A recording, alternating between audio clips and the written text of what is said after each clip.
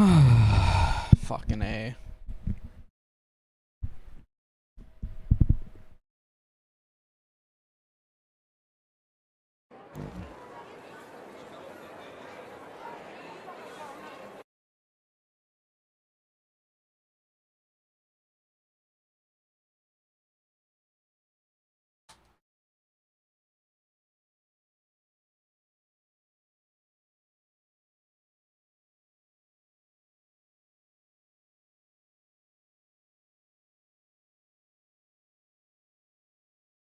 Does YouTube chat still work?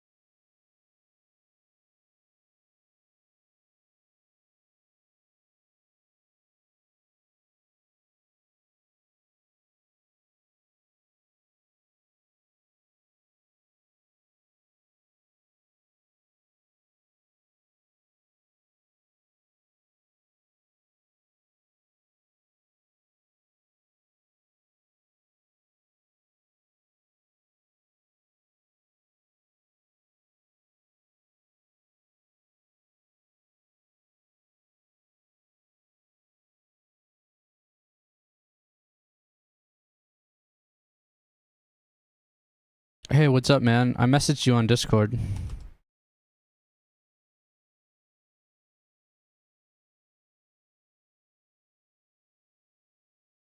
Okay, yeah, my YouTube chat is showing up on the screen. It's been a long time since I've used this, so.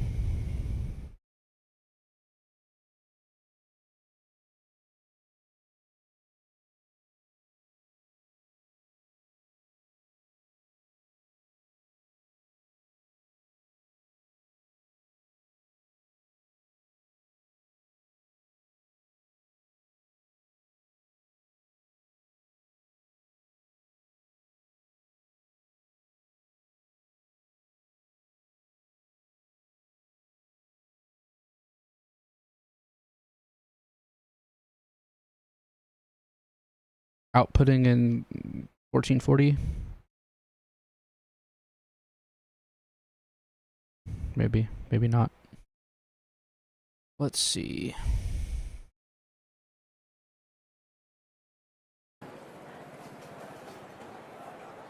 Right when I click into the game, my CPU usage goes fucking through the roof. Oh, man.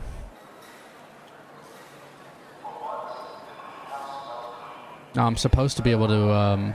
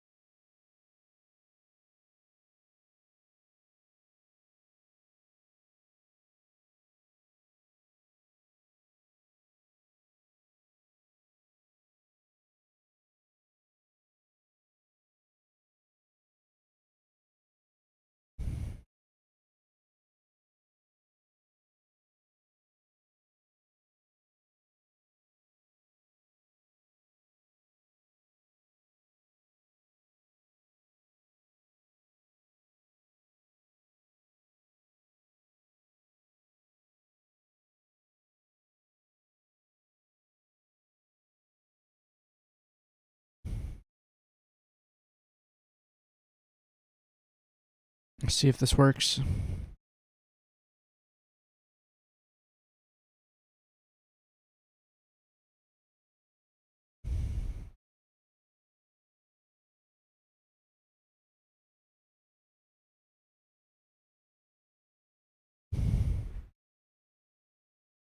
YouTube is crying that there's no audio.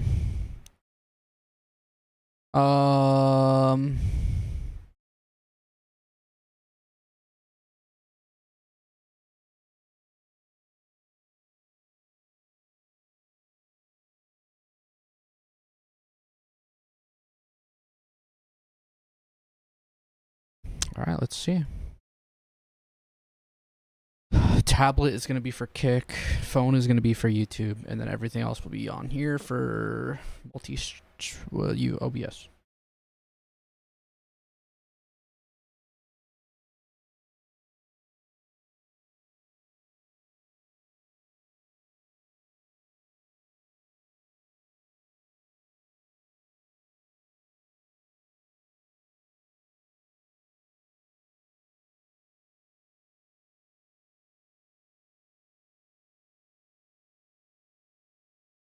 Do.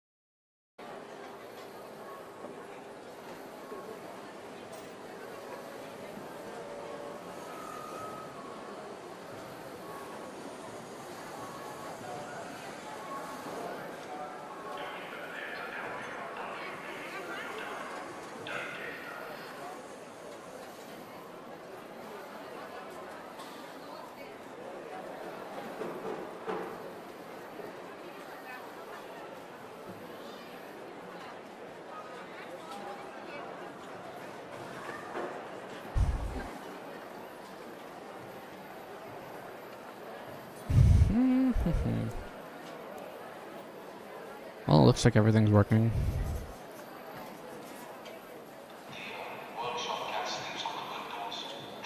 I think.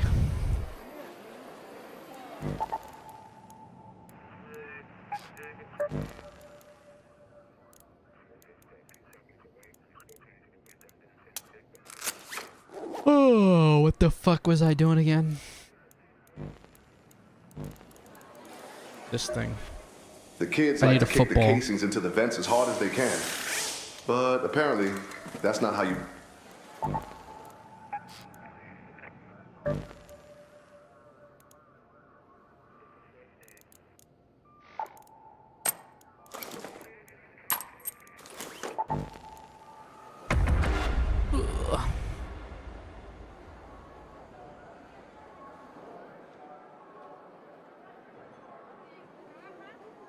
So kick loads faster.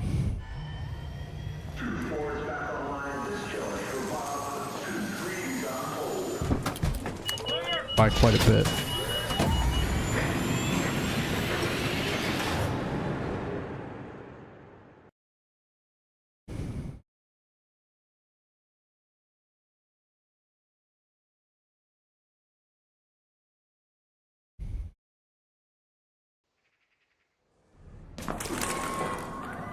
Where's the chat? We need to go water towers. Let's go to the water towers. This is Tianwen. Raider camps come in all shapes and sizes. If you spot a shack made of mostly corrugated sheets, that's probably one of ours.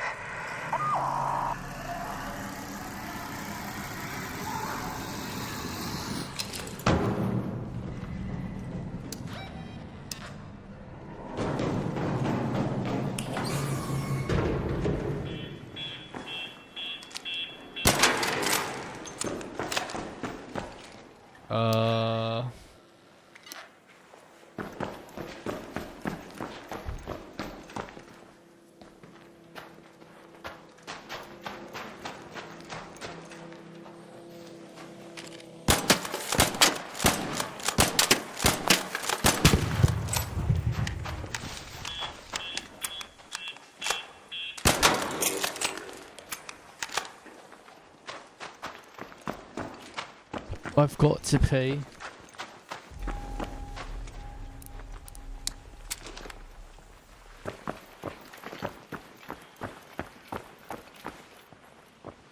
So I've seen some people do some pretty cool shit with the snap hook, but a little bit risky.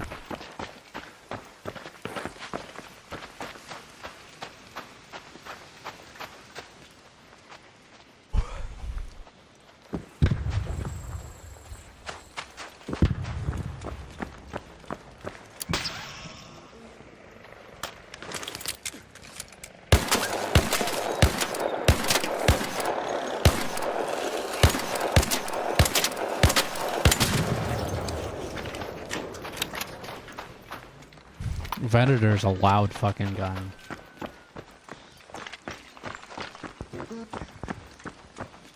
I have to pee. I have to pee. I don't know why I decided to go into this fucking match right away.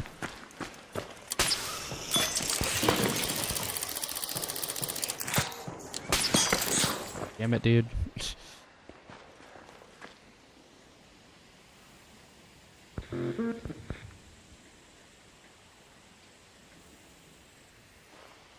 Fucking stupid.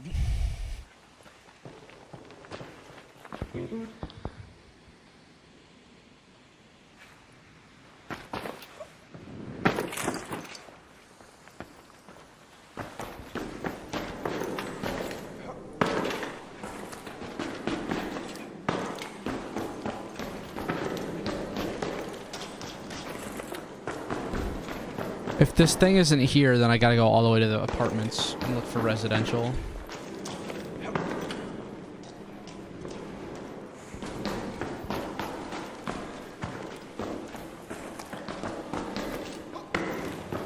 I'll have to go in with like nothing but the snap hook and then try some of that parkour looking shit.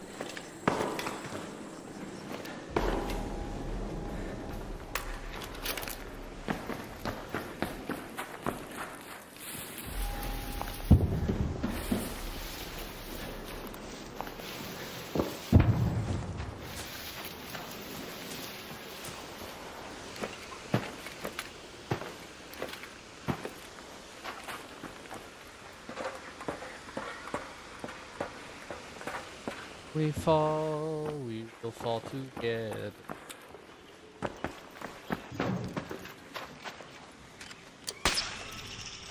Like that tree?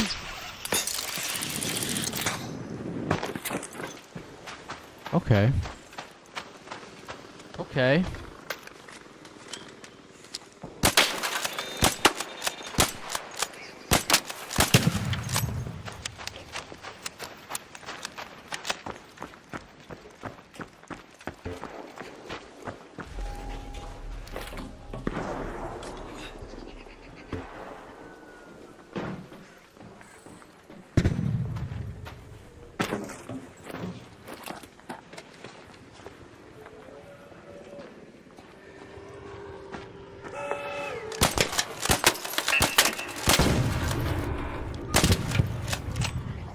Oh shit.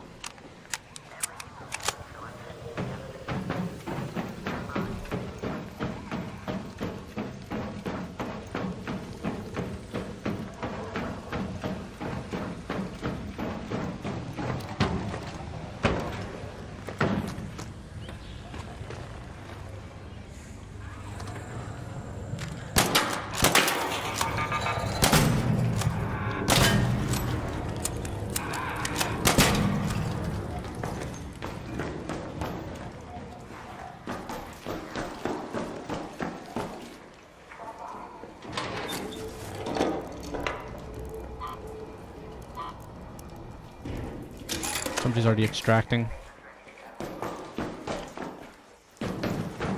Bro, I have to pee so bad.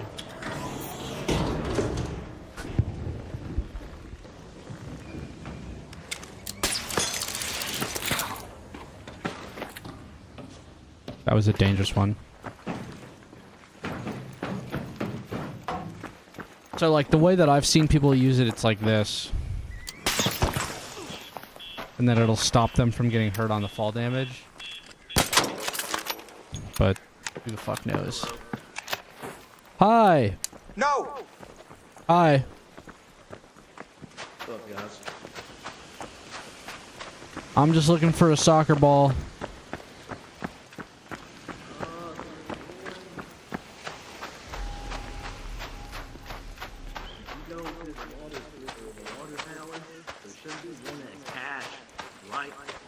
That's where I'm going.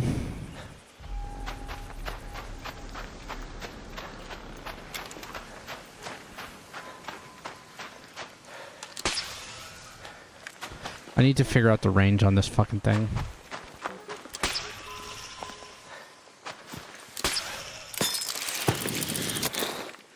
Oh, that should have been way further.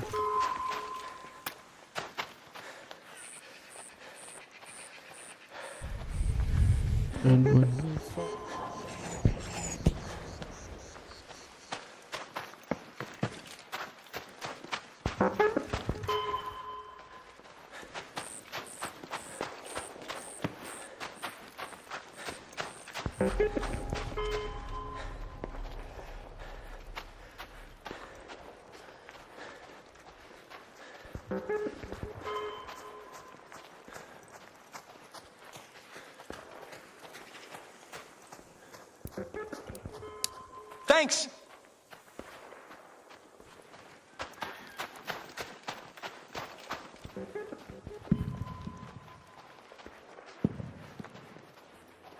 You got soccer ball?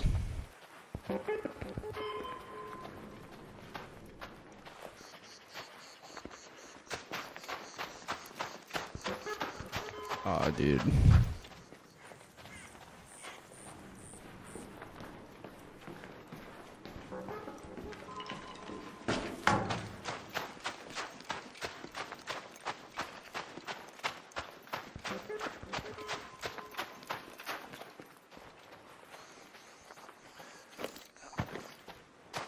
Alright, that's it. I gotta piss. I die, I die.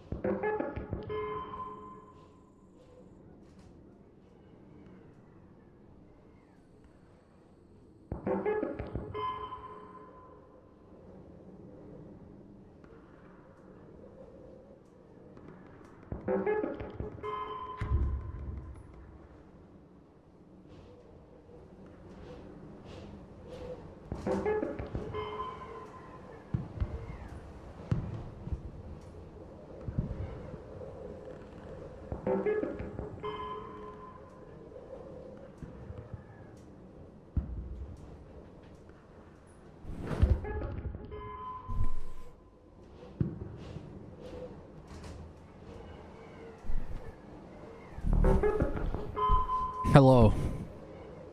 Ugh.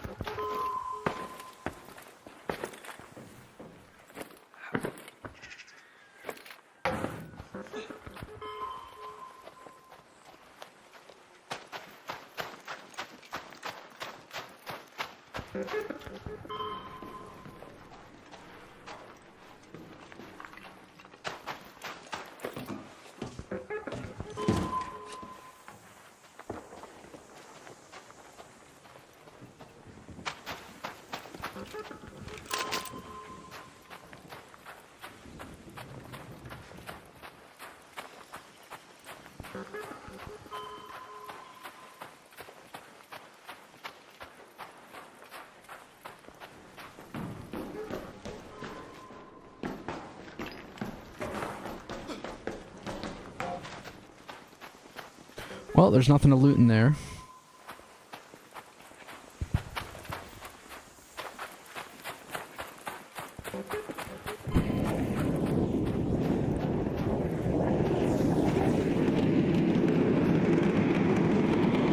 An arc probe. Up there.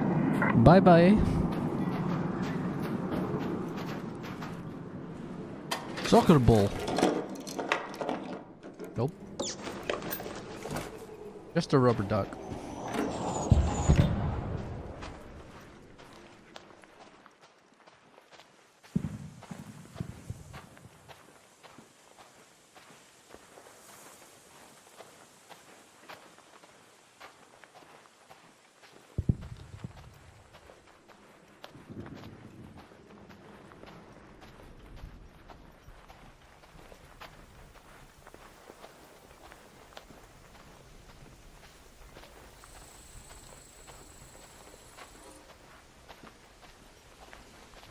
I'm not sure why, but my game and OBS is now running less. It's like less demanding on my PC.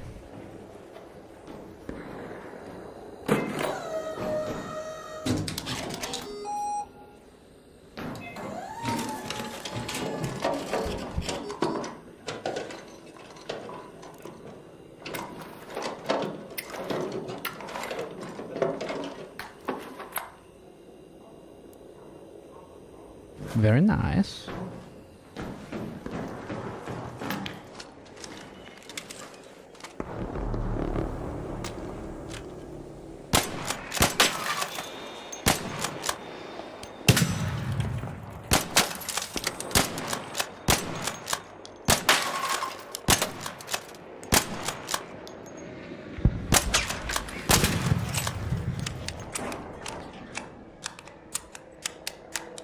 Here comes the hornet.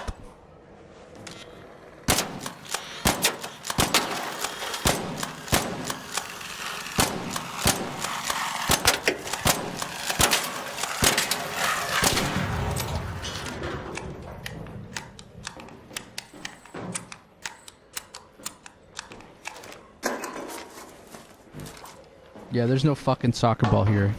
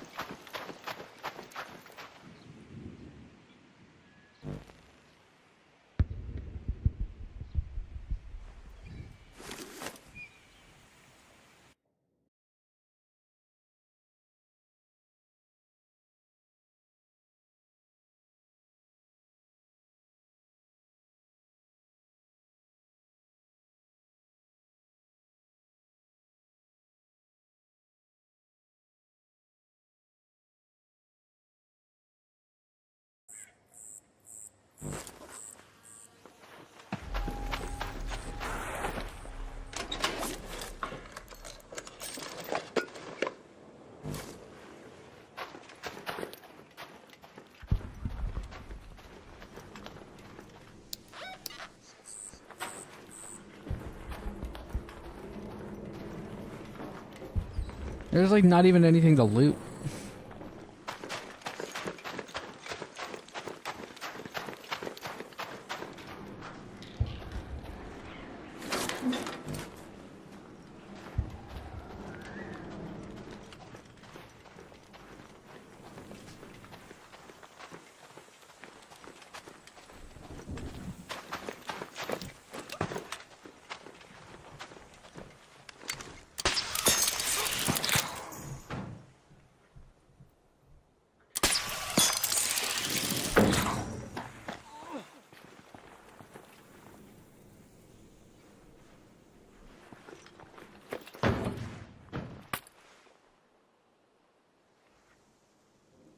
Where is my fucking soccer ball?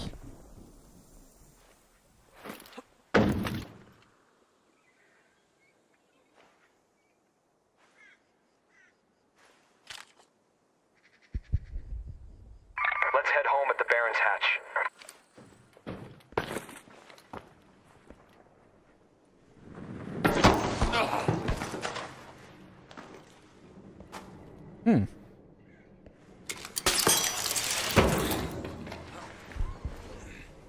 Is this a ladder? Oh, come on. That could definitely be used as a ladder.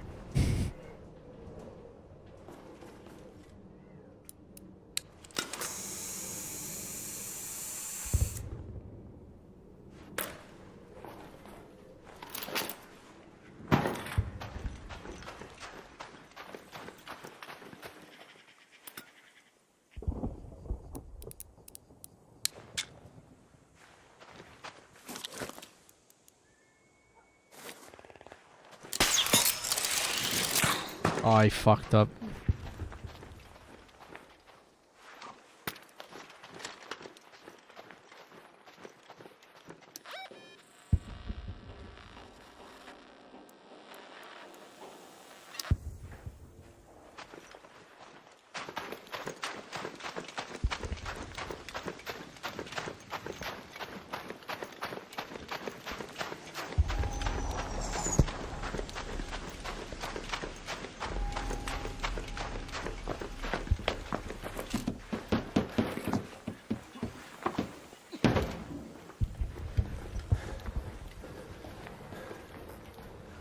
Maybe someone left a soccer ball.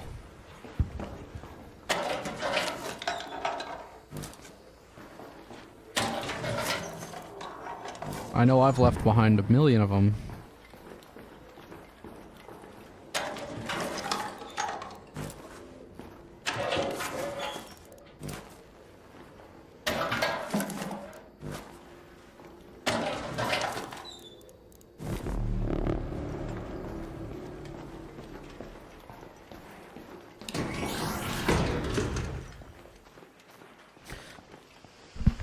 Well...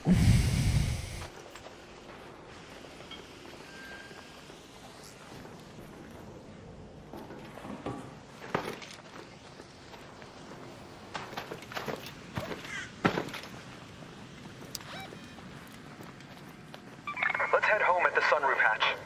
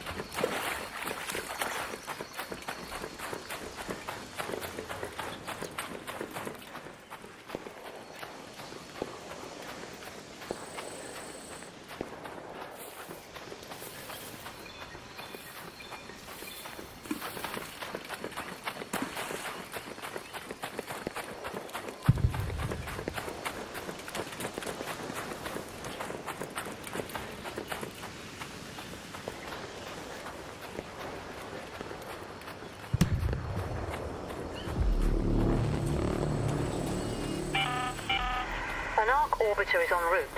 The safe window is closing. 10 minutes to get out of there. I repeat, 10 minutes.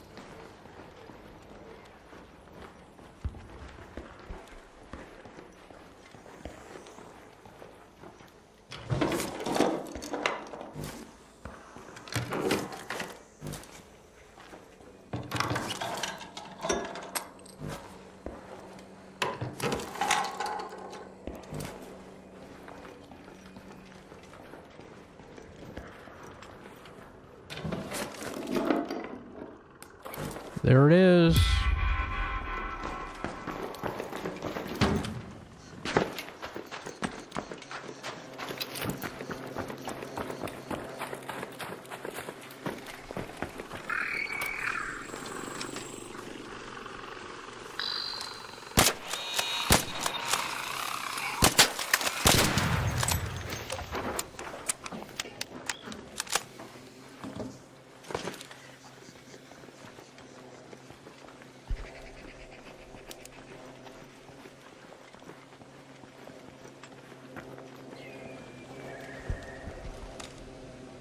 Hornet.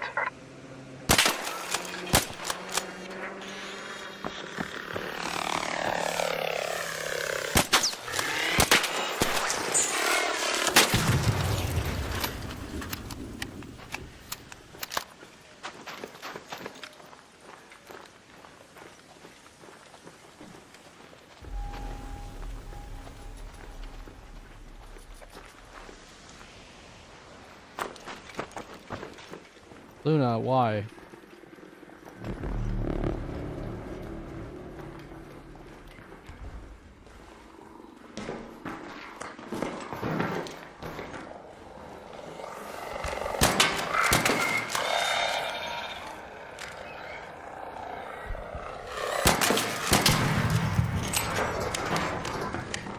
Bro is really low to the ground.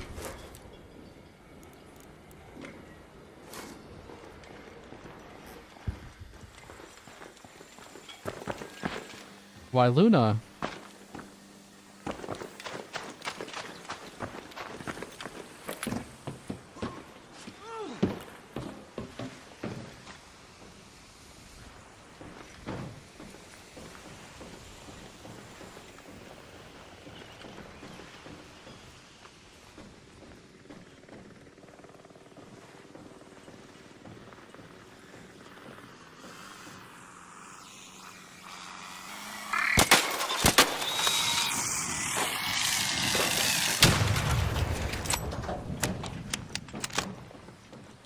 Get fucked.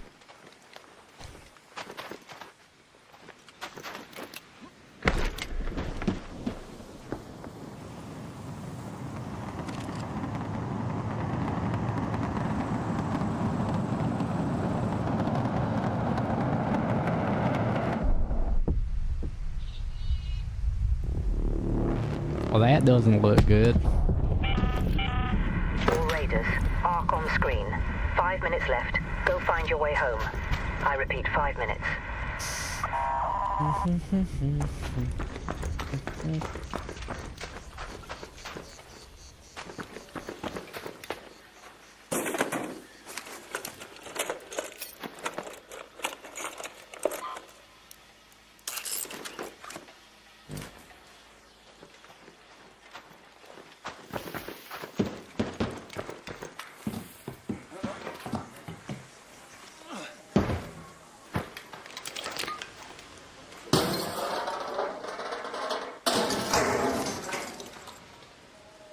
What a waste. Like, really?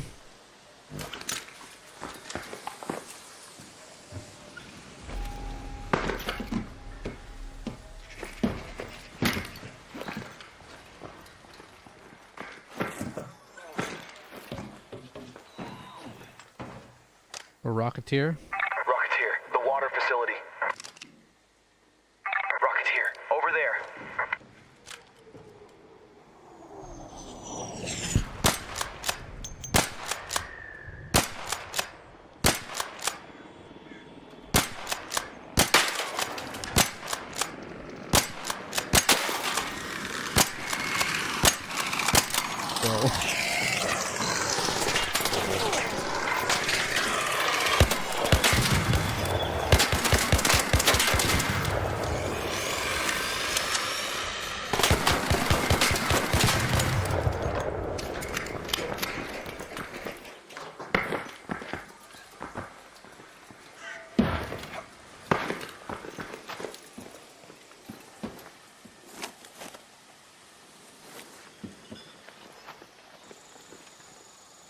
Yo, my cat is being a fucking piece of shit.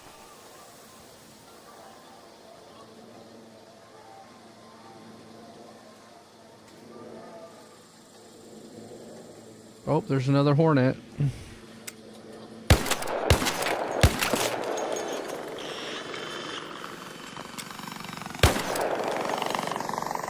Retarded shoot.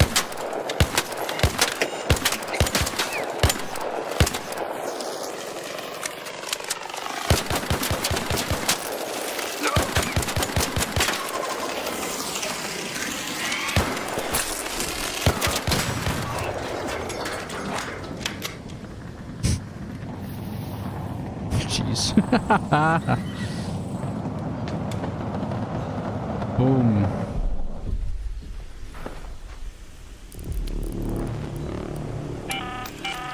Last warning. 2 minutes left. Head back immediately. The window is closing.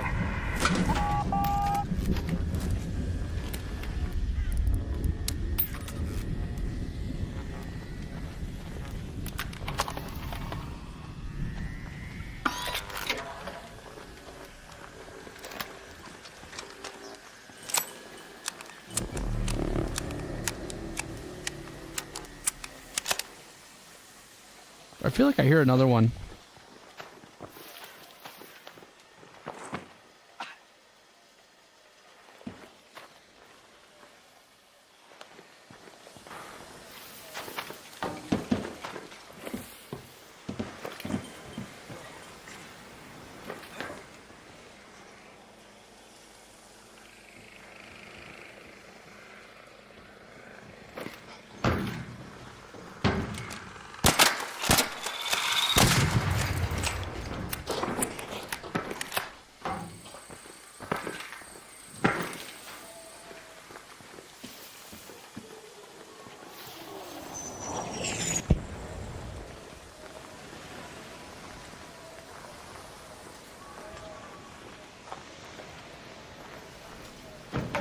We got one more.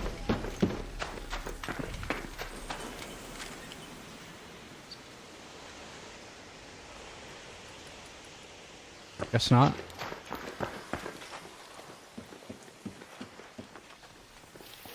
It'd be so funny if I forgot a raider. Okay. That'd be so fucking funny.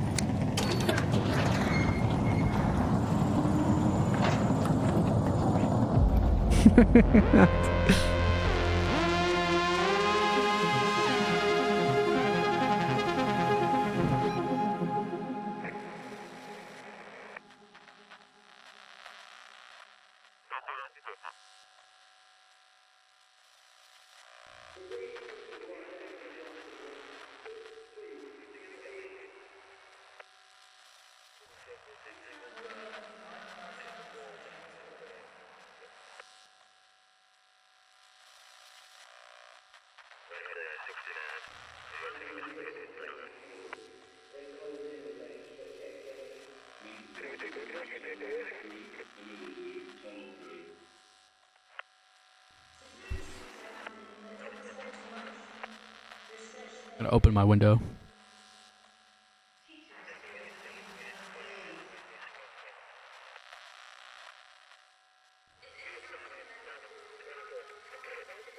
It's like 69, 70. So it should be getting cooler.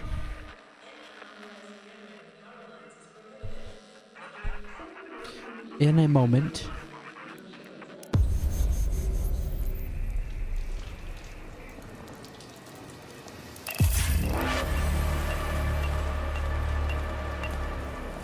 You might ask why I waited until the last 3 seconds to get off the map, and this is the reason. Time on surface. 5,000 experience. That's why.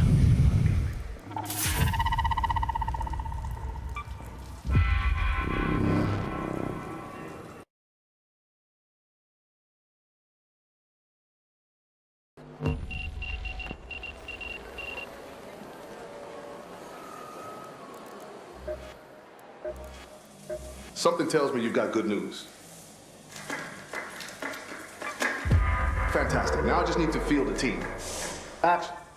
Oh, and be careful whenever you head into Stella Montis. We still don't know what to expect in there.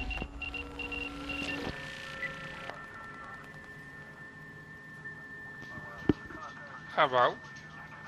Yo. Can you hear me?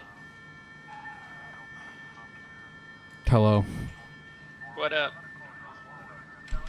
How you doing? Good. How about you? I'm good. You like my new get up? I haven't seen it yet. Oh. Oh, nice. You got a raccoon. Yeah.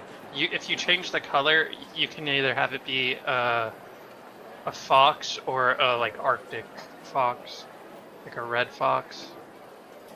So like, can you see it change? Nope. You gotta. Oh, now I can. Yeah. That one or that one. I guess it takes a second. Did it change? It changed to the orange fox. Oh. Okay, I'm on white right now. Oh, there it is. I like that one. I was doing this one too, yeah, for a bit, and then Stephanie was like, she's liked the raccoon. I mean, the raccoon one is cool too. Plus, it's a little less standing out. Yeah.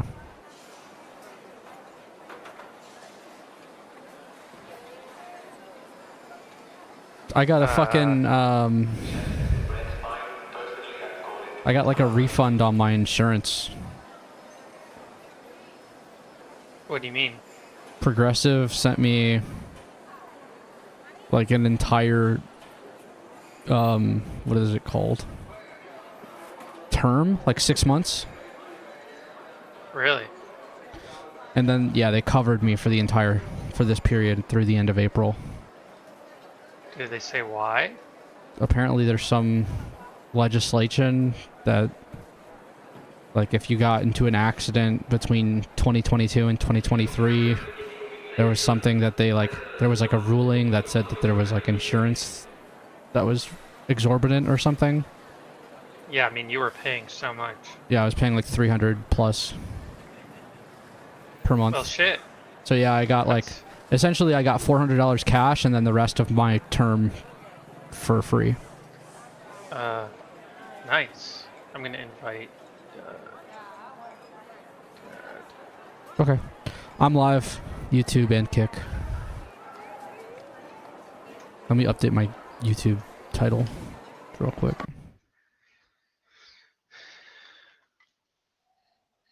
What's up? How you Hey. doing? Man, I just passed right out for like an hour. Nice. It was nice. Mm-hmm. I woke up, I'm like, what day is this? Where am I?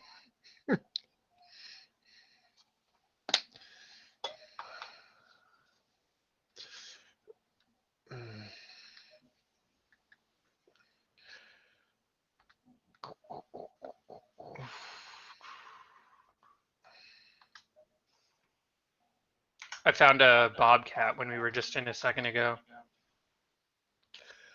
Another one? No, I was telling Thrash.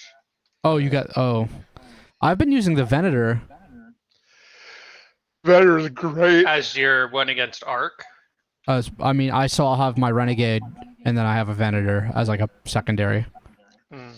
Honestly, the Venator is good all the way around. It's pretty good against Ark, and it's good if you get in a scrap. I haven't done any PvP like at all since I was with Bryce a couple days ago. You were doing it with him? Well, I mean, we didn't try to. We just kept getting killed. Oh.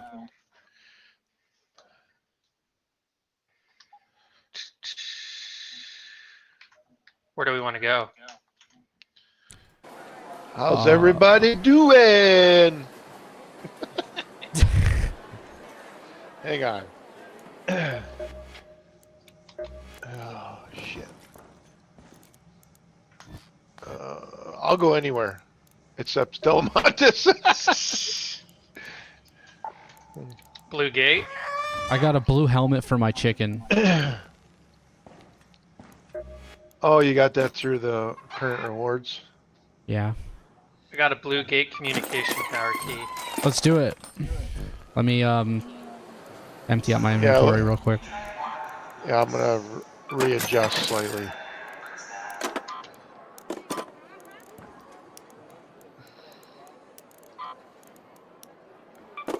Okay. Just make sure everything works. Sir, I'm but a humble traveler simply looking for trinkets. Okay. Jeez. Let's see. Oh, you guys want Vita sprays? I've made like a bunch of them. So I have a purple one right now. I have 4 on me. Vita sprays? The sprays? Yeah. I have 4 in my inventory. Oh, I thought I was gonna be able to like hand them out like candy. Be like, hey, look, everybody, I brought you cool Well, because shit. you can also repair them. Right. Yeah. Yes, I have the purple one that they give you. So you got the recipe and the reward track. Yeah, I got the blueprint for it, and then I made like quite a few. And you know you can refill them. Right. Yeah. I made a few of them because I was gonna give them to you guys. Okay, so we're going to Blue Gate. What should I bring? I'm just bringing what I've always run. Okay, may get some more ammo. You guys are somewhat prepared for PvP. Are you doing that? I'm bringing my Bobcat. I'll be fine with it if it happens. Okay. I decided to use the Bobcat because now I have 2. Alright, I will take my... Pilgrim's Can I help you? northeast section of the map. 11 minutes until I can buy more medium gun parts.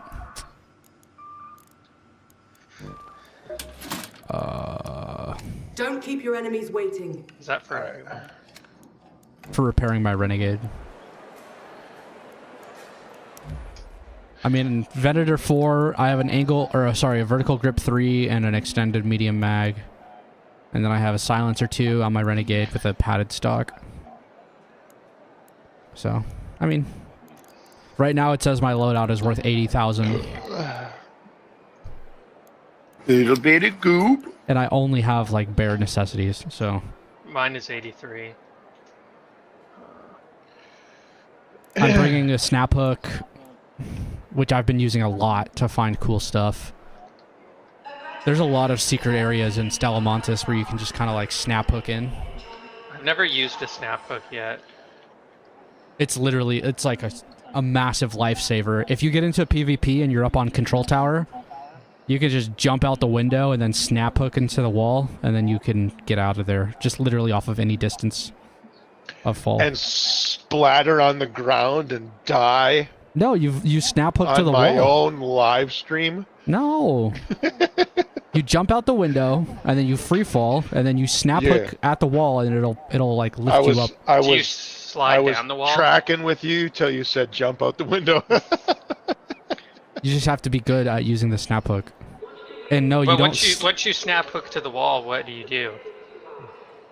You have Well, to like let go and then keep snap hooking your way down. no, you just jump until you're close to the ground, and then you snap hook like 3 feet above. Oh, I see. Yeah. I see. It Dude, lifts if I could do that, I'd be so good at PvP, I wouldn't need to do that. Whatever. All right. You ready? Yeah, I'm ready. Blue Gate. Night raid at Blue Gate? I'm down. No. I don't care. I don't care. I'm just doing regular. Try to get to this communication tower. I've never been.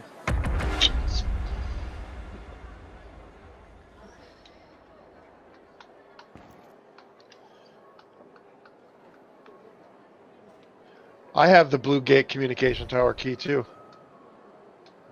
The only keys I have are Stellamontis. I have 4 of them, I think. It says Pilgrim's Peak, northeast section of the map. A building with a red light above the entrance.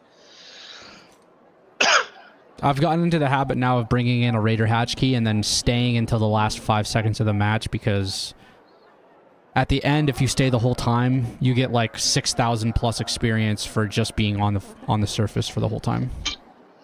Yeah, it's the longer you stay, the more experience you get. Oh. Yeah, so I've been trying to do that while I'm collecting like flowers and Great Mullion moss and stuff for health, and then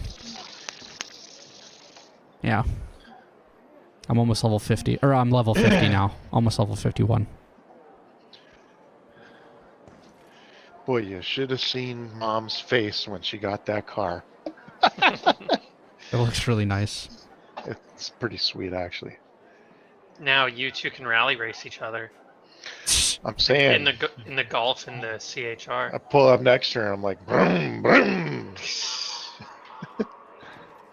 Man, I was looking at Corolla hatchbacks and the Yaris's. They're freaking sick looking. I've never seen Mom's. It looks like slightly smaller than yours, the Escape. Yeah, it's so a lot of companies have a vehicle that's slightly smaller than a compact SUV. Mm-hmm. Because the RAV4 is a compact SUV, right? Right. Yeah. The RAV4 and then your car are like almost the same size. And the one she got, they don't make that model anymore. They replaced it with one called the Cross, which is a similar size. And this was a great buy because it's a discontinued model. It was a little cheaper, and it was like a limited sport edition. Nice. So it's leather interior and has an Apple CarPlay thing in it. Now it's not one of the wireless ones. You got to physically plug your phone into it to get the AirPlay, but big deal. Yeah, I mean, it's better that way anyway. It probably has a lot of similar components to other Toyota cars, as far as like repairability. Yeah. Sweet. Yeah, it's pretty nice. All right, you know where we're going? I'm not loaded in yet. When are we gonna build? When are you gonna let me build you a computer? Northeast corner. You just got to bite the bullet to oh my order gosh, your parts. All the way up here. A queen is guarding it with her life. Why am I wearing this? Lots of backup. Where's my hockey gear? What the hell? You were wearing that in the lobby. Yeah, I was wondering why you changed into that. What's with the skinny jeans? I don't know. I think like a baseball. I was clicking through my new items and it must have accidentally equipped it. Because you know how it gives you the little yellow, like... Do we want to try to go, or like... Yeah, I mean, it's not that far. Look at the mountains off to the left. How cool is that? Yeah, it's pretty cool. I forget some of the other maps have some mountains in the distance, like Buried City and stuff. Mm-hmm. I hear big guy. There's a leaper. That's the first leaper I ever shot at, and it jumped all the way on top of this castle. And I was like, that's awesome. Do that. That's why it's called a leaper. Oh, he brought his snappity hood. Follow Spidey.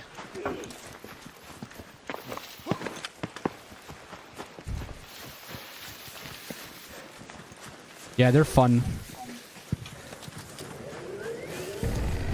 There's Bastion.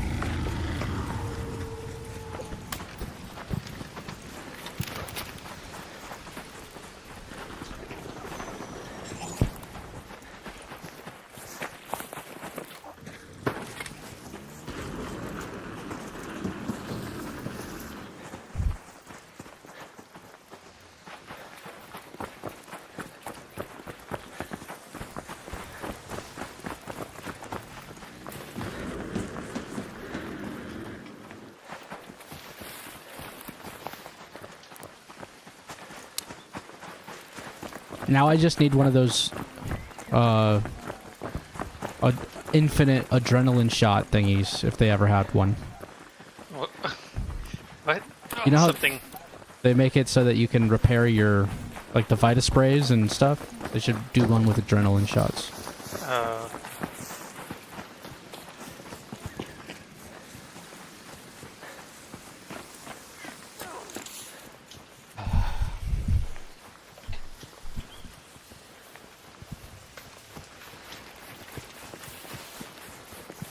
I've never been up here. Did you know there's an entire underground area in this map? I know that it said the door for this thing is in the basement. No, like, there's like a full underground area in the middle of that giant circle in the middle of the map. Yeah, I've been under there, but Let's go to the head it house. spreads pretty far. Yeah, there's like 4 different areas inside there. That's where the patrol car key goes. Oh yeah, I brought one of those with me because I was. You brought it with you now? Yeah. We should try to go get it. I've just never opened a patrol car and I wasn't sure where they are. Should we take out this snitch? Where is it? Mark Now it. before we get to some cover. The Pilgrim's Peak. Okay.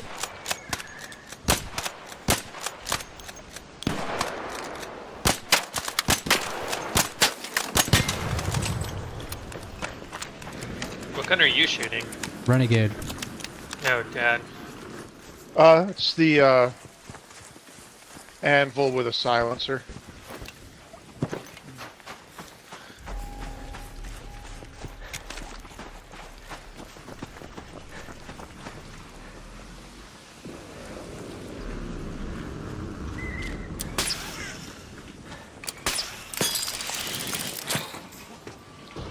Somebody's already been in here. Why do you say that? The thing's shot out. It shot out or it's just dead? Oh, It's not all of them are active. I did not know that.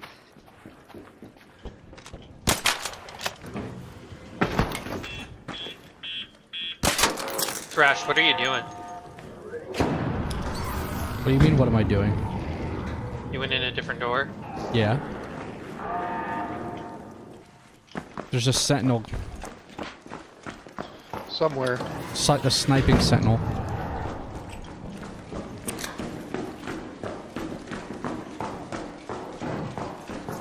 Trying to find like stairs down to. Oh!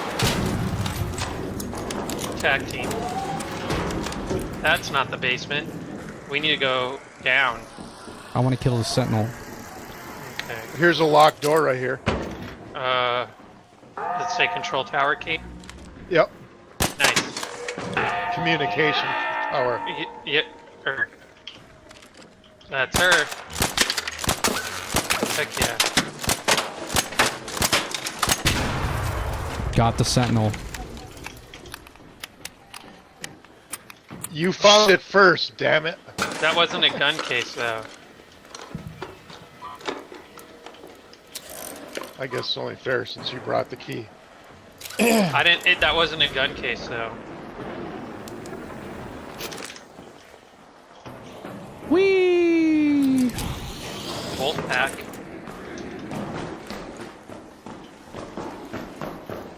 Oh, here's the gun case.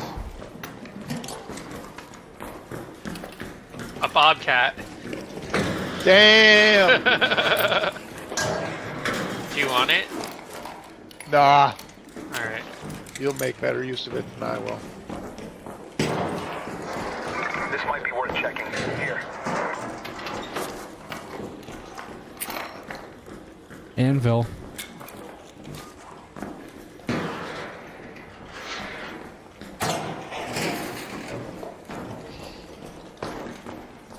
No one has a security breach yet, right? No.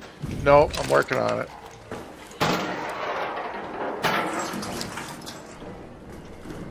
Was there anything up the rope? No, just the sentinel. I mean, if you can go higher, then I didn't see a way how, but I'll check. Oh, there's a room, like right at this part that you could jump into. Careful, there's a hole in the floor where I'm at. I wonder if the only way to get up there is with the snap hook. What? Tied to the Sentinel have a core? Yeah. Do you need it? I already deconstructed it. Sorry. Son of a... Did you fire? Did someone fire? That was me. Okay. Uh-oh. I'm dead. Oh, Mark. You're dead? You fell off? Yeah, I used the snap hook and I bounced off the railing. I didn't grab it. Are you gonna go get him or do I need to? I'll get him.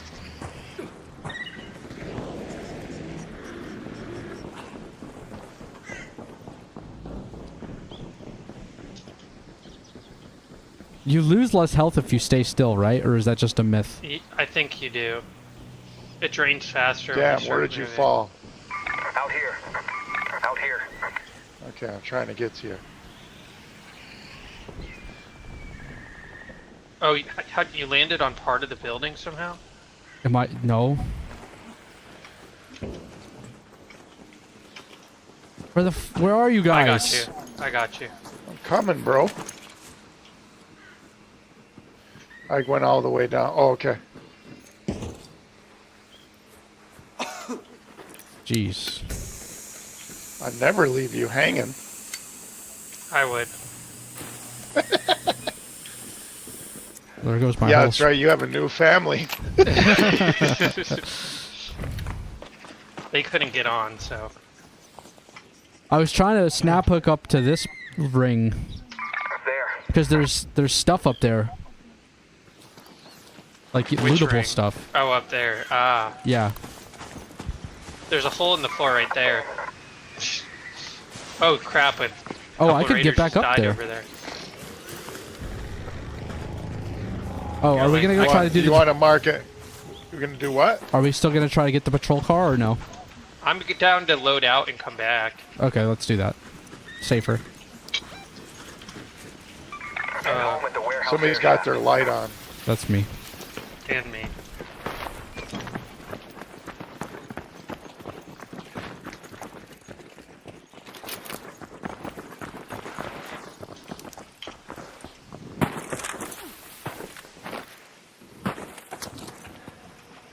Medium gun parts in the trash can. Lucky you. Man, there's people dying left and right over there. I wonder if they're at the harvester or whatever. We shall just approach with caution. 4 minutes left on that hatch. What? Down there. Or on that thing. We could also go out a raider hatch, but... There's a surveyor. Surveyor. Rocketeer. There. Hornet. Look at the Hornet.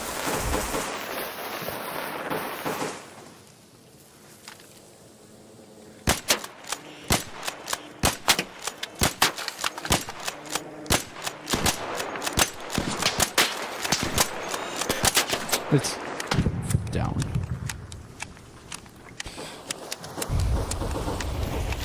Man, another raider died. Rocketeer. There. Now he's flying our way. There's a lot of arc in the sky.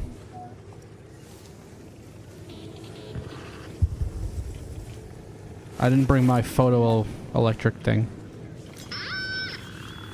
Why that? Why? Why did you do that? Okay.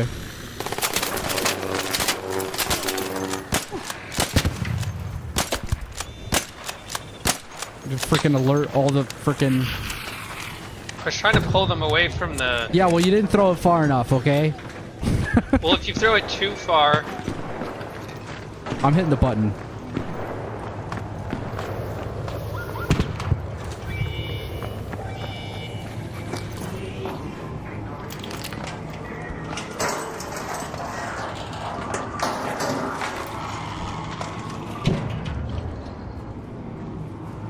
Do we need to take out that Rocketeer?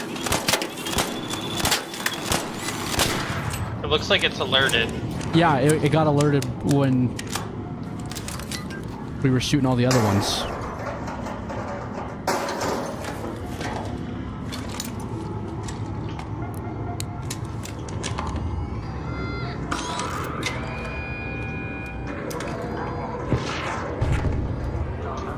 Who's got aggro?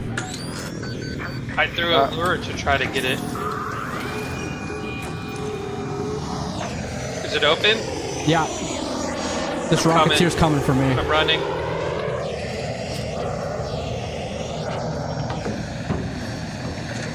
I'm down. Well.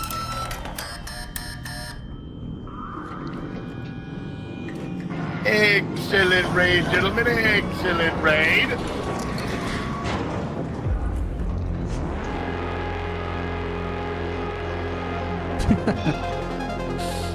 Oh, gosh. Who needs Bobcat blueprints when you find them in every round? Excellent raid, gentlemen. Excellent raid. Oh, what the hell? Sheesh. Well, I should be able to buy my medium gun parts now.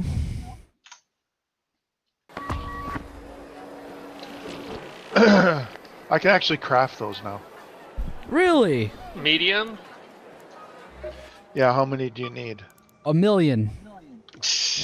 Let me see how many parts I need to craft 1 million. Raider. Hang on. 1 million medium gun parts, please. Coming right up. Let's see.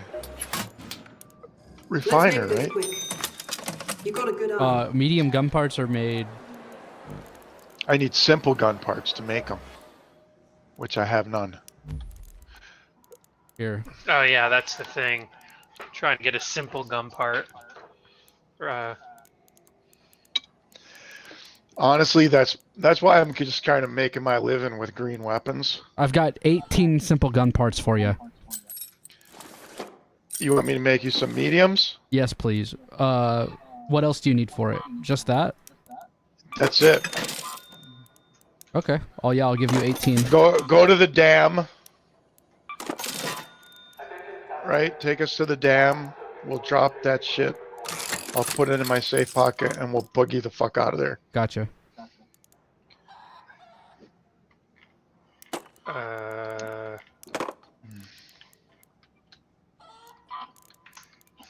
Okay.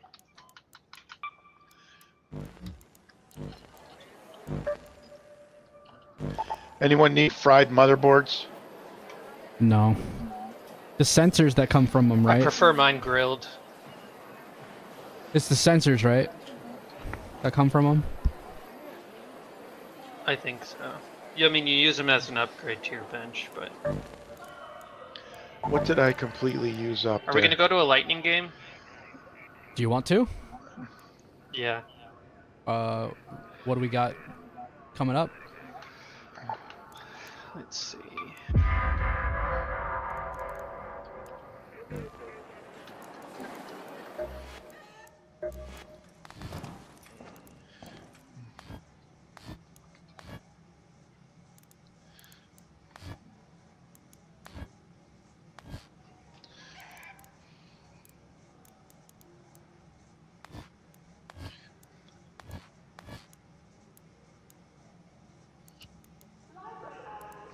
April 2nd.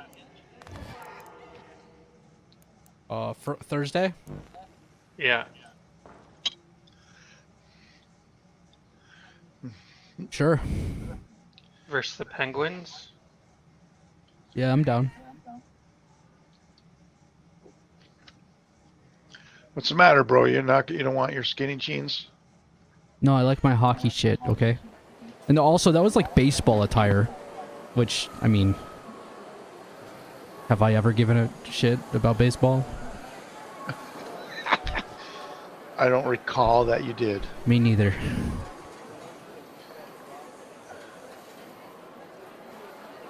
Son of a bitch. They had quite an obsession with skinny jeans in this game. Skaters did skinny jeans for like 15 years, but they went back to baggy now. Baggy in the late 80s through all the 90s, skinny in the 2000s, and then back to baggy until now.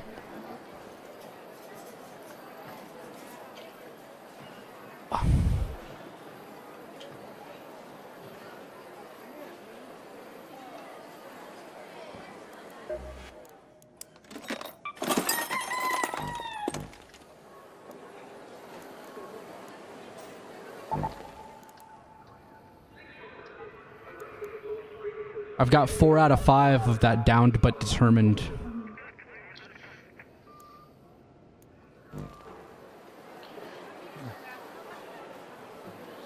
What are we waiting for? Oh, my bad. I didn't know you were ready to... I'm just dropping you those simple gun parts, right? Yeah. Yeah. And then we'll bolt.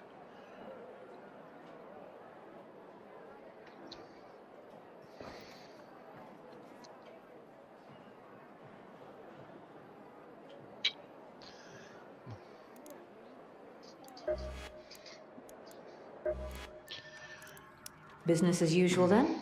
Neither one of you guys has an Xbox, right? No. The last console I got was a PS4. This game is awesome on Xbox because you can do it one of two ways. You can use your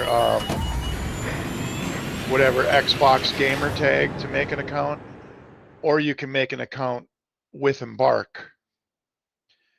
And if you do it that way, you can have cross progression.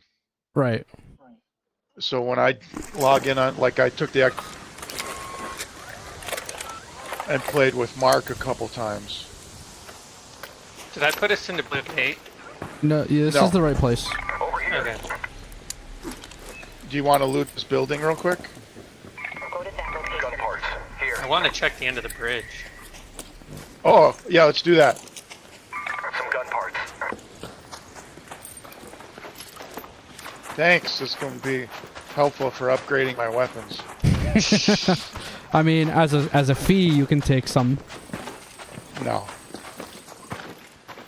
No, sir. I'll never charge you a fee. Only manipulate you with guilt. There's a... I was gonna try to land a magnet grenade on it. I just got that quest done. Where you gotta hit him with a snap hook. Oh, there's this. Well, there's something Not a where snap hook. it's like you can melee a wasp in one hit. Oh yeah, melee. So what, do you snap hook it? Does it pull it into you? I don't know. Or does it It pulls you up on the snap hook. to a wasp though? Yeah. Then you can ride it around the map. You hack it.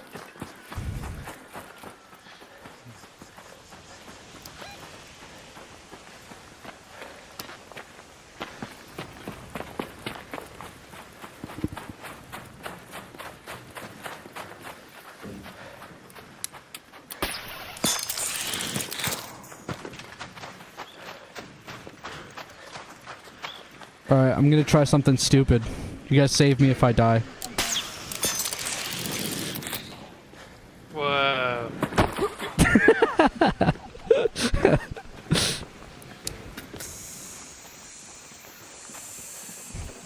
A snap hook blueprint? A bobcat! No. No. Got an anvil, though. Nice. Sweet! Do we want to go out the elevator we came in by? Yeah, just mark it real quick. Head home at the North Complex elevator. I'll go over there and take out the Rocketeer real quick. Alright, good luck with that. Wait, Save no, for don't you lose my guys. shit. We can loot his body. True.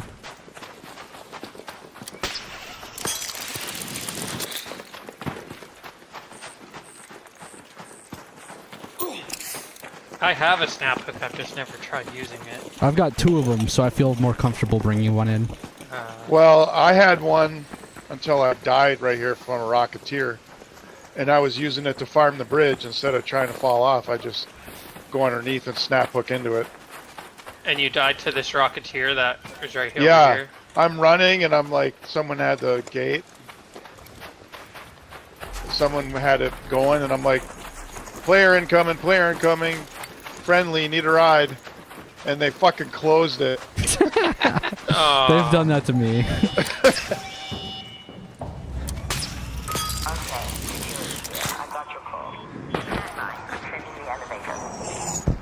Oh. Oh. Hornet,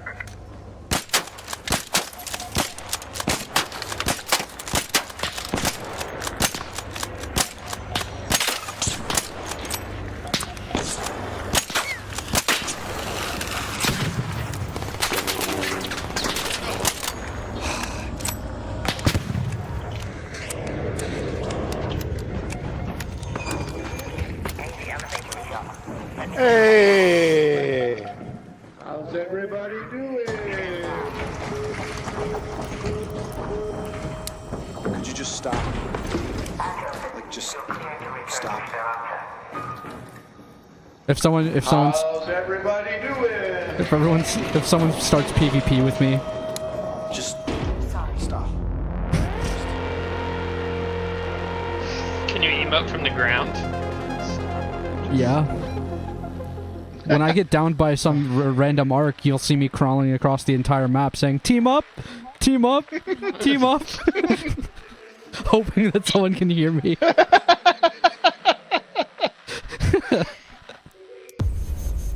Crawling half the distance to a frickin' extract. Shoot.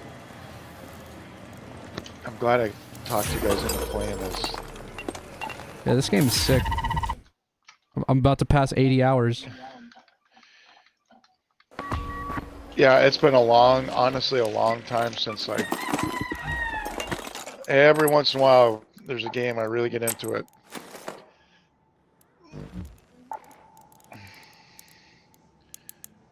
Now, how many of those? In the last 10 years, it's been like Division 2, Valheim, and this. Let's see. For me, it was like The Witcher, Elden Ring, and Overwatch. Well, Elden Ring, I got into it, but that's like, to me, you play it through and then. Well, I did it. I played through it 4 times and I got 100% achievements. So. Oh. Yeah. You know, if I could find a cheat for that game where you're like invulnerable, practically. There's people that mod it, yeah. I'd run through it again. Now I need to be able to play through the new DLC that I haven't, because I got 100% on it before any DLC launched. Right. Sid, let's do the same thing. Go to the dam. Hang on. Let me put this shit in my inventory. How many medium gun parts could you make? Not telling. Not telling. Yeah, because not only I want it to be a surprise.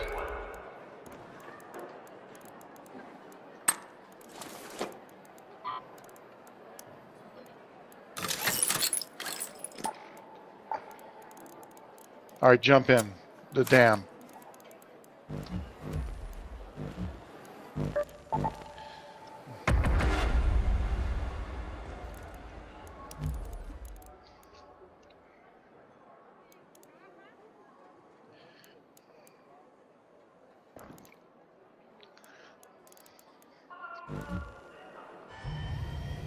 Forklift make room to 3 spot, closing the rail.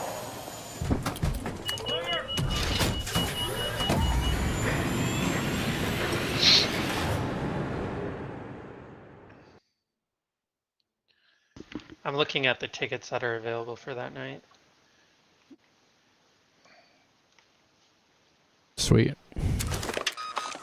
It's pretty full. Are the Penguins doing? They're doing decently, right?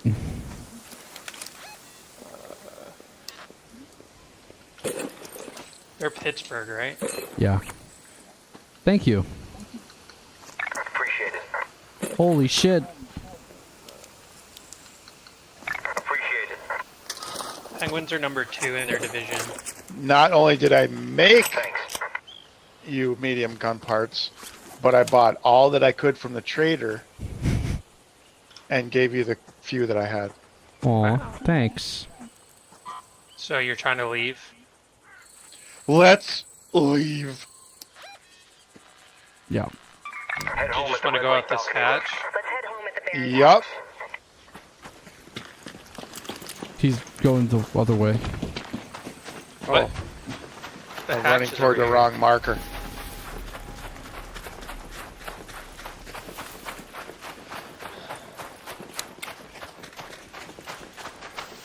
I just don't use medium weapons.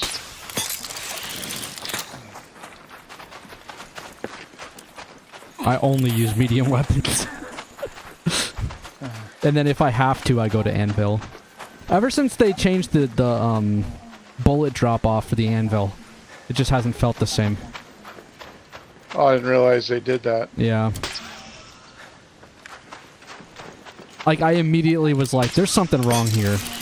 And then I went online and there was like a bunch of people on Reddit. And they're like, guys, the anvil.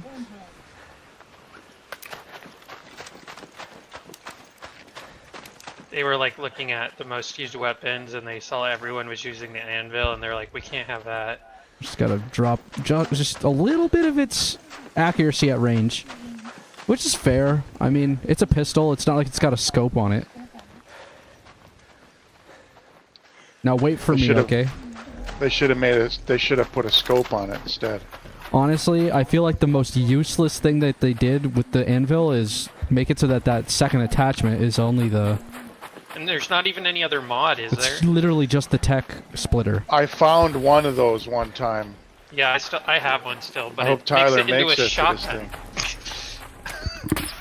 Oh, I'm sorry that I didn't wait for you, Crash. It's alright, I snap hooked. I told you to wait, too. I was like, please. I was wearing a heavy shield, that's why I'm so much slower than you guys. We can sit against the glass for $630 a ticket.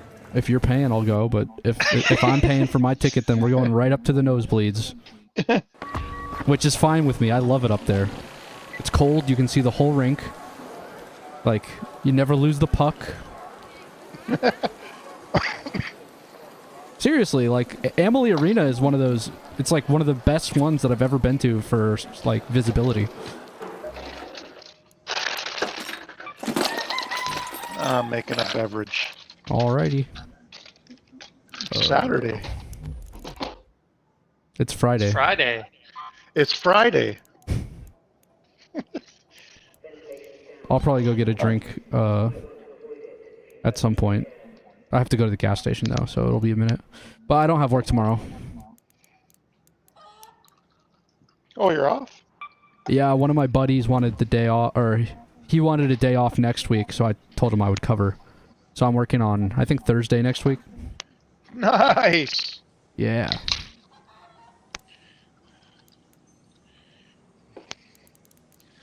Alright, let me say hi to Mom real quick.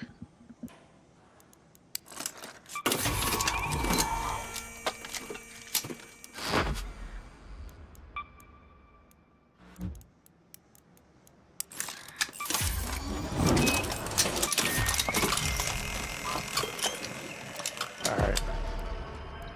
That's where I was playing with you guys. Sweet. Ugh. I got the Osprey blueprint. Finally. What's that mean? Now if I wanted to do some sniping, I don't have to worry about losing my gun as bad. You can craft an Osprey? Yep. Wow. Alright, let me make some, those... Frickin'...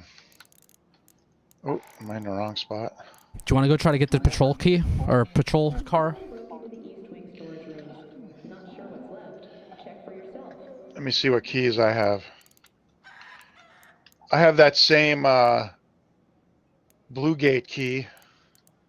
And I have a Buried City key and a Spaceport container storage. I have 3 Stella Monteses and a damn surveillance. So, nothing good. Now that we know where it is, you want to go loot that Blue Gate place again?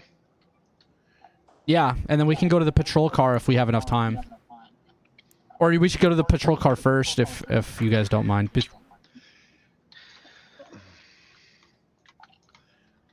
I don't mind. How many patrol cars are down there? There's 3. Sorry, I'm just looking at the hockey. Hockey. Blue Gate. Does somebody have a hatch key? I have 4 of them. I could bring one. I can make I'll bring one. I'll bring one. I have 4. I'm bringing one too. Every time I get 100 of those blue coins, I buy a key from Shanny. Uh-huh. Hi, Shanny. Back for another key. I just hoard all my sensors and electrical components. And then I'll make like 4 of them at a time.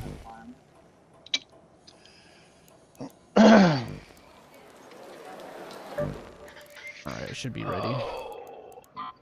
We could also hold out and go to a playoff game.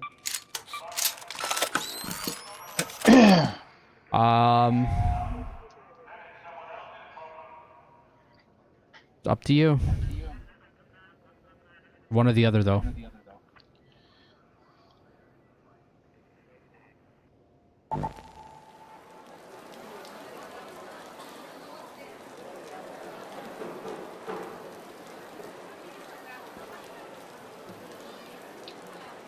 If I remember right, they weren't like they were like a little more than normal. I think it was like 30 or 40 bucks more. Right.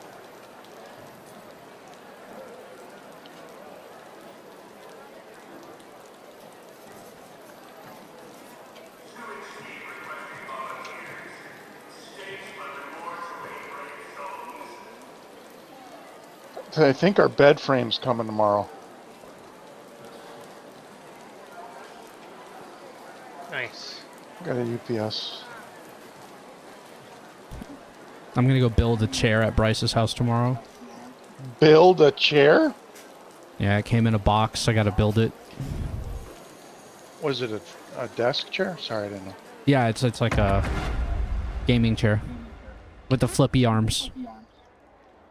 Oh, okay. I thought you had that already. Oh, well, this one's trash. Like, I can't even sit no, up I mean, straight. you told me you bought a new chair. Oh, I haven't built it. Yeah, I ordered it, and then yeah. And you're moving in there at the end of the month? Yeah, yeah.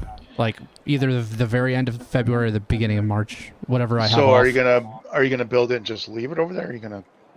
Well, so they're switching my room to a different room. So I'm moving all my stuff over into the other room. And you're gonna leave the chair there until...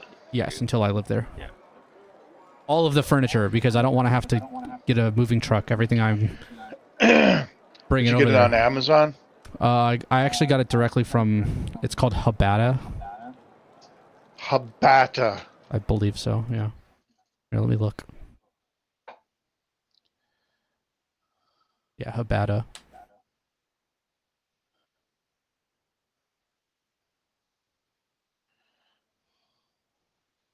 I think I want to try to hold off for a playoff game. Okay. Because that game is also going to be like 3 or 4 from the end of the season, so they might start like... Shit, dude. What did you pay for that chair? Like 115? Really? HBADA? P1 ergonomic. I didn't get one of the super crazy ones. The one that they're selling is going out of... They're not doing this model anymore, so they're selling them off. But it's called the P1 ergonomic office. It's got one of those backrest thingies that you can adjust. But they make really nice chairs. Yeah, I know. They're $600. Yeah. Okay. Nice.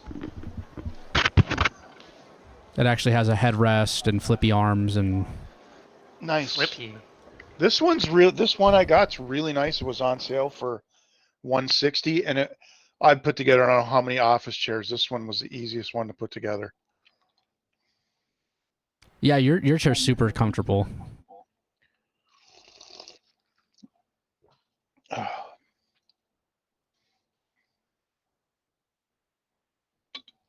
Damn, this is the longest queue. I know. We're going to be in there with PvP people. Guarantee. Prepare to die. Let's ride! I'm ready. Whatever happens, happens. If I lose my Renegade, I got parts.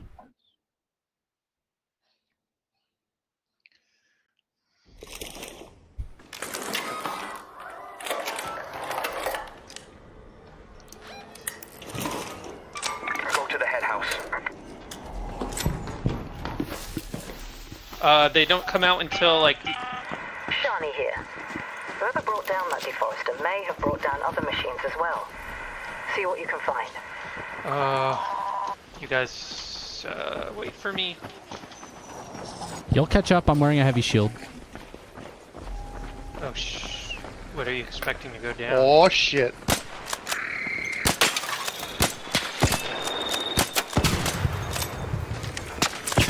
I thought that other one was already blown up. You're welcome.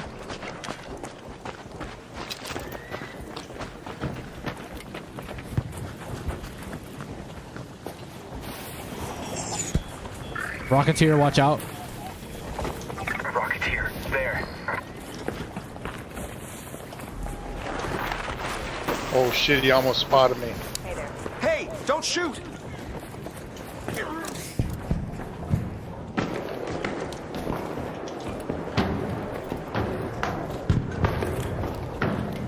He had Sydney lasered. By the reinforced reception. Thanks. Down here. You guys are still out there? We were getting I'm right behind you. harassed.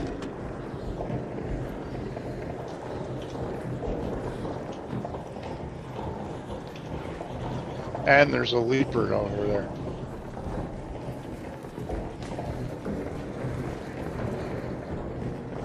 Down here.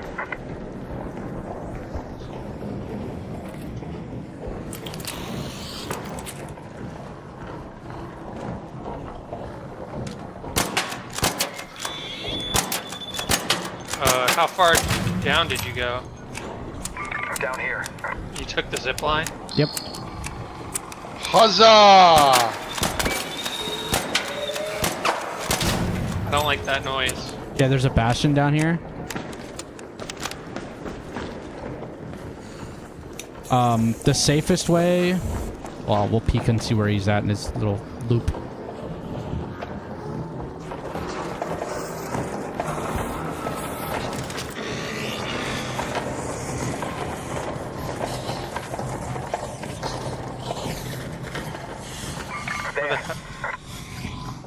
He's right on top of us.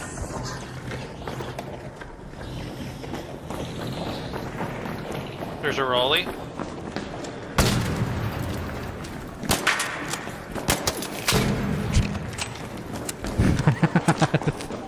Where's the patrol cars? Look there. Over here. This guy. Here. I don't have patrol car key. I do. I've never Good, been let me in- get oh. this gun case. A bobcat. I'm just kidding. You fucker. Renegade. Nice. Oh, that's Tyler's weapon. Yeah, I'm using a renegade too. A renegade and a bobcat. Alright, well... I thought another person had a patrol car key. No. No, I brought the Control tower. Communication tower. Yeah, we're gonna go there next. It's up here, right? Let's move to that location. Can we get out? Like, Yeah, it's a little bit convoluted, but... And by convoluted, I mean... Whoa, I'm like right in your crotch. just don't come down on top of me or you'll kill me. So not convoluted at all to get out. What the hell's that? The Pilgrim's Peak. Shooting sideways laser out of there. That's a Oh, surveyor. it's a...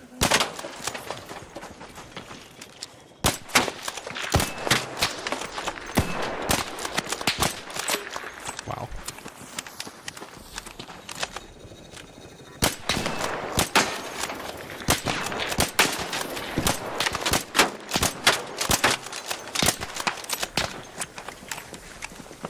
It like makes noises when you narrowly miss something and then when you hit it, right? Kind of. Like I feel like I hear a ting when I get a hit and like a cue when I miss. Like it's flying by it.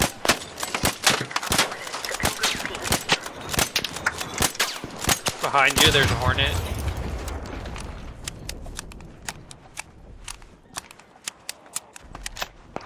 Oh! What do you mean there's a... What? It was behind Dad. Why are you getting killed? Why am I getting shocked? I don't know. Somebody hit you. Somebody shot you. We need to get the heck out of here. Let yourself be known, or I shall not hold back my wrath. Oh, there's someone firing at me. I'm a humble traveler simply looking for trinkets. They're firing at me.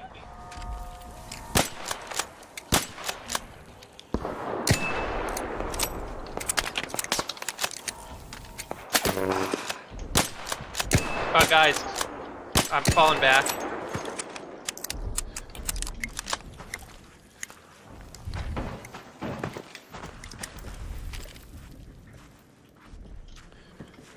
Are you guys falling? Can you hear me? Yeah, I'm coming. Yeah. I'm just keeping an eye on that ridge. Yeah, they were shooting at us.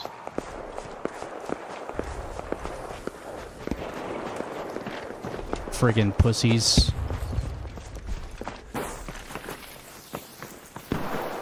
What do we want to do?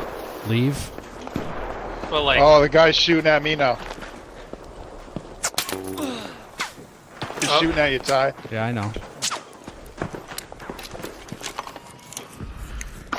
Which way are we headed? Do we want to go down or Head do home we... with the lucky hatch.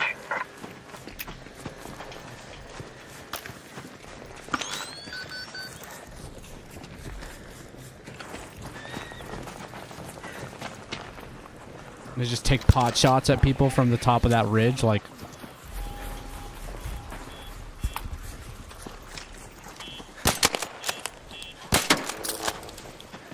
You got hit again? No, that was a camera.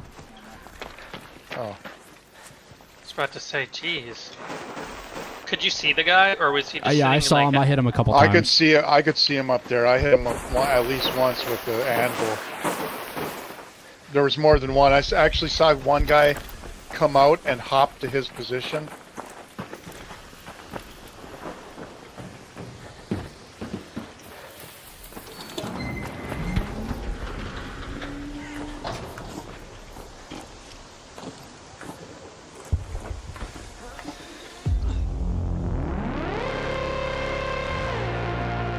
Whatever they were hitting me with was doing not very much. Yeah, they didn't have, it wasn't a sniper weapon. It's probably a kettle. Well, it was like one shot at a time. Yeah, kettles are like that. Yeah, I guess it could have been. It just it didn't seem like a rapid fire weapon. It seemed like a renegade or something like that. Pharaoh. I mean, I was getting hit with like maybe. It wasn't a Pharaoh 15. because I was getting like 0 damage done to me. Yeah. Oh well. So much for a shared watch. Yeah, what the fuck? I got a renegade.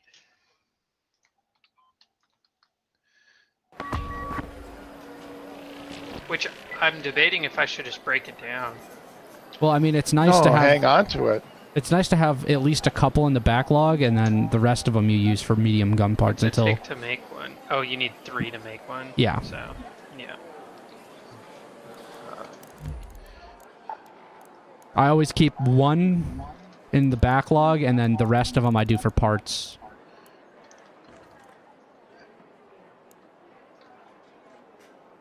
And then you can buy one per day for 20K. I need adrenaline shots. Yeah, I need that too. Raider, good to see you. What does it take to make those? Gear up or get moving. Nothing. It's like Chemicals and plastic. yeah, which I have over 500 stacks of each. For what shots? Adrenaline. Adrenaline. Oh. They're very so useful. I'm gonna get a drink. Yep, sounds good. So yeah, let's hope we can get a... Ty, you want to take a gas station break? Go get yourself some beer. Sure. I'll go now. We can wait. Alright. I got a little hum going after that first beer. I don't want you to fall behind. Oh my goodness.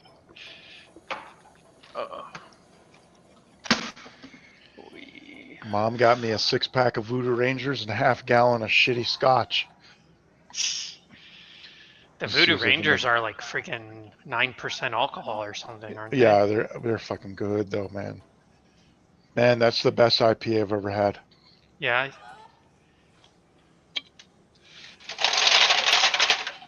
And it doesn't taste like alcohol-y. You know what I mean? Is it pretty hoppy or no? No, it's like a hint of that, but then it's super citrusy. Hmm. I got the blue one. There's a couple different kinds. Oh, I leveled. Hello.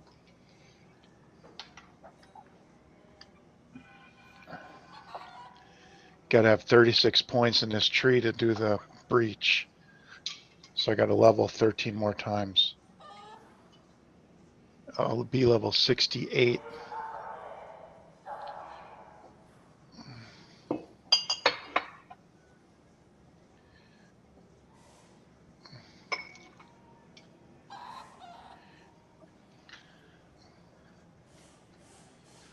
So do you just keep getting points up until 75? Is that the? You know, I think yeah, that's got to be. It's the most you can get for your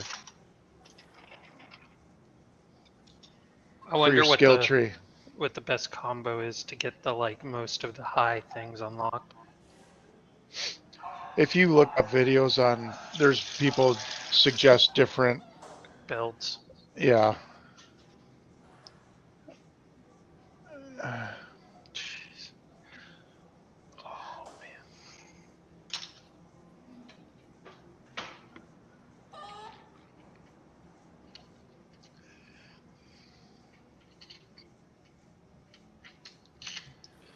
The first round. Who is it looking like we would play?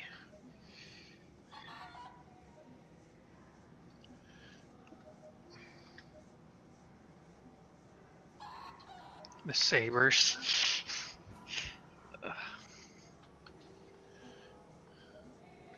That'd be funny.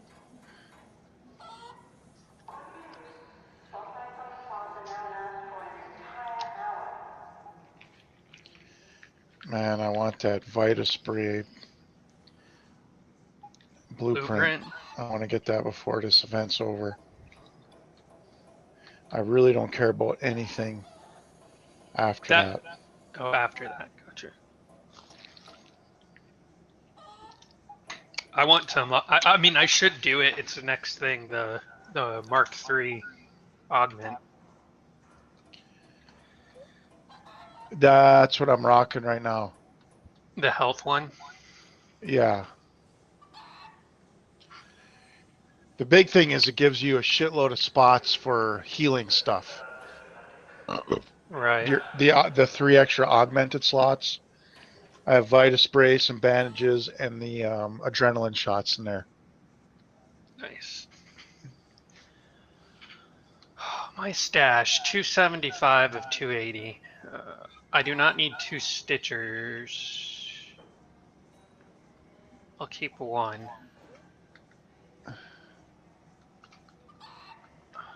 $274 out of 280.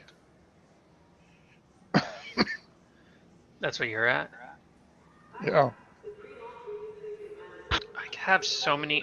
Well, I have 5 stacks of the tagging grenades.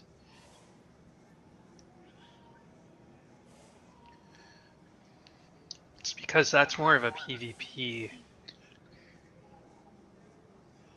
Right. I sell those. I'm going to sell at least a stack of them. Can I make those? I've never used one in game. I've used it before. Did it help me win? No. Exactly.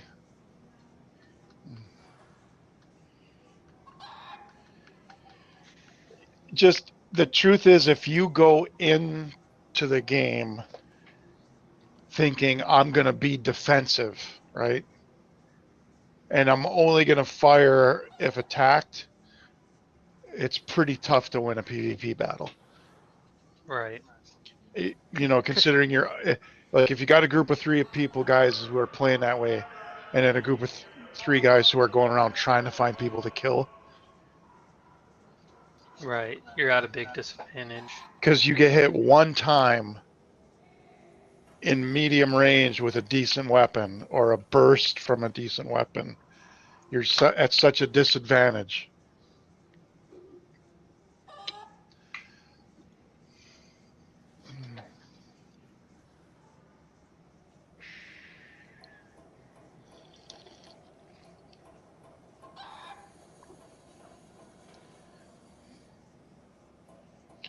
So I don't know if I told you, but Mark's been out of work for a few months. Mm-hmm. But now he made buku money, dude. He was making like between $150,000 and $200,000 a year at his jobs. So he had a bunch of savings. I mean, so much so that he, went and bought like a classic car to restore and shit. Right. But the thing he's talked about is he's never liked any job he's ever had. He's literally hated every job he's ever had. So he's like, I'm settled in Nashville now. I want something where I don't have to travel. And he and I have been talking about teaching, And he's like, that'd just be a perfect thing for me just to get enough income to pay my bills. Have a little extra and then not have to dip into any more of my savings. So he applied for a few jobs there in Nashville. And he got the call today that he got a high school job teaching like something like entrepreneurship or something like that. It's like one of those. Okay. Sure, one of the like vocational classes. Yeah. Or electives. So the only kids in there are kids that qualify and want to be there. And I mean, it wasn't entrepreneurship. It was something that it's like business type, Okay. And anyway, he got it. And he's like, this is the first job I've ever had that I've been excited about. Has he started yet? No, they hired him. They said, we just got to do your background check and all that, and then we'll give you a start date. What type of stuff has he normally done? Sales and stuff? No, not sales, but like he was a head of like a hospital one time doing like their distribution and inventory. And then he did like, he worked with like systems of like management systems, like logistic stuff. How to like not logistics that involves moving shit around. Well, it's more like he kind of did that for the hospital, but it was more like looking at the different systems there and how they work, billing and all that, and making it more efficient. Systems architect. Maybe. And his last job was like it was with a consulting firm. It's a full-time job, but they would hire you to like come in and take a look at all their business systems. Oh, so you're jumping around from place to place. Constant travel. Mm-hmm. Like this week I'm in Memphis. This week I'm here. Then I'm home for a few days. Right.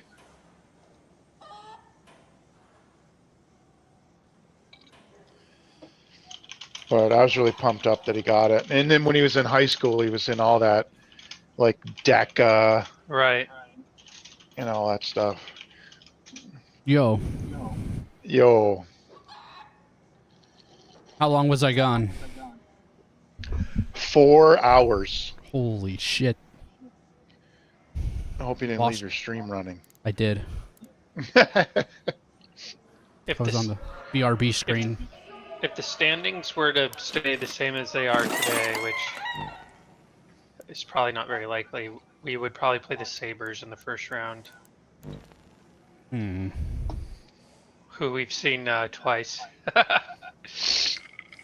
kind of want to see Pittsburgh, but I mean, I'm going to leave it up to you. All right. I mean, they're only one game behind the Red Wings. Yeah. Let me try something real quick too. And we're only 5 games ahead of the Sabres. So a lot of mixing up now.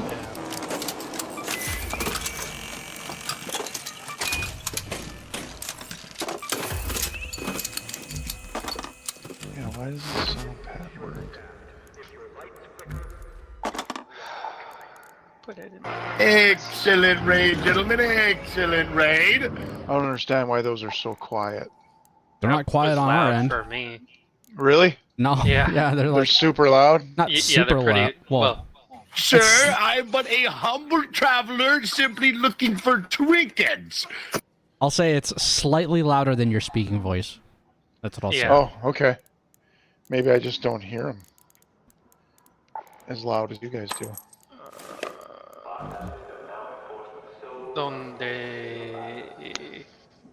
Are we going to try to get the communication tower again? Just try not to get shot at this time? I'm always trying not to get shot at. Well, last time we failed very badly at that, so. I should have snuck up behind him and you can filled count him with lead on for me my bobcat to avoid getting shot at.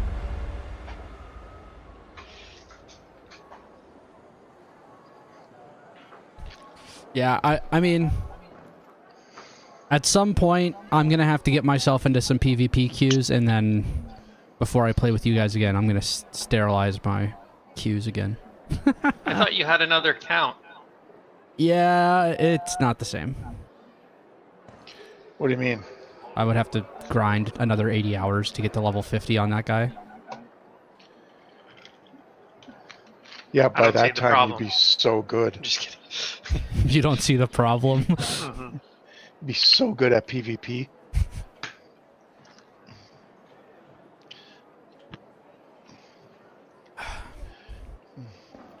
Yeah, I mean, if you queue Stellamontis every time. Yeah, but that's different than the other maps. Well, right, but I'm saying, like, if you want to get into PvP queuing, yeah, just go to Stellamontis. Everyone's PvPing there already. Now, what you do is you go to any map, and you shoot people on sight. You just run around saying, "I'm not friendly. I'm coming to kill your ass." Not friendly. If I see you, I'm killing your ass. Just warning, fair warning. Shooting on sight, shooting on sight. Locked and loaded. Seriously, prepared. I don't want to catch you off guard. Pull up your pants. Well, we're right next to this thing. Sweet. Hell yeah. Now we can shit on the hill. Sit on the hill. Why'd you?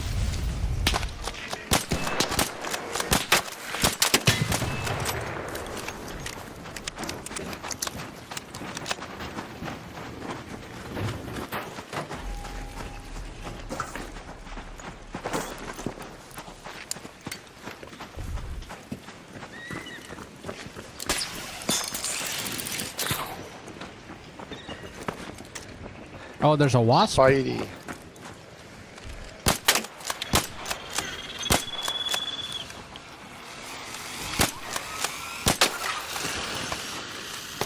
Careful for the rollies.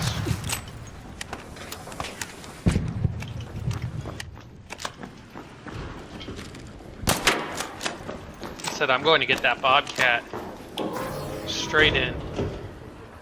I don't want the bobcat. I'm looting everything as I walk by it. Tempest. Nice. Ooh. Ooh. Retro Reggie. Oh. Oh. What? You alright? You okay? You need some help? Yep. Gotta call your life Another alert? renegade.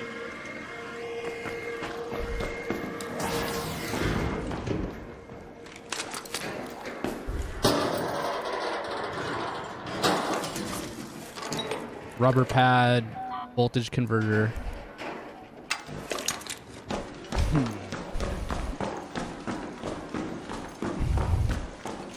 Now I am gonna try to get up on top of that thing that I almost died doing last time. But this time I'm gonna be better at it. Oh. How? What the hell? It didn't get you. But it came out of the room we were in. Get the fuck out of here. What the hell? He was We weren't in lying this awake. room. Yeah, it just rolled right out behind us. What the heck? It was probably like- in one of those bags we didn't open. Lying dormant. Waiting for you to let your guard down. Hiding in the I corner. swear those things respawn. I mean, Oh, they might. Is this where you were trying to get last time? No. Oh, I'm trying to get up to the very top. careful, there's a hole. I know. Don't go up. Why? Don't go down. Come on, guys. Well, I heeded your first warning. I'm trying to and get did up nothing more. there. Up there. You think they were firing at us from up here? No, they were firing at us from right Down there. That Oh. corner. Alright, here goes. I might die again. Come on. There we are. No! Can you do it like, yeah, there. Nope. Oh, I... Oh shit!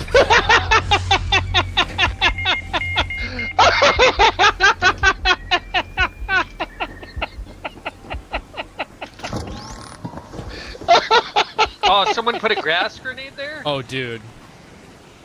I might be cooked. Oh shit! There's someone here. Yeah, they got me. Thanks. You.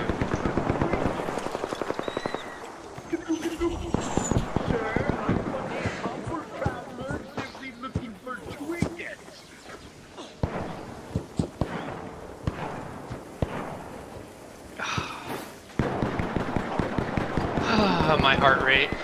What is it at? 9 minutes ago it was 80. It's pretty high for sitting here.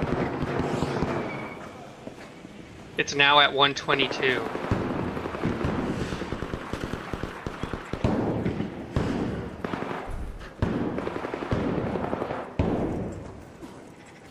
They're fighting somebody.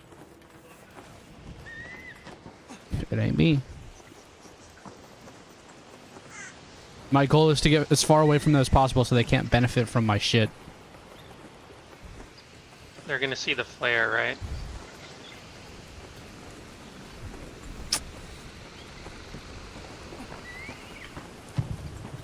Crawl into the trunk of that car.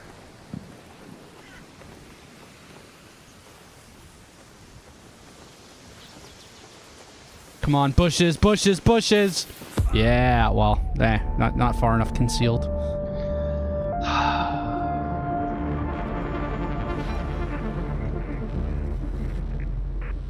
Why's my loadout empty? That's... Yeah, well, you know.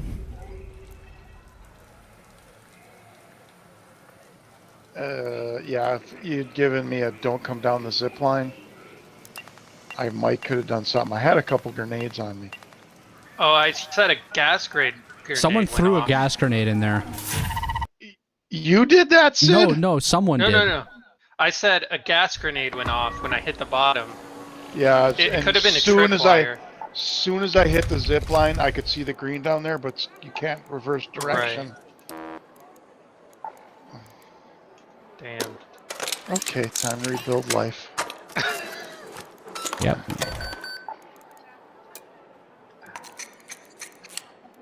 No Thing I had. biggie. Ah, I didn't even get to fire a shot. I was already down by the time I hit the ground, you know? I saw the guy, but for some reason I thought it was one of you. Well, I was down, so... Okay. Looking for I think when precision? your flare went off, you're like, who's over there? Gonna use that on ARP, but No, you I know didn't. what? I don't I wanna didn't know. die.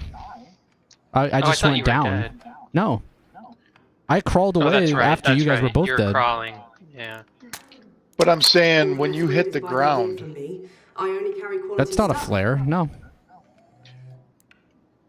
when you hit the ground, you didn't go down to your knees. Yeah, Start but it crawling? doesn't do a flare when you go on your knees, right? Yeah, it does. No Oh. shot. The flare goes off when you fall, when you get downed. I thought it was when they knock you out. No. Or when you... Because otherwise I would have seen flares shooting off you guys in the past. No, because if you watch all the YouTube videos, as soon as a person gets downed, the flare goes off, and then you see them crawling around. So it doesn't show it to yourself? It should. I've never seen a flare come off I of might me. be wrong. I might be wrong. Yeah, I don't know. Okay, now I gotta get... I'm short on simple gun parts. Of course. That's okay, I can break down. I have some heavy.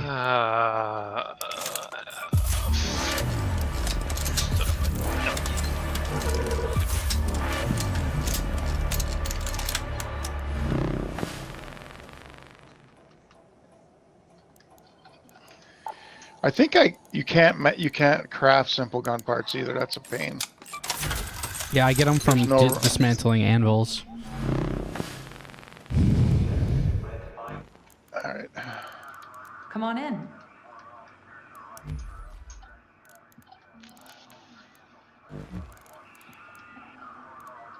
Medium extended mag. They have those at the gun shop, right? Forgot something? What deal? I just hate that you can't like practice it in any kind of way without ruining your algorithm. I mean, your algorithm will reset after 10 matches. Yeah.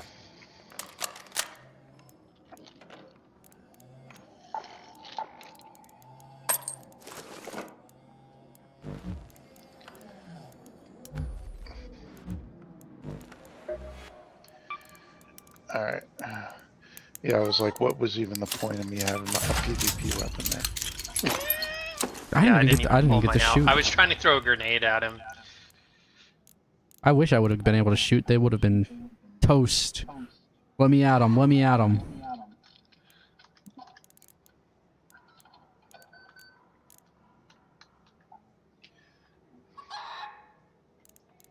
Well, let me get a silencer.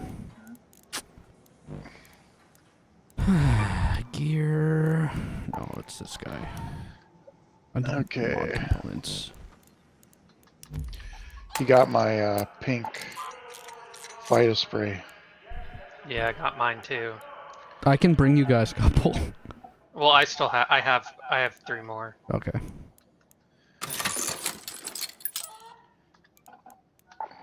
I just got my level 4 renegade. I just made another one. You upgraded it all the way? Yep. Hey, what is it? Can you buy mod components? Mod components? Come on in. Just don't touch anything that's ticking. It's just called mod component? You can make them from the refiner.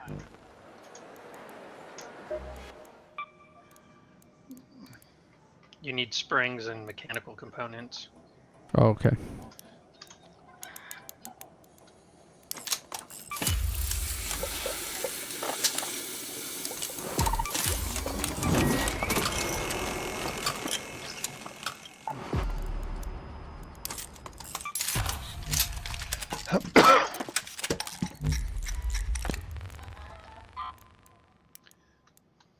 I'm just gonna run an anvil and a bobcat, try to pull it out, do something with it if we get effed with. Oh, I lost my Venator.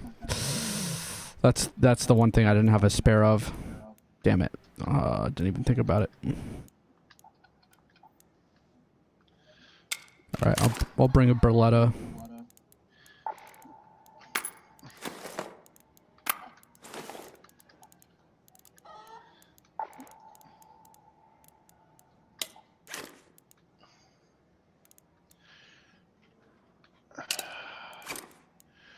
Joe, son of a bitch. Just happened so quickly. Yeah, and we were like, I was like screwing around. I wasn't even like ready for a real...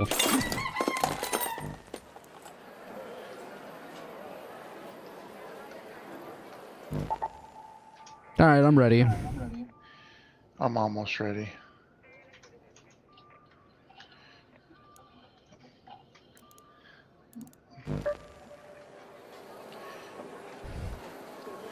You can look at it this way, it's like inventory management. Yeah, thanks guys. Just My free up inventory some was space, full. yeah.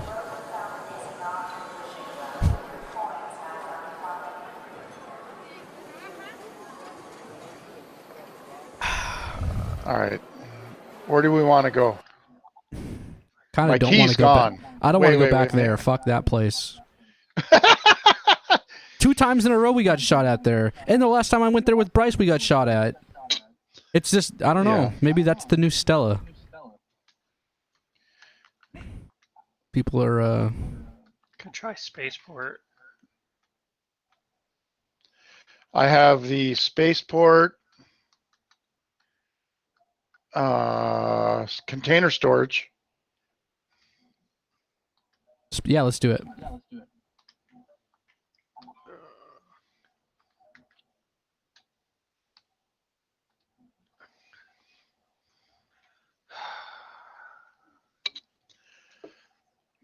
Sorry, We I'm got finishing. ganked. We did indeed.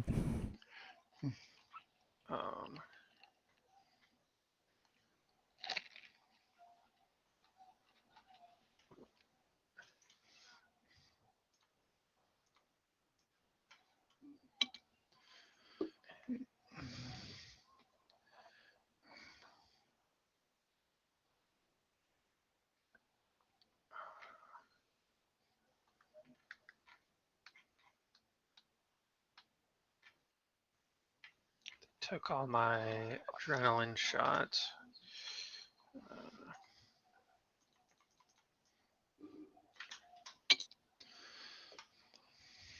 And I need a shield and I need ammo.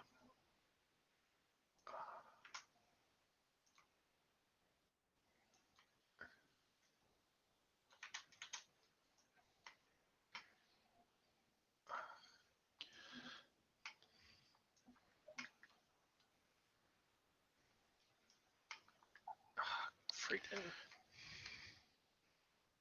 All right. Where are we going? Spaceport? Yes, spaceport. Hidden bunker. That's the trial. I haven't even attempted that yet. I'd like to go in there with like a cheapo loadout and then... Are you okay? Yeah, Sid's all, he's all stressed out. You know, you get used to it. Yeah, I got more mad when I was with Bryce because like we had just done like a whole ass loadout of just a bunch of rare shit. It's just kind of the fact that I've like never had a chance in any of my interactions. Kind of what's frustrating, but I've seen people when they're just trying to make money and get like material with nothing. They get like a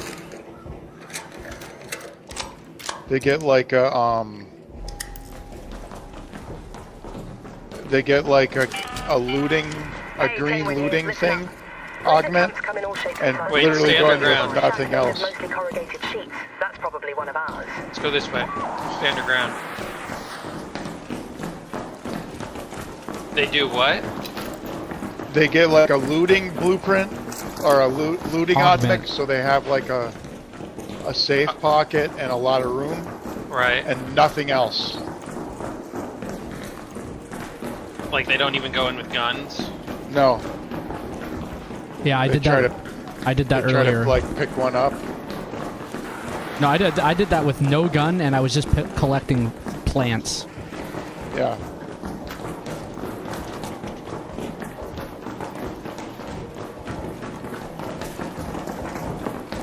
I'm doing tactical Mark II for my augment right now. Bro, you missed. I I know. This is why. There's like people above us or something. Just crouch. Or it's a leaper up there, or... Yeah, there's got to be a big guy.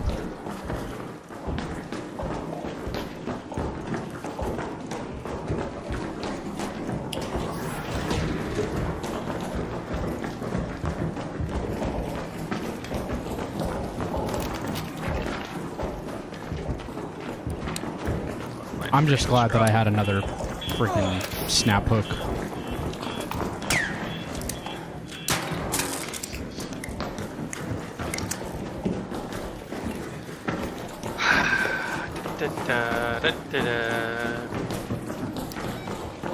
I always die when I get attacked.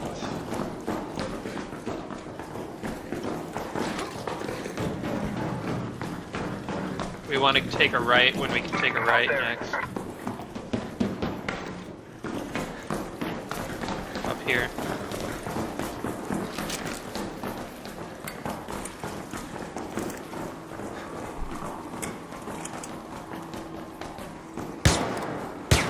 It's dead. It's a dead one.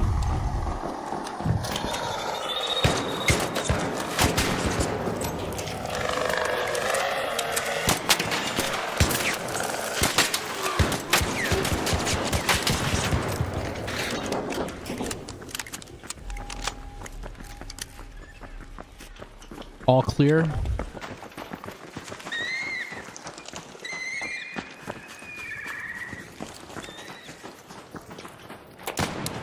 Gosh dang it.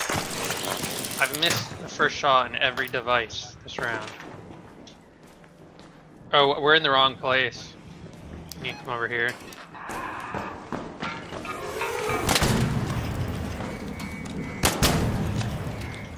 Where's Thrash? I'm up.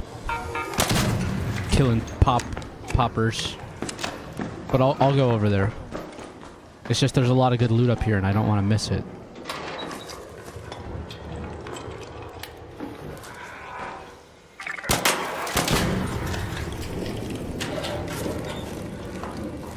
Debating taking that external ladder, but that's just begging for someone to shoot you off of it.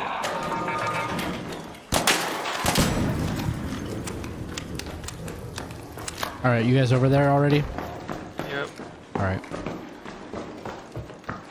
Someone else in here? I heard a explosion.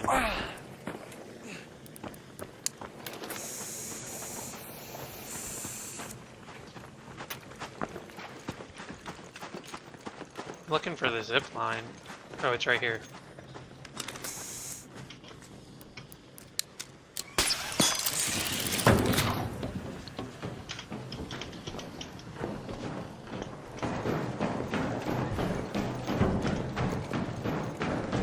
Take a look around, make sure no one.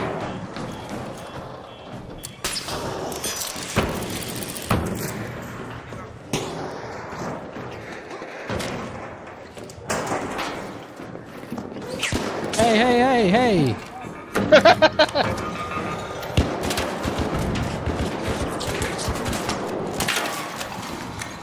That fireball got one more. It's behind me.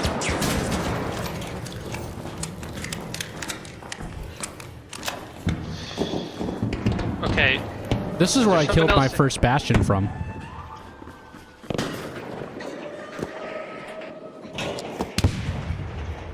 Oh, crap. Down there.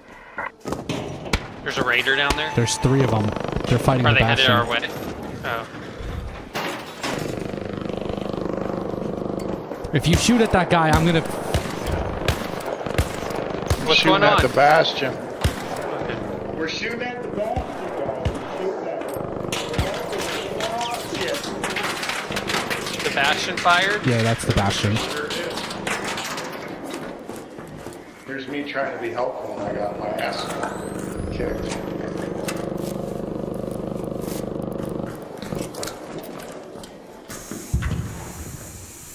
Thank you. The door's over here. Holy aim. What is wrong with me? You should switch to a controller. No. Don't do that. Hey, Nick Merckx plays controller. Yeah, well, those people are like Call of Duty pros from back in the day. Well, like me. Oh, yeah. Close the door behind us. I did. Kettle.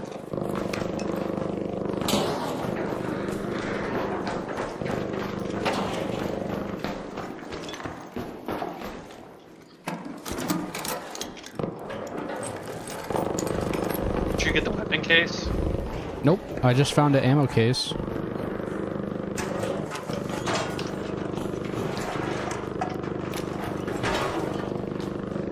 The weapon case is over here. Or... No, I don't see it. Wait. Oh, there's a wolf pack.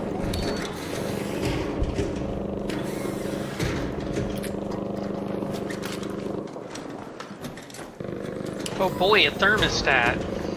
Hell yeah. Hell yeah.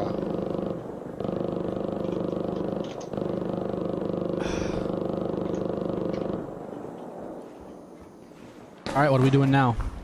I'm almost full.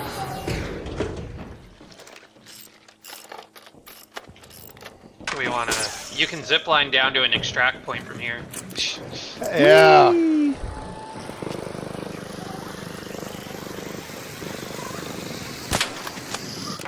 People are shooting at me, maybe? No, that was me. Oh. You were shooting while sliding? Yeah, I thought it looked cool.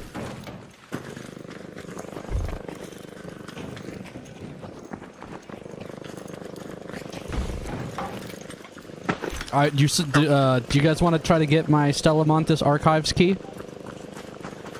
Yeah. Hell yeah, let's go!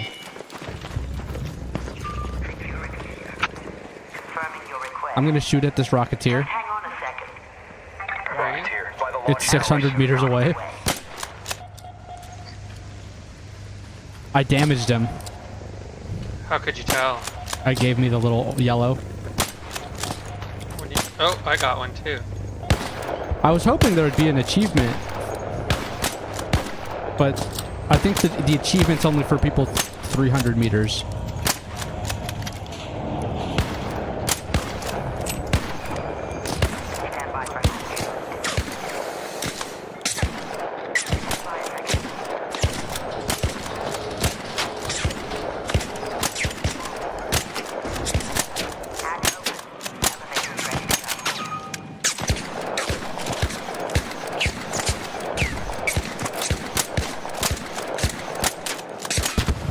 Hell yeah. Boom.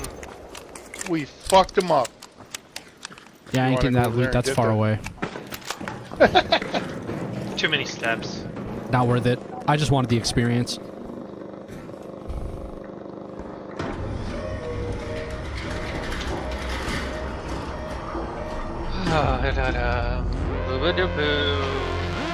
my head in the poop. What the fuck? Why? Did you just write that song? Yeah. Bro, you're a genius. That was awesome. You should send that into Warner Brothers. Yeah. Look at you on a label real quick. What did I get? What's my Raider customization? I earned some. I got nothing that round. Oh, I got that little baseball. To hang from your backpack. Alright, let's We should go to Stelmontis with the sole intention of fucking up anyone that messes with us. No. I want to get the archives key. Okay, that's a better idea.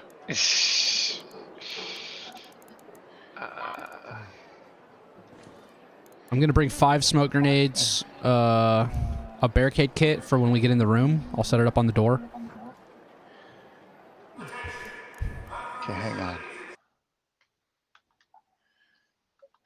I have a better augment.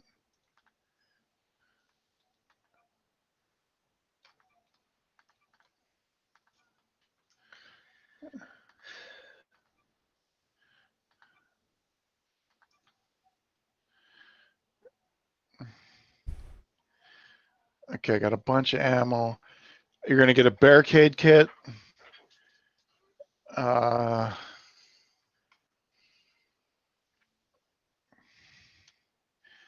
me craft one more.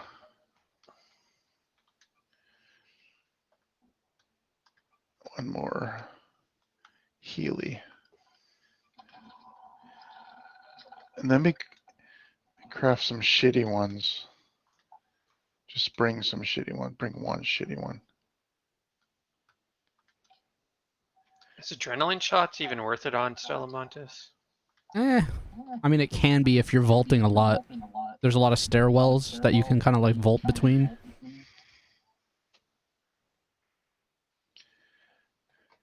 Right now I'm gonna get the exact location of the door. I don't want to go in there with a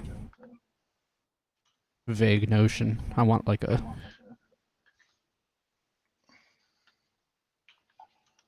direct map. Got it. Direct to consumer. I have a Stellamontis key. I should bring it. Hang on. In case we're close to it. I have one too. I have the assembly admin. I'm gonna bring it just in case.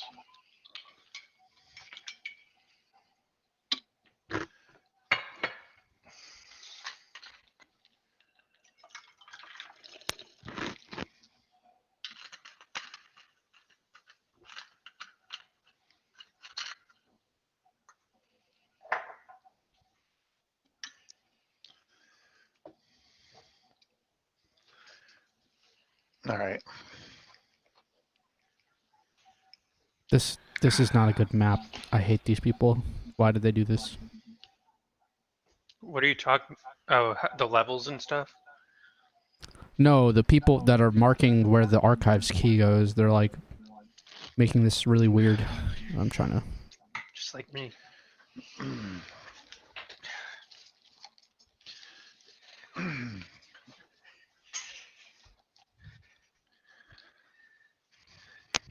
If anyone gets close to us, I'm going to drop a deadline and blow us all up.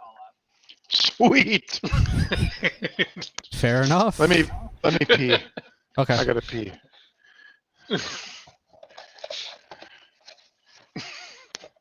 I was saying, were you guys on with me? I was saying they should have a special augment, right? That, and you'd have to make it where it was a trade-off. And it would have, and you could have like an item that was like a kill switch. Well, but it would be named like chain killer or something like that, where it would damage everybody in the group.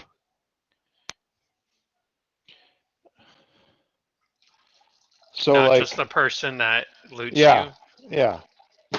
I mean, because in Call then of Duty, people could be like, they have martyrdom, which is like every time you die, you drop a grenade. Even if you don't have a grenade in your inventory, you just turn your body into a one grenade. out. Yeah. Sploop. It would do extra damage to the person that knocked you out. Your body. But it then would do a buttload of damage to the people that were in the same group, no matter where they were.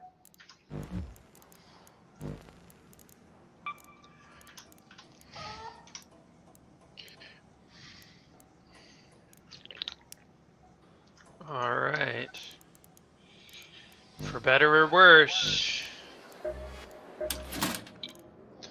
Need more guns? All right, I'm Smart good. choice. I peed and I got a Voodoo Ranger. Delamontis Night Raid.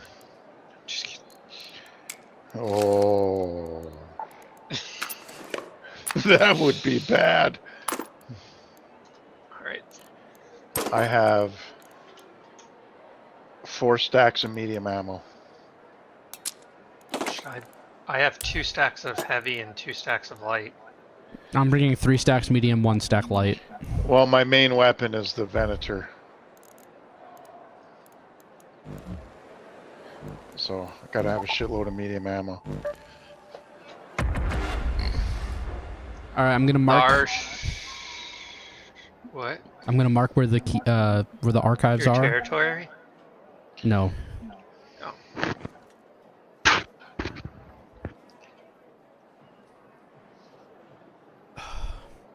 Do you know that bears check how far up the tree other bears peed to see how big the bear is that's in the territory?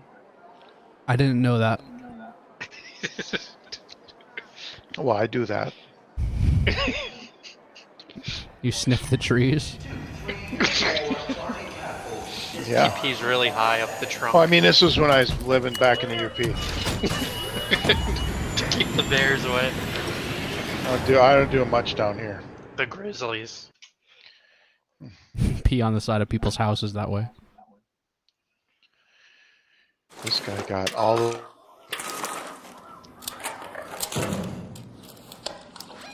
We are the furthest possible point. Nice, let's go.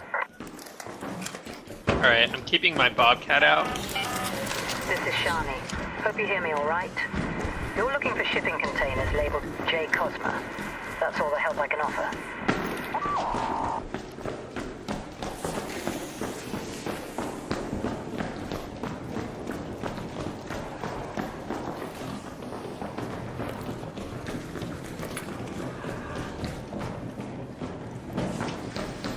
I did see a rollie on this level.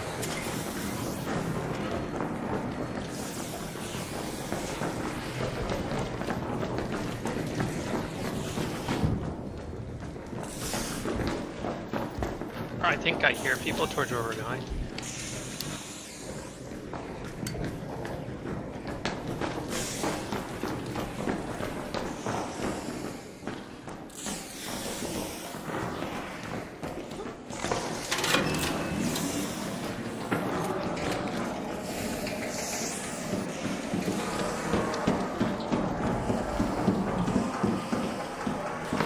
Frame rate drop.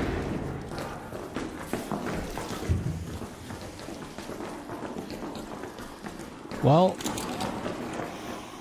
we need a power cell. Or we could just try to find another way around.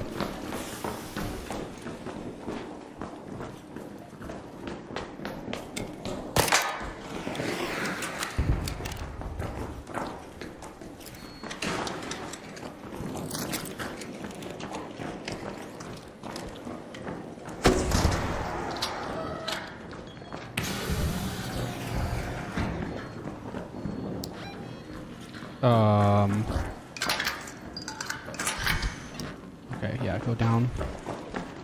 Down.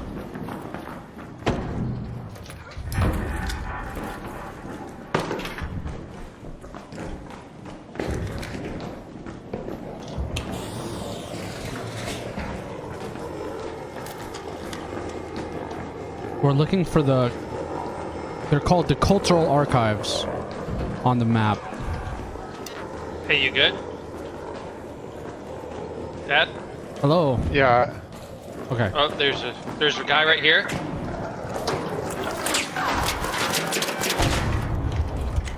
Don't say a guy. Yeah. Sorry. Say an arc. Arc. Rolly.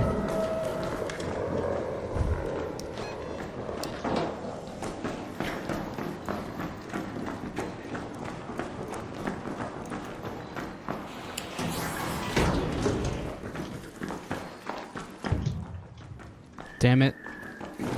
Dead end. Yeah. I mean, I have the exact location is that green marker. I just... Gas mine blueprint.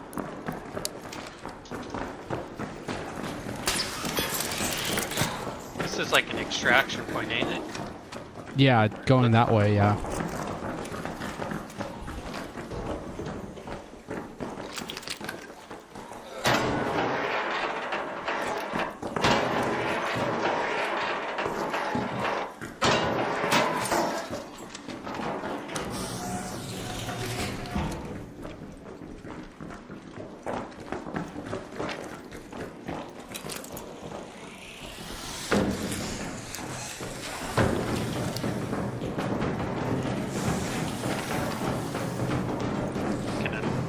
reactor.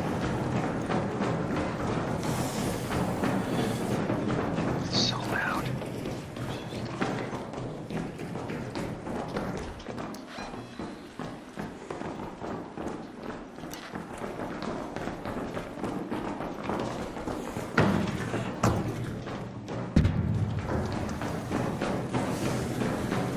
There's a hatch right here. Did anyone bring a Raider hatch key? I brought one. That's where we're gonna exit if we can get to this place.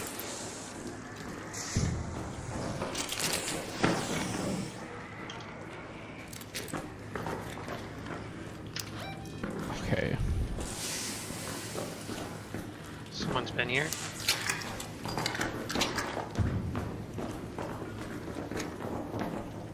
Is this it? No.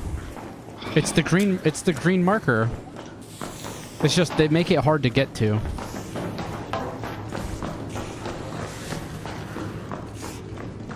There's a rollie up here.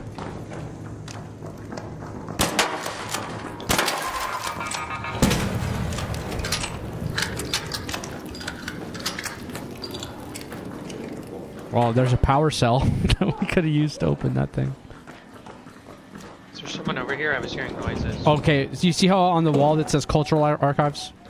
Yep. That's where we're going. Towards the noises of other humans.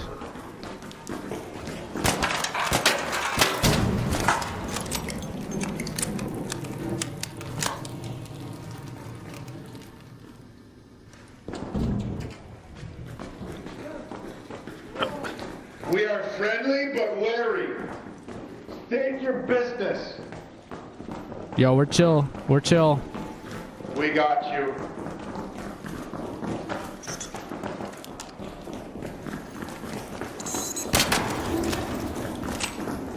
Thanks.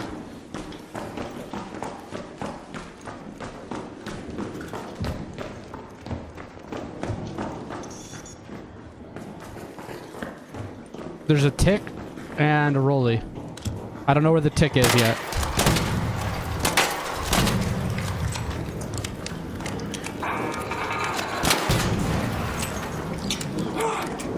Rip. You okay? Yeah, I just got fire.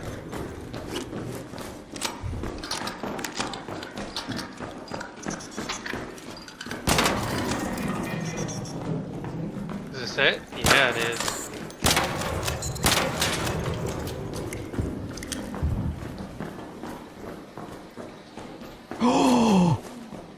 You didn't bring it. Oh no! Bro. Lame. Oh my gosh. Okay, so the key I have is the... Let's see. Assembly admin. Okay. It's right here. Go to this location.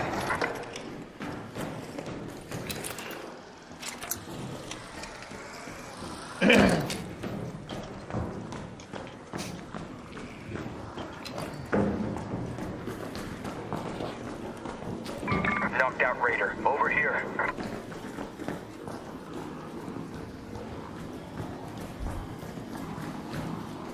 Is he cleaned out?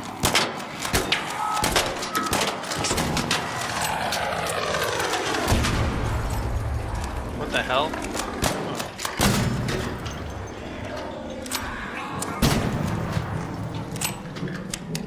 There's another. There's a bunch of dead people here.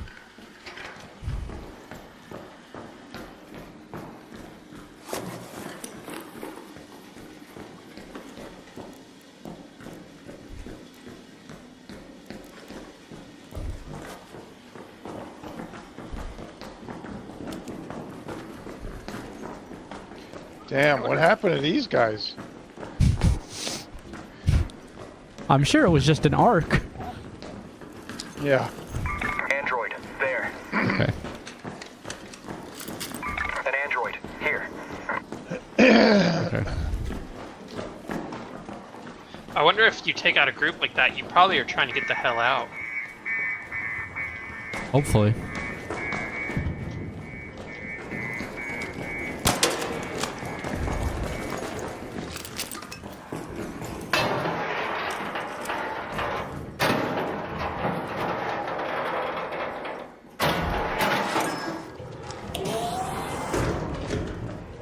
Now this is the...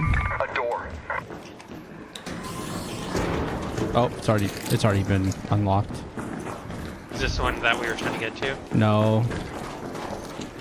It's... Assembly is... Let's move to that location.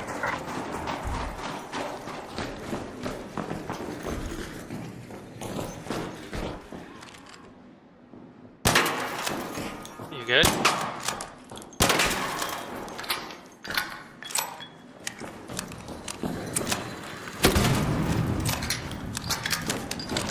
That's one way to do it.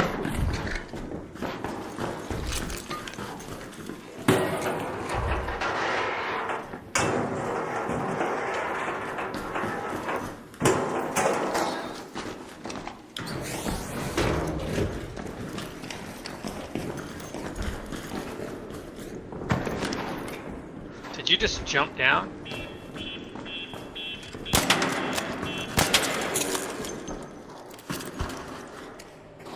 We're sitting ducks down here. They're not trapped in here. We're not trapped in here with them. They're trapped in here with us.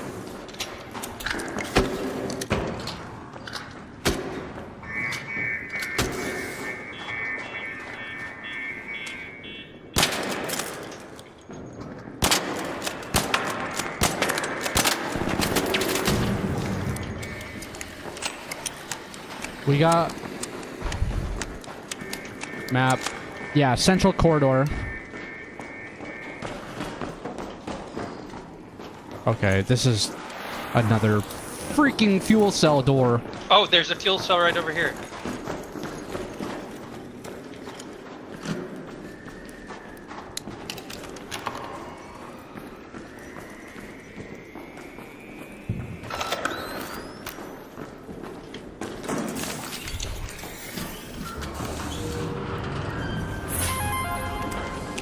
Does anyone need a smoke grenade blueprint?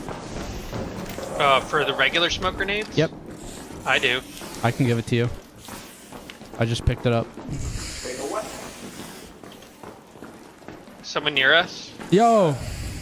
Yeah. Don't shoot! Hello. State your business. Just shut the door.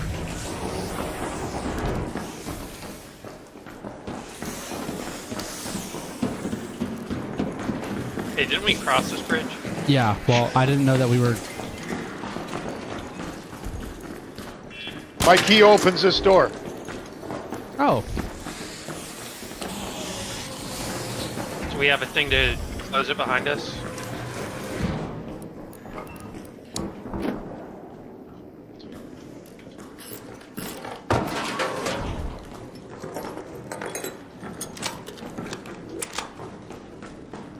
Gosh, I already have...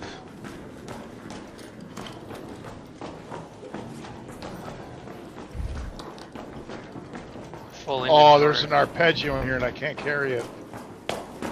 Here. I can take it for you. And then I'll give it to you. No, just grab it if you like the arpeggio.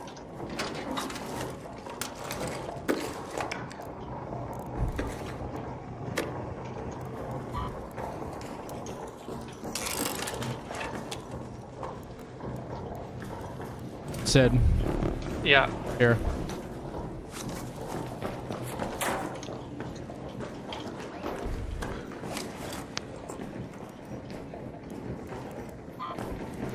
There's people moving around outside. Wait, don't open. Don't. Aww. They can come in now, right? Yeah, I put a barricade on this door, and they wouldn't have been able to open that door without the key. This still hasn't been searched.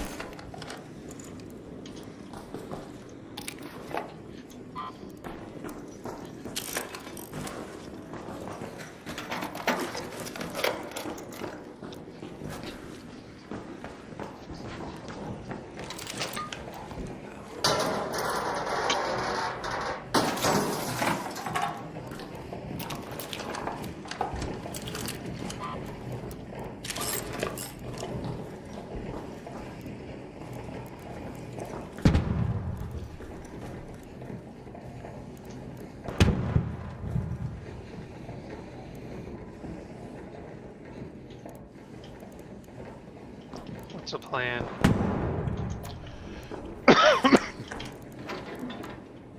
There's an anvil in here, but I don't really...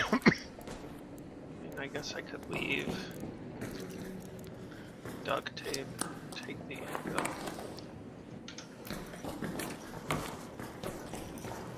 Okay, we need to get out of here, yeah?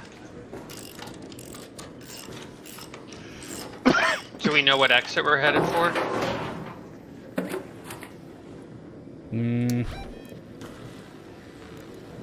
Head home at the assembly hatch. Okay, is that on our same floor? Yeah. Looks like it.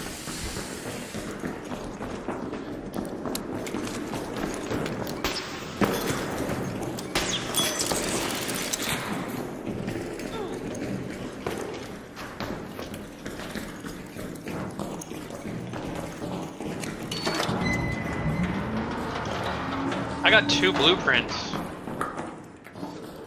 Nice.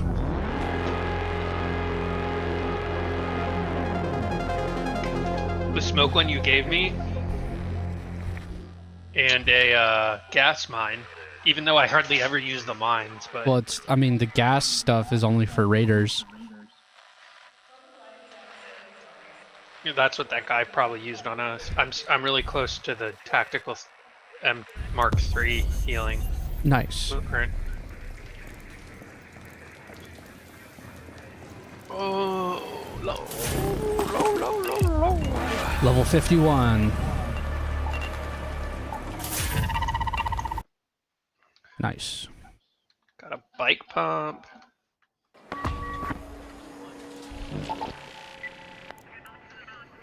Anvils. Advanced electrical. I got an Exodus module. Sweet.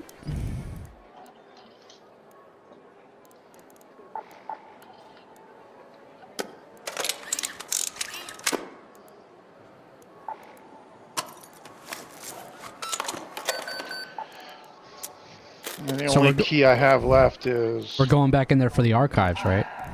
I have a medical storage key, Stellamontis.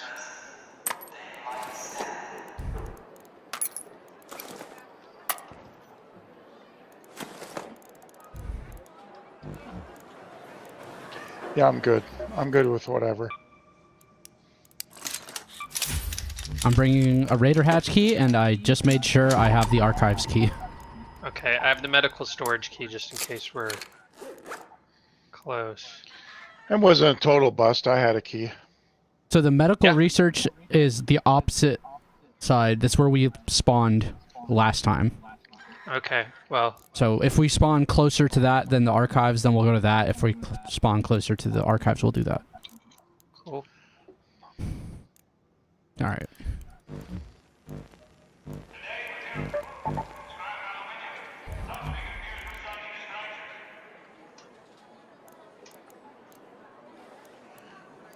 Stella...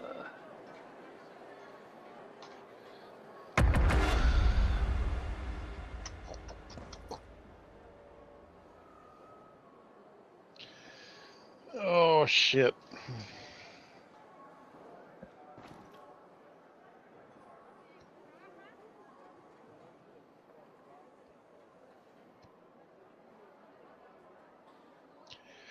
Should we do one run where we go in and try to fuck people up?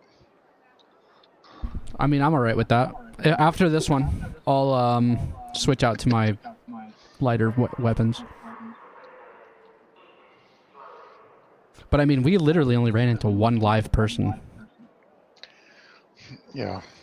There was a whole We didn't dead even party. see him. I saw the guy. What, so are we just gonna fire on Not on this one. So, but is this shared watch thing... What about it? Yeah, I might not want to mess that up. Do you really lose progress if you shoot somebody? I don't know. I don't think so. Yeah. It says... I might do what you do and like make another account. Yeah, you can just do a Steam share. It says 100 XP equals 1 merit, and it says you get the XP from killing Ark. Yeah.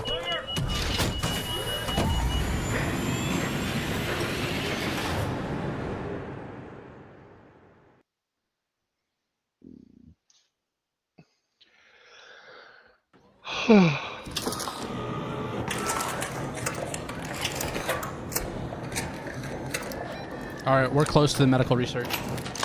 It's right here. Let's go to medical research.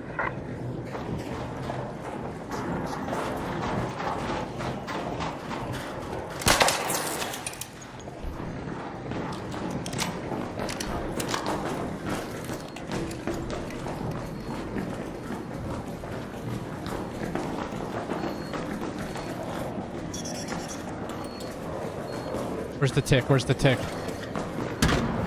Oh, there's another one in there. You alright? Oh, it's a rolling? Or a shredder? Shredder.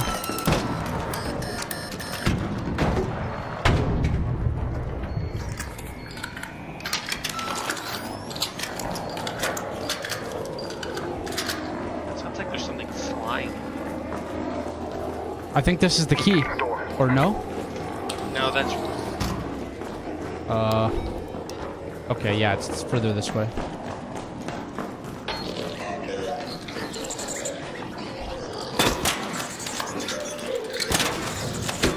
Oh, they're going after us. Raiders.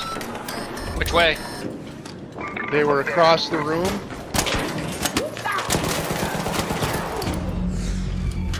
I'm knocked. Yeah, I'm dead.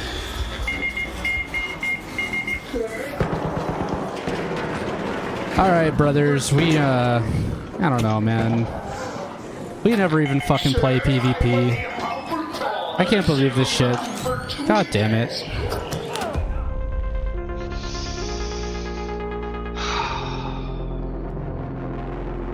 Let's see if I beat 122. I don't think I did. We got knocked out by a bunch of people with free freaking loadouts. Did we? Yes, the guy killed me with a Rattler 1. A Pharaoh 1 and a Raider tool.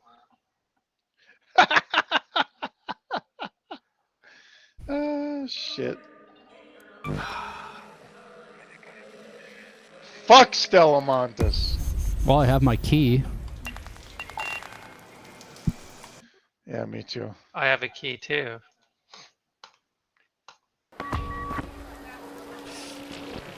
All right. They were very well coordinated, though. Yeah, they threw in those grenades. Well, and a guy came in behind me while I was healing. There was multiple doors, yeah. There was guys out in front of me where I saw the first one. And then while I was trying to get a beat on them, I got shot from behind. I did damage to 2 of them, but... Yeah, I almost took one guy out. Alright. I actually think I'm gonna bounce. Okay. Yeah, watch a couple episodes of Sopranos and go to bed. Sounds good. Alright, thanks a lot, guys. I'm having a lot of fun playing with y'all. Yep. Yeah. Alright, have a good night, alright? Yep, peace out. Yep. Alright, see ya. Well...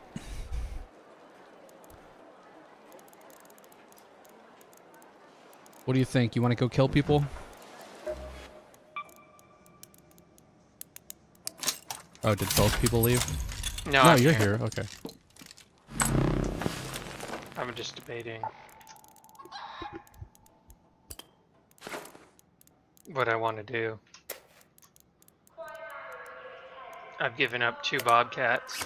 I've given up 2 fucking snap hooks.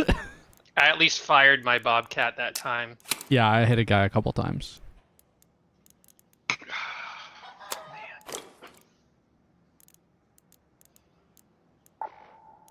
I should have thrown the smoke grenade down on myself. I threw it like towards them. Yeah.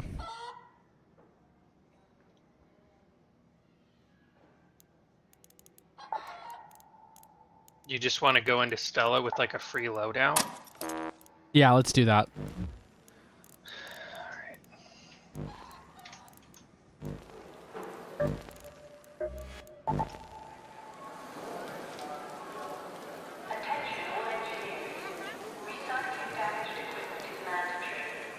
The problem is like the arc, but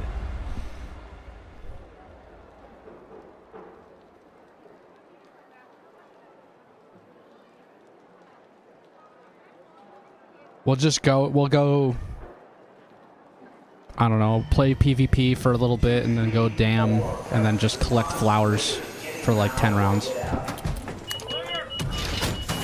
do you have to like see people though for it to count?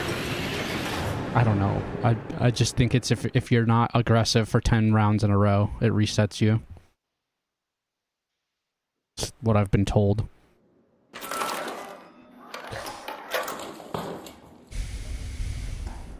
I got a pharaoh. I got a kettle. How does the kettle even fire? It's single shot. You have to tap it. Yeah. I got gas grenade. I got a barricade and a heavy fuse grenade. Gas grenade, light impact, and a 1 shield recharger.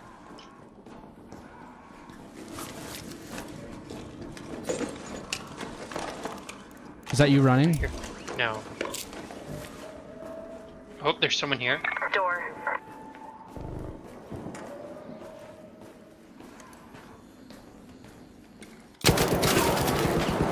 Wow. We're fucked.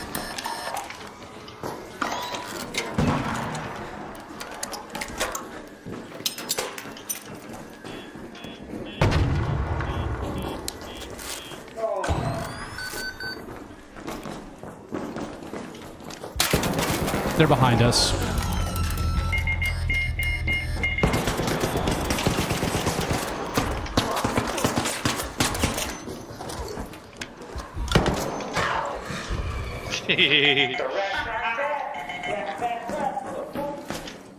Suck a dick and die, bitch.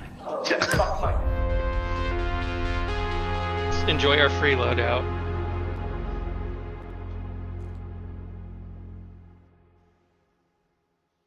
So this guy only did 10 damage to me with the... I'm not even used to meleeing with the Raider tool.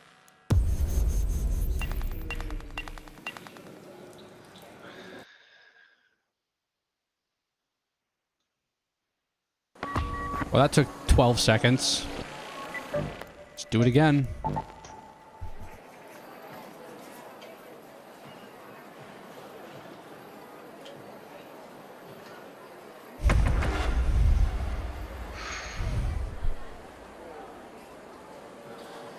They Please circled give me... around. Yeah.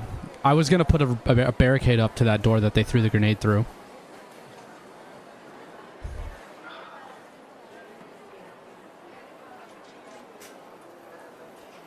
I don't think... Well, I guess I don't know if they were in free loadouts. What did they I use mean, I got hit with a Rattler 1. It's just whatever you run into... Whatever person you run into first, you have to coordinate well and then steal their materials. Because even if it's another person with a free loadout, I mean, it doubles the amount of shit you have. Right.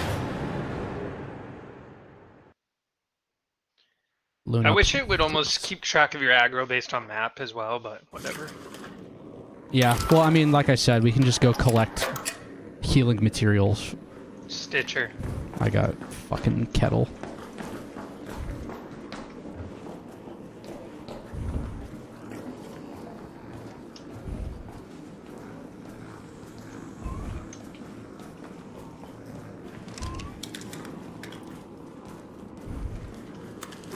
I got a gas grenade. Me too. And a light impact.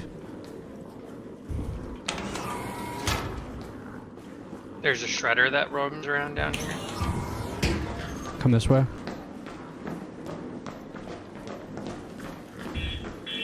Damn it. Kind of a waste of ammo.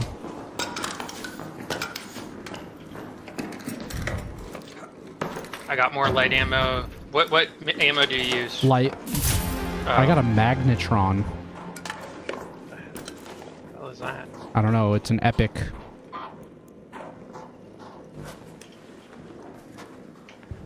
What? Oh.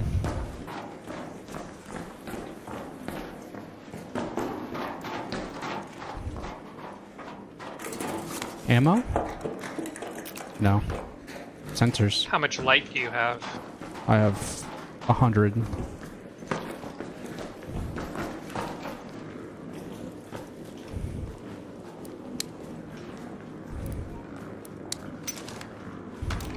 Alright. Do we have to go out that way? Yeah, we do. Luna, What about please. down here? There's stairs.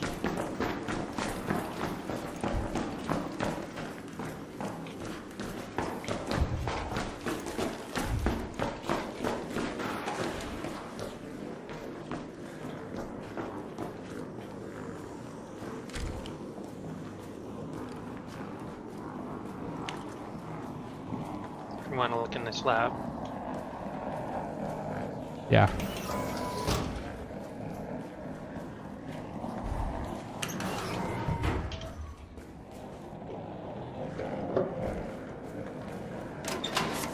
I don't know. It's all garbage.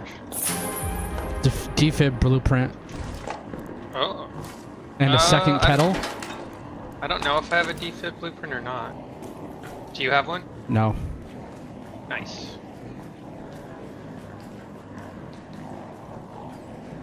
Luna's fucking freaking out. She's nervous.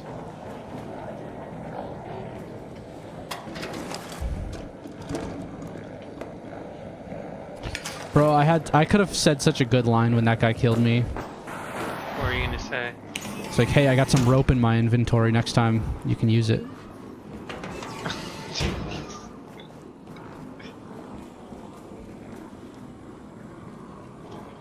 The shredder isn't over here right now.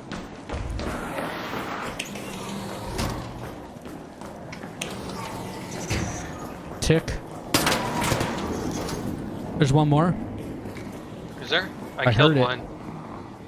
I heard a third. I got one. Okay. There might be. Oh, they don't carry ammo, do they? No. Oh, I got the third one. Nice.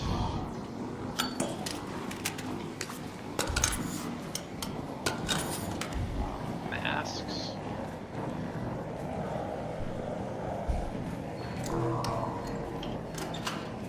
Someone turn on the lights. That's us.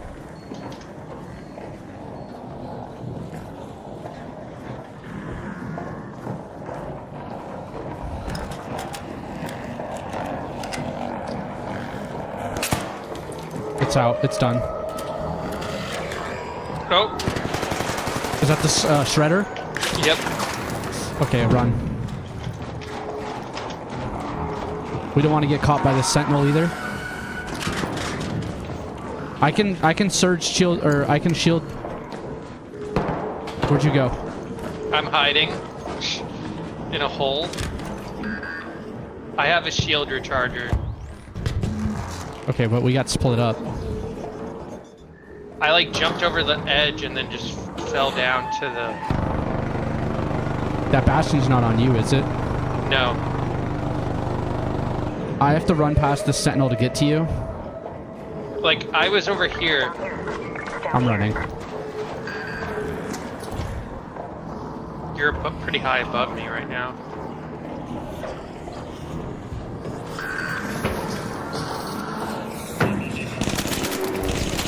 What's on you? Sentinel. I'm fucked.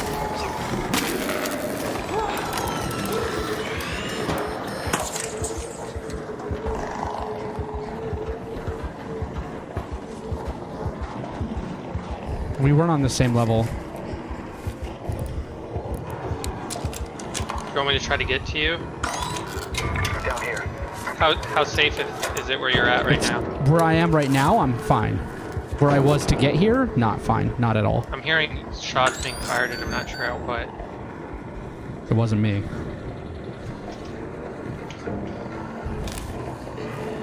I'm gonna be out of medical equipment when I'm done healing. Yeah, you got it.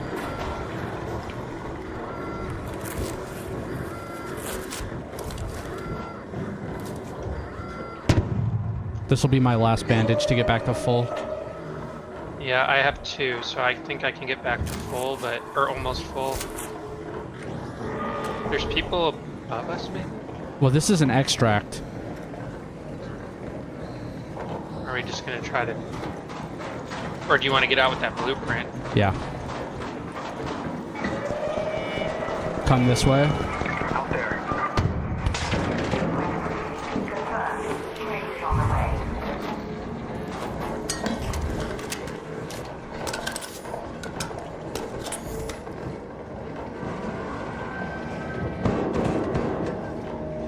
Should we be right by each other, or... I might go to this corner here. In there.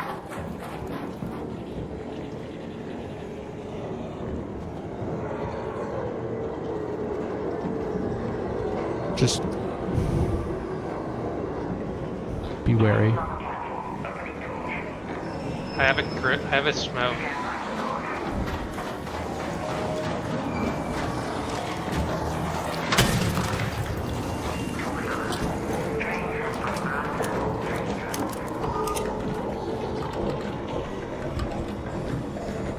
Right, boy. Come on.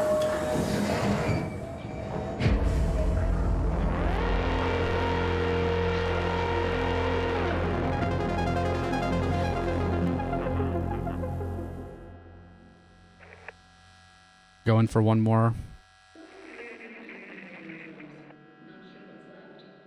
What'd you say? I said we could go in for one more. You trying to leave after that? Well, I mean, I'm fine either way.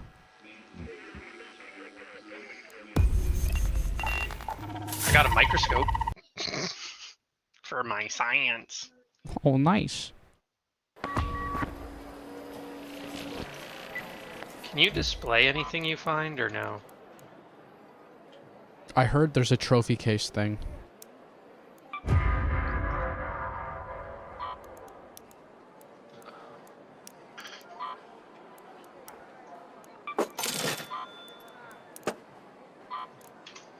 Can you make stitchers? I'm sure you can.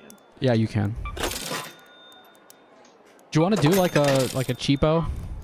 Like bring in? Okay. Yeah, just like bring in what we basically got from our free. Yeah, but we can like coordinate a little bit better.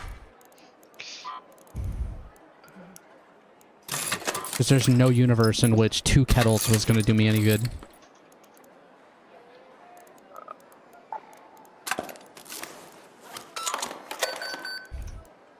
I could make a pharaoh. I'm going to make a Stitcher 4. A 4? Ooh, fancy. I might have a Stitcher 4, actually. I had one. Yeah. Are you doing any mods on it? Oh shit, I don't have any more simple gun parts. I'll buy them.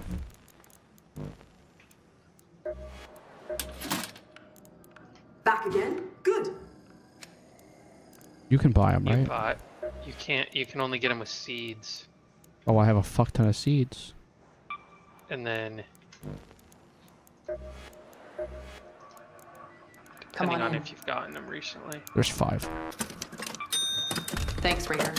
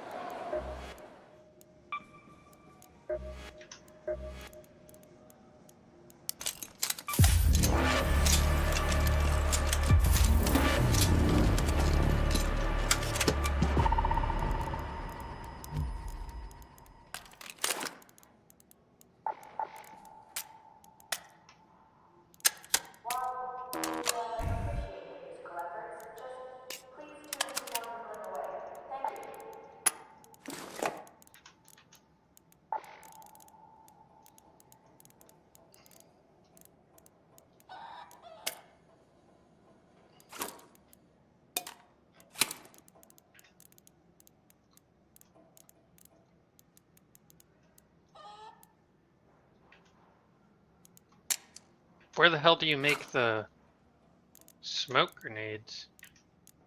Or did I not learn it yet? Check your miscellaneous tab. Yeah, I need to learn them. not sell.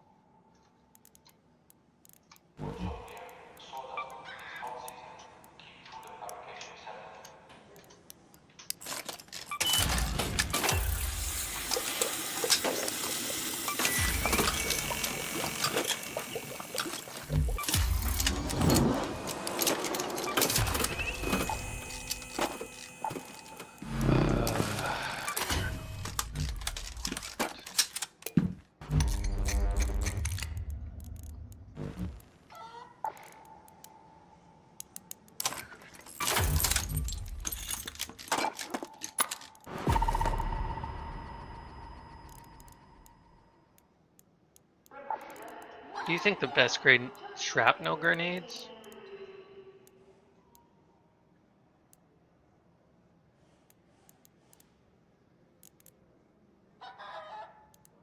Are you gonna bring an augment of any kind or not? Combat 1. That you bought? No, I just made it.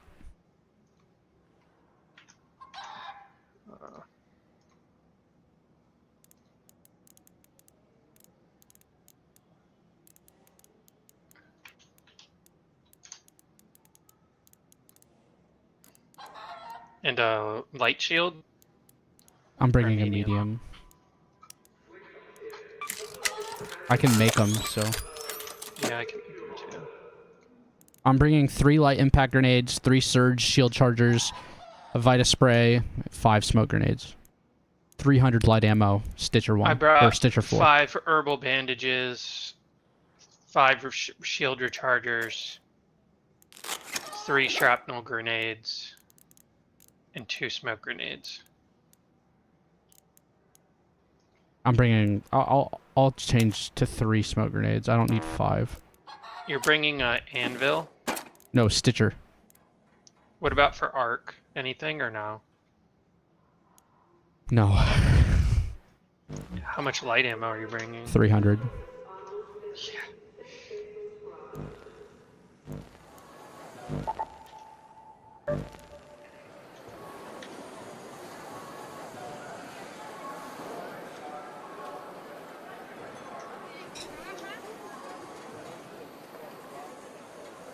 Should I bring showstoppers instead of the shrapnel? Showstoppers are stun grenades. Yeah. So I mean, I can make them. Whatever's cheaper for you to bring. I'm bringing light impact because that's what my free loadout came with. Alright. Do you want to do a night raid? Is there one available? Yeah. Yeah, go for it. I've pretty much just written off everything in this inventory. I almost built like.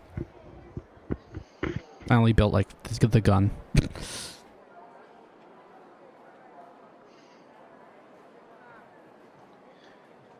And plus, I mean, at some point, I'm gonna have to get rid of some of this stuff. Like, so much of the items are specifically for PvP. So many of the items.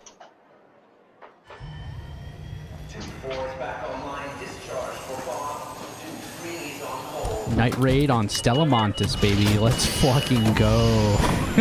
Let's go. It's just like, I'm dead before I load in.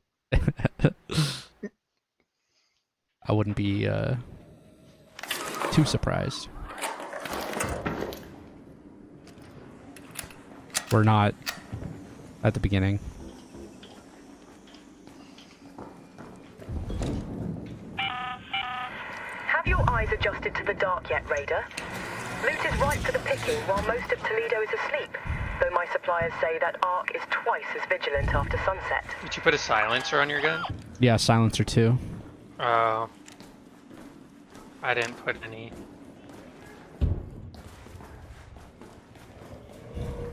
Someone was talking. You heard him? Yeah, I did.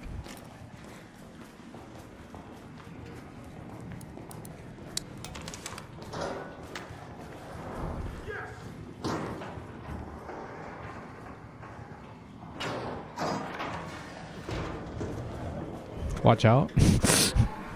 They're in there. Too far to be breaching this. They're in this room.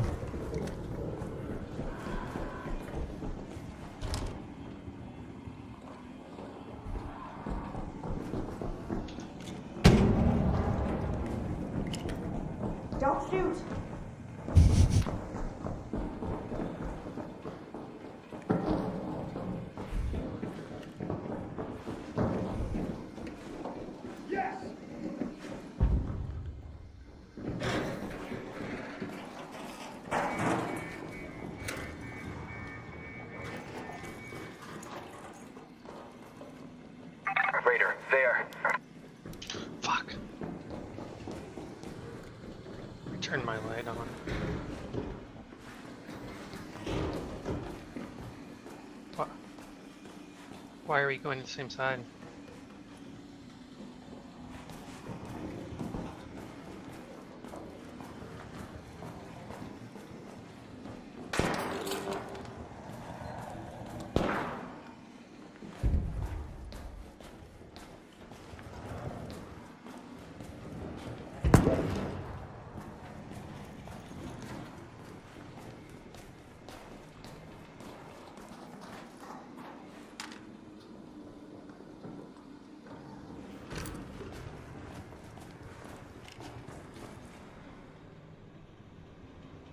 Raider, over there. They're down on this bottom floor.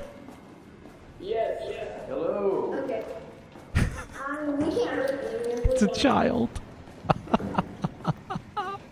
What did you say? You can't.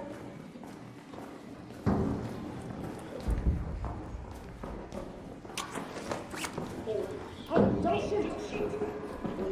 Is that a minigun? It's a Torrenta.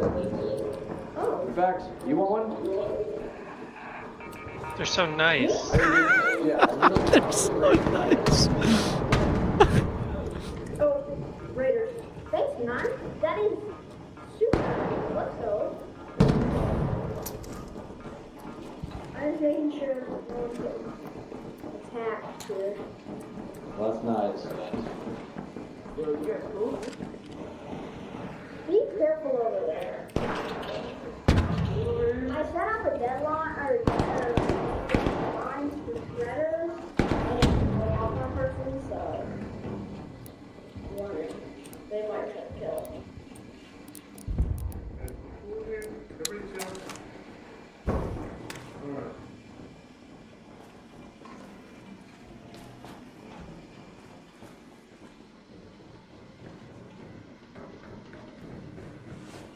Watch for the right. There's someone coming up.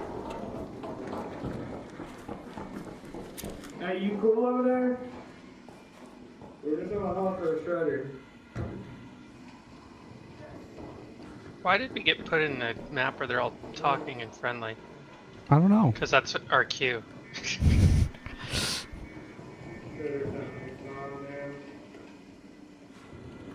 What do you want to do? We could just leave.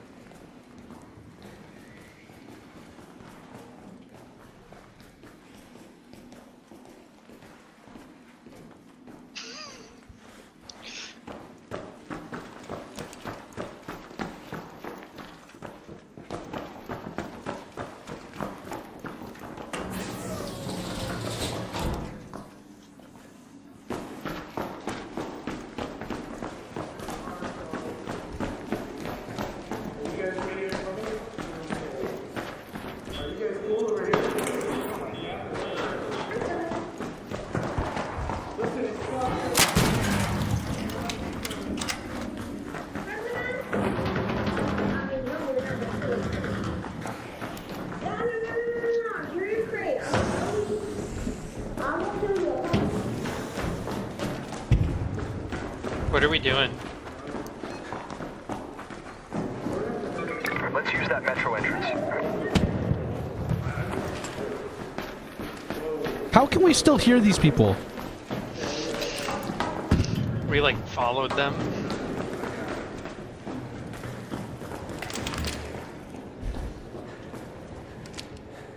Fireball. Jeez. Holy ammo. Yeah, that was a lot. I've got a knocked out Raider. Here. Should I search him? Oh. Oh shit. He's got a lot of stuff on him. It's taking a long time to load though. I got your back. Why does the Bruletta have a red mark on it? Oh, because it's damaged. Kettle. I got the ammo. He had a free loadout. Okay, let's just go.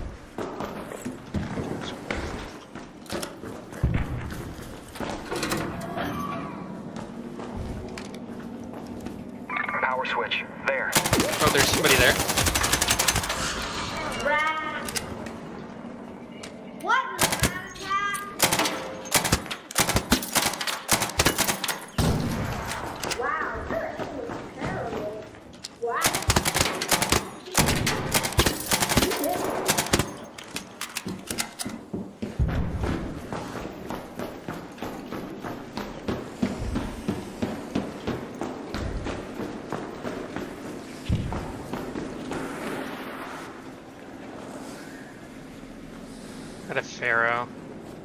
Let's get. What? Let's get this way. Over there.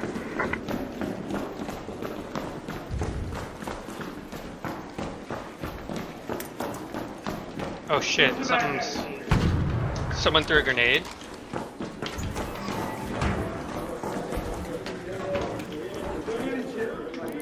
Down below.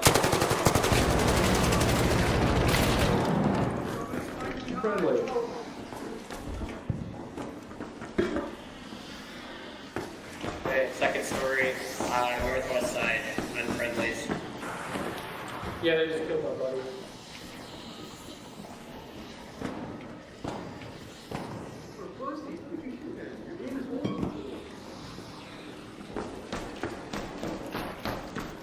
You good? Yep. What is your plan?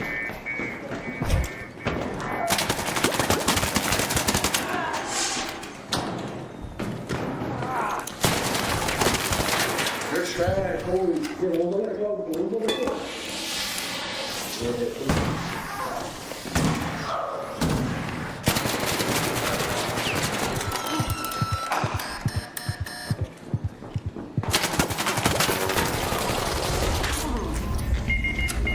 Raider, over here. Watch out, down here. Down here. Down here.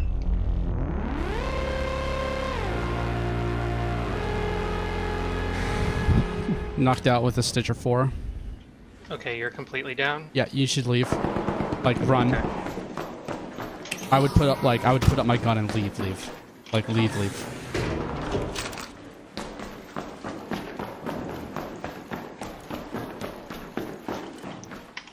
That's a dead end.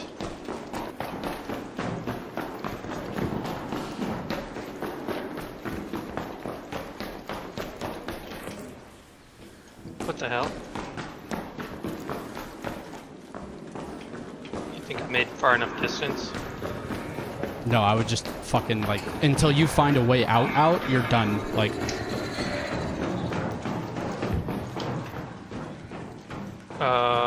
okay. I need to try to...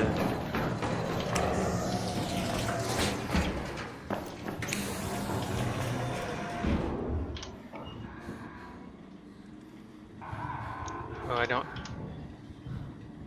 Where the hell is a way out? I can't press any buttons, so I don't know how to help you. Here is the only way out? Oh, there's a train over there, but that's where I came from, right? Let's head home at the seed vault air shaft. That's the best way.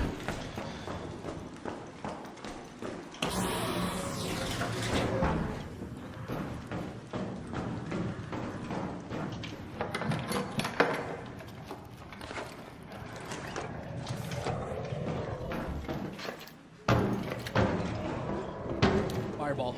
There's a fireball. Keep, like, jump. Oh my god. Bro. Jump over. What the fuck?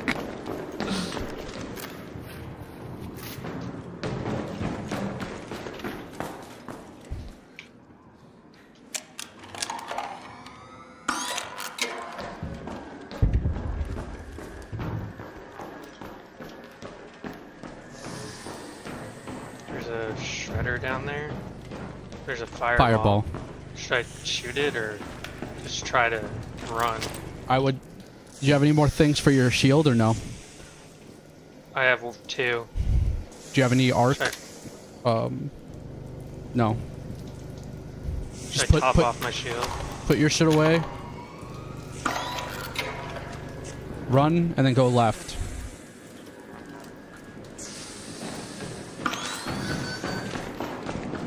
Up these stairs? Oh no, left. Yeah, into that little window.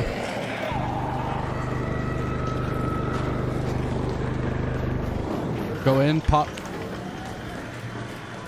Up there.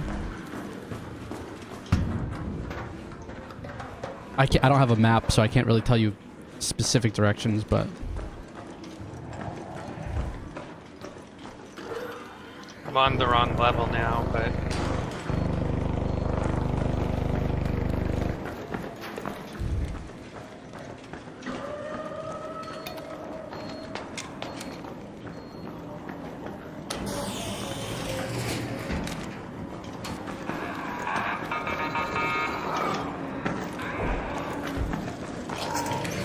Nice.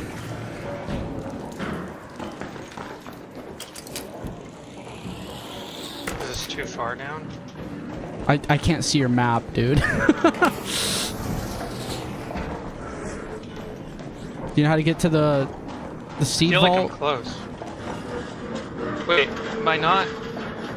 The seed vault. Oh, I'm trying to go to the blue mark. Why is there a freaking orange mark? Oh. Should I go up?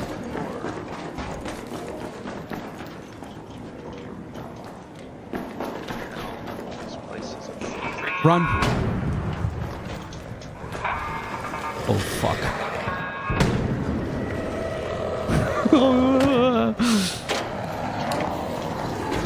Quick! Nice. You're there. In and then one turn to the right. Oh! An arc orbiter is en route. The safe window is closing.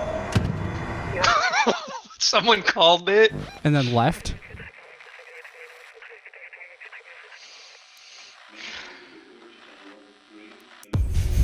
Damn, bro. Our algo's tilted now. Well, Spaceport container storage key. I killed one guy. We took out a couple. I don't know if I think I might have taken out two, but I guess I could have looked at the end of the match. I just didn't think about it. I got that blueprint. I'm glad you could extract at least. Oh, it's much more. We were in a... They freaking put us in a chill Stella Montes night raid, bro. Yeah, like what? after just... after all that pain of normal Stella Montes. Yeah, I'm so... I'm just confused, man. Like, I won't even fire a single bullet for 3 rounds in a row and collect, like, Great Mullen and fucking Moss. And then I get shot at. And then I go in and I go to, like, the most dangerous place in the world and everyone's like, hi.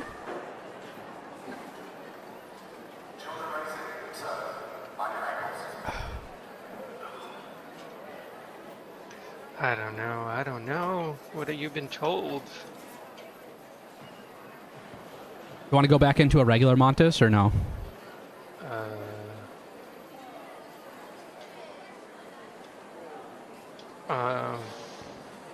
Let me pee real quick.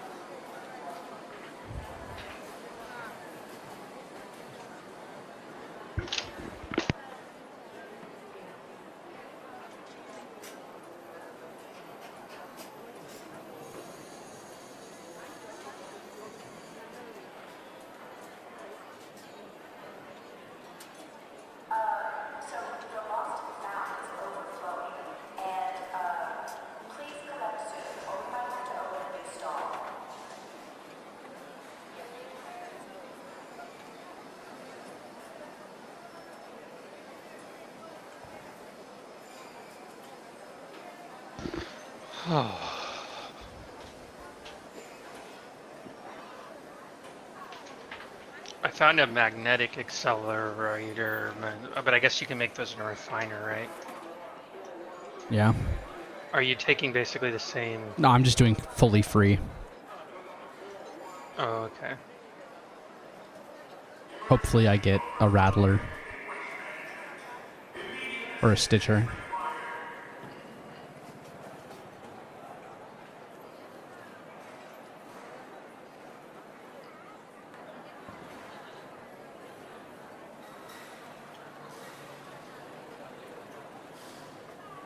Do you want to do the night raid again or no? I would say regular. Alright.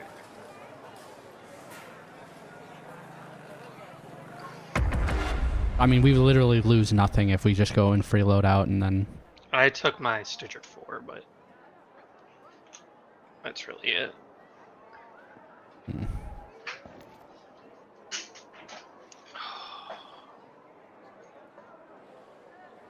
So, but on your other one, you were just shooting everyone, and did you feel like you were solid, like everyone was Shooting on sight. Yeah. I'm only level 5. But I literally, like, first game I went into, I didn't say anything to anybody, and I just fired on sight everybody. And if I die, I die, you know? It's like it's like Game of Thrones. Did you pay the iron price for your gear? Or the gold price? Everything I have on that character, I haven't crafted a single item. everything in that stash came from killing somebody. Oh wow.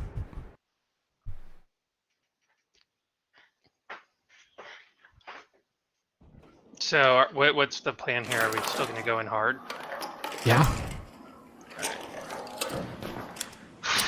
I got a Rattler. Snap Blast. Door Blocker.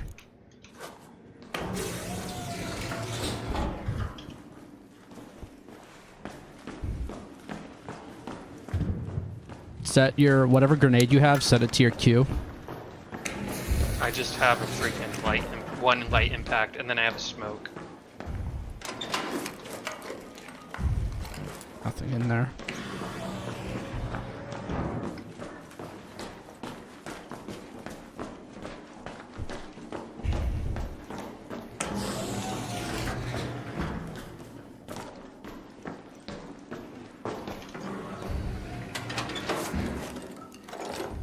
Nothing.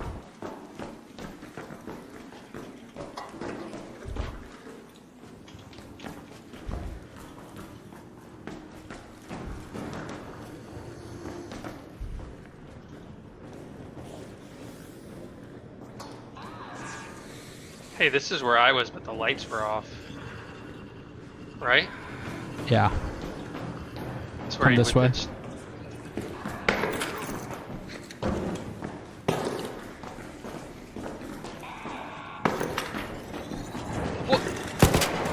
It jumped off.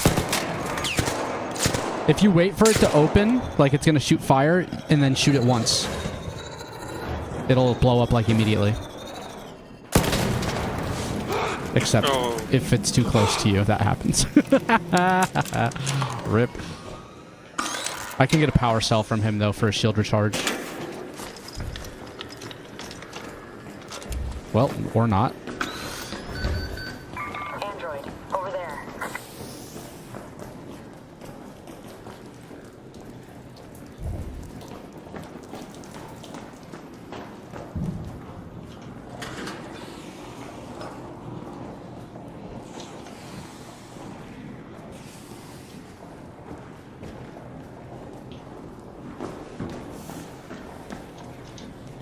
Did you hear someone or no?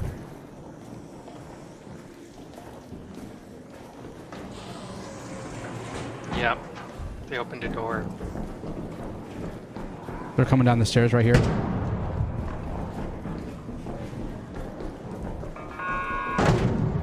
They're right here. Up there.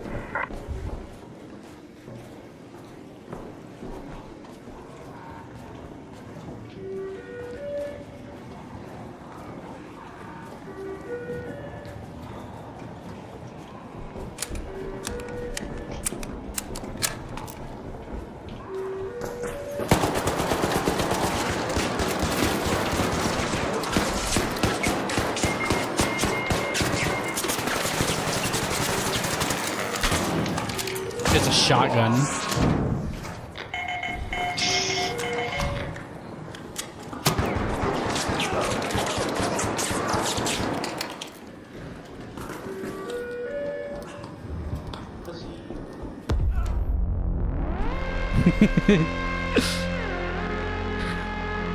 I threw a light impact right on his face. Yeah. That guy killed me with a Venator 3. Venator 3 and a shotgun. What are we signing ourselves up for by doing this? Well, like I said, all we gotta do to get back into peaceful queues is harvest fucking moss for a few.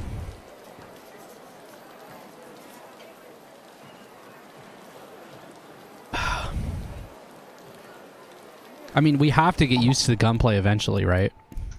Yeah. But it is so much like, if you don't fire first, like, you're... I fired first. No, but I'm saying, like, in situations, Right. it's really hard if you're not firing first. Right. To come out on top, I feel like.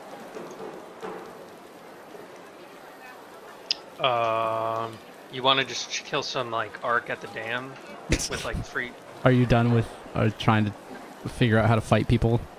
Well, I guess... Just one more. Let's just do one more. Alright. And then after that, we'll go dam and play soft.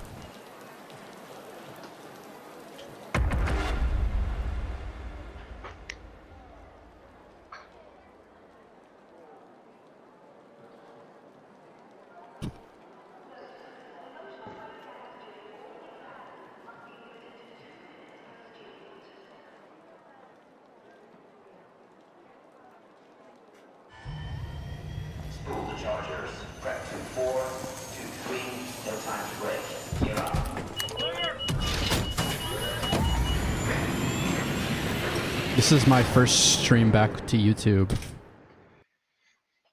Oh, yeah? Yeah. What kind of style does, Well,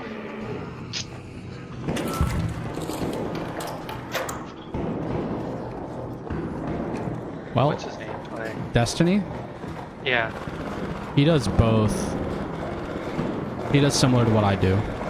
Guns up blazing right now. But like, so he actually bought a second account. Oh. So that he made one on the Epic Game Store, and then he made one on Steam.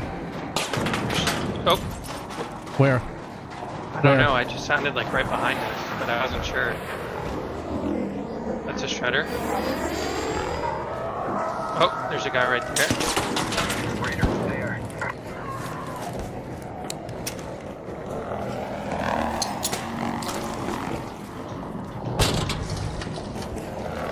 Watch out. Just run. Get the fuck out of here. I don't want to play with shredders right now. There's still that guy down there, but... Come this way.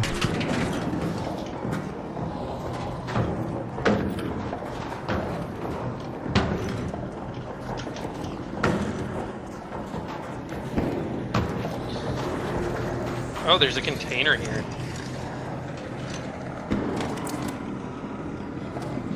What the hell? I don't know what I just got. Up there. Oh, the freaking dash This is down a there. quest. This is a quest. Oh fuck. I'm running. I lost a bunch of health. The Bastion is ending my life. Yep. Yeah, I'm dead.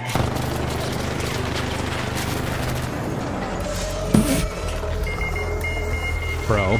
Oh, I did see the flare go up on your,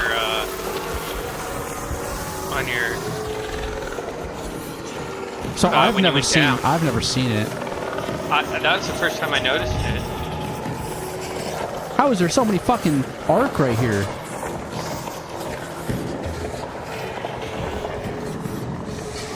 If I had a hatch key, I could get out of this. Look at how much health I have compared to you. I'm also moving. The I'm subway's moving right too. here. But I won't make it.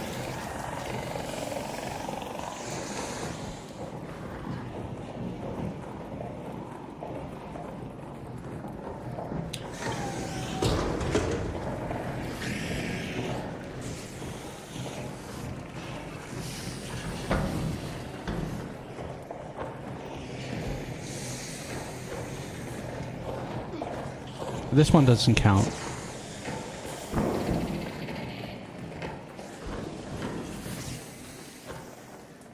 Let's just do it again.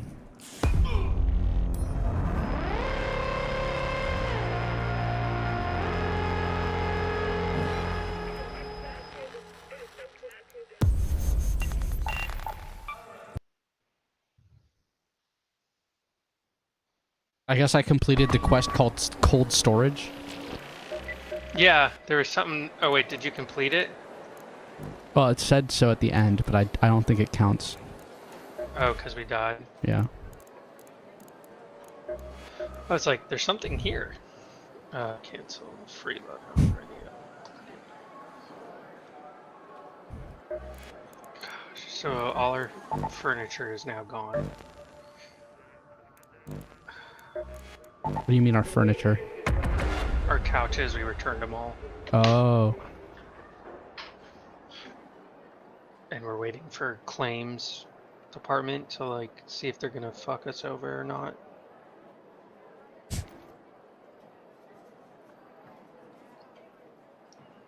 It's like I'm setting my expectations low, even though like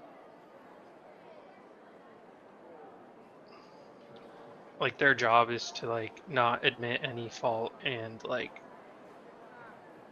pay as little money as possible. Yeah. But I mean, that's what I thought insurance was supposed to do, but I got a bunch of money right now. that's crazy. Yeah, I don't know, man. I mean, just to be real, I've been paying for my own car insurance for a very long time, and I've never made a claim once in my life. I was in one accident. And I mean, I paid $335 a month for 3 fucking years. Yeah.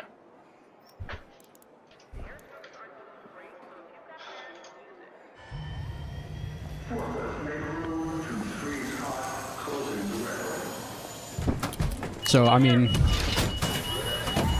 well, it's also nice because not only did I get money back, but I don't have to pay my insurance for another 3 months.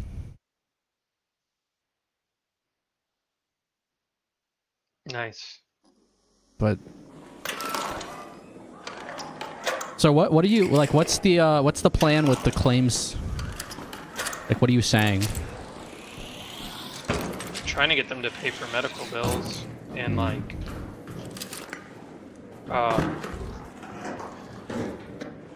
we also wanted them to like give us the couch for free, but I don't know if they're gonna do that or not. Because I mean, it had something inside where you reach down and then she freaking got caught in it and now potentially needs hand surgery. Right. So there's a shredder. Shredder, over there. We're gonna wait for him to turn, and then we're gonna run to this door. Door. Wait. All right.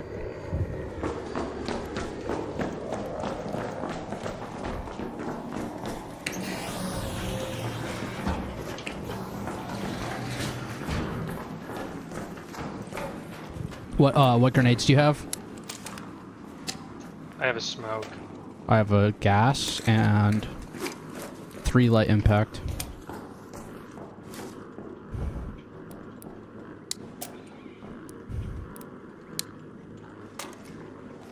Look, there.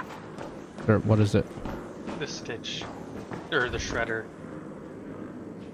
You can breach these? Here. The fuck is in here? Wires, plastic, same old shit.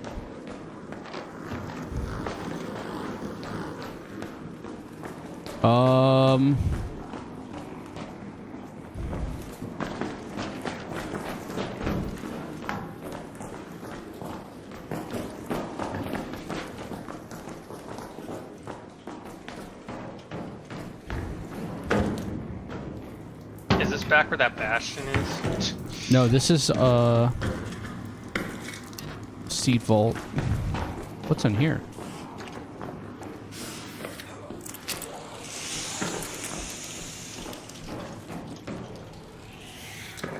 Look there.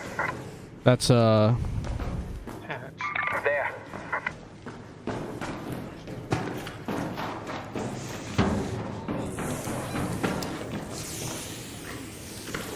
I don't think there's a way out this way.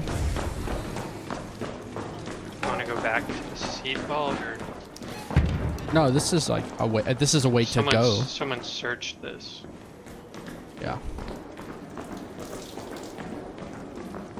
Just go in between the metal detectors. Oh, they're extracting. Someone's fighting.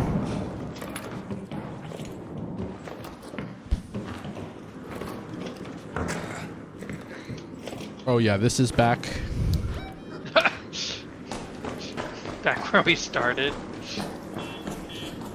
An ammo box, over here. What kind of ammo you have? Light. Oh shit. It's the shredder.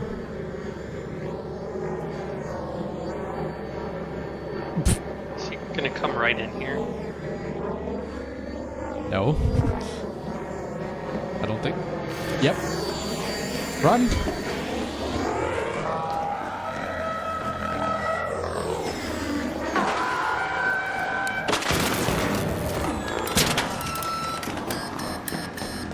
Bro, that motherfucker hit me from so far away.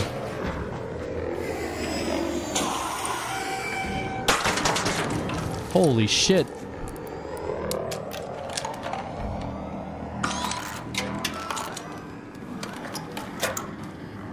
I'm gonna try to come your way. I mean, I'm back in the room where we started. Oh, fuck.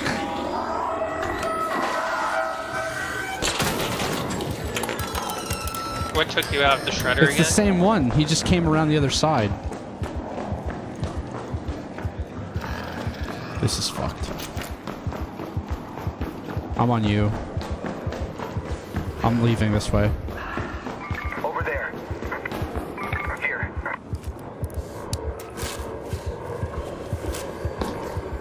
This was a way. Oh my god. I'm dead, bro.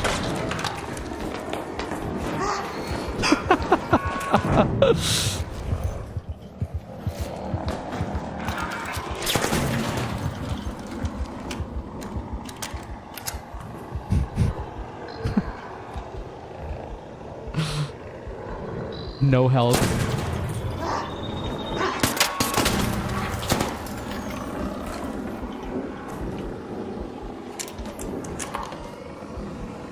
Here, if I can get...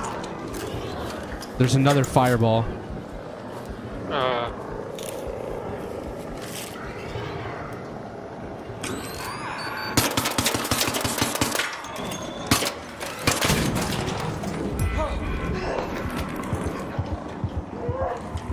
Oh my gosh, what a freaking disaster, mate.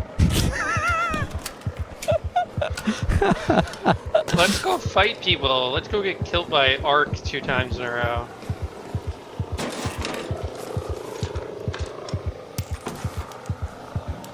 This is the medical area. Maybe there's bandages and some of this shit. There should be, yeah. I hear a tick. Oh, fuck. This is like a computer room.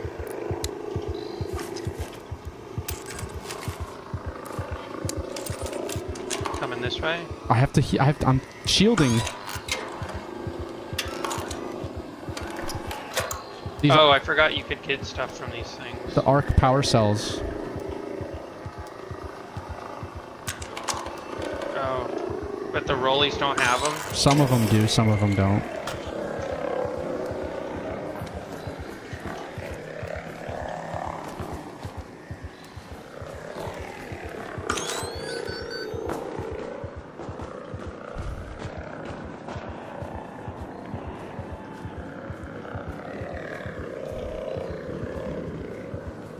Got a door.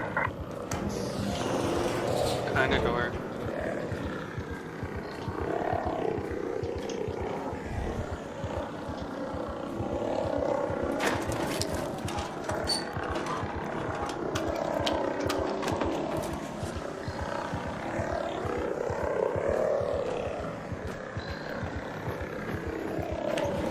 I'm shutting myself in here. Come in. Over here.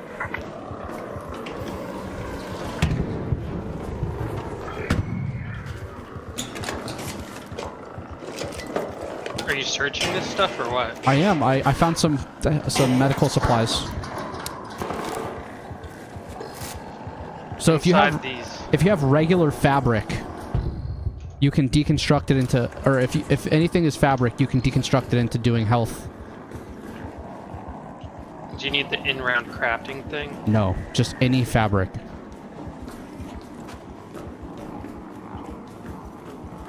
It just takes forever.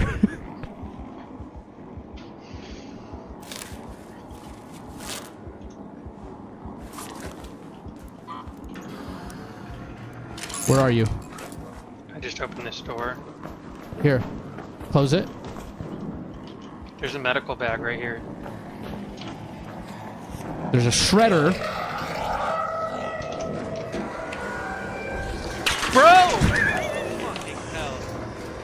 Shut it. Oh my gosh. I would have made it out if you didn't close it on me. I'm sorry.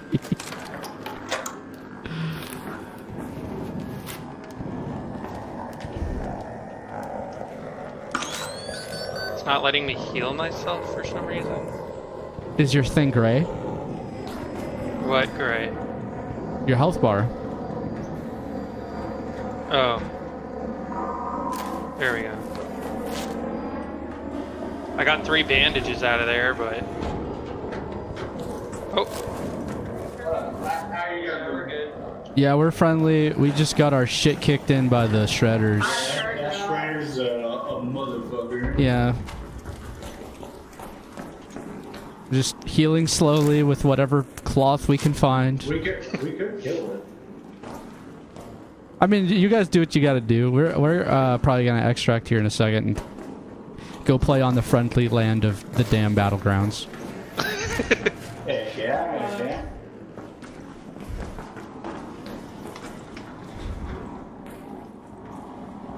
Bro, how is it that we played 4 rounds where we were just shooting people and all of a sudden these people show up and they're like, "Hey, what's up, guys? We can heal you if you want." Well, should we go shoot him in the back? Fuck me. Alright, let's go. Let's just leave.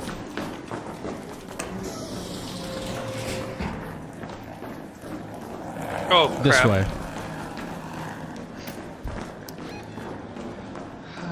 Ay. Head home at the lobby metro. The shredder's up there.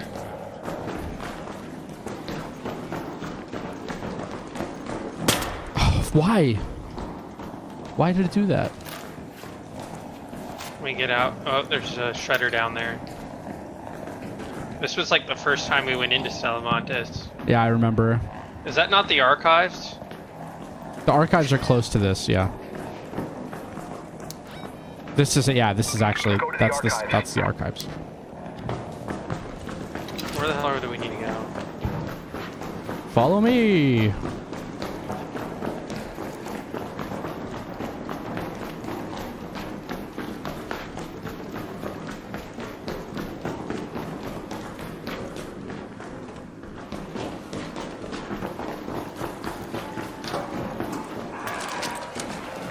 Wait.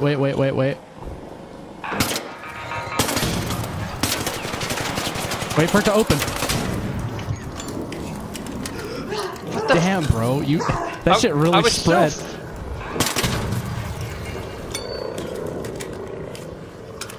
There's another fireball. Yep. Wait.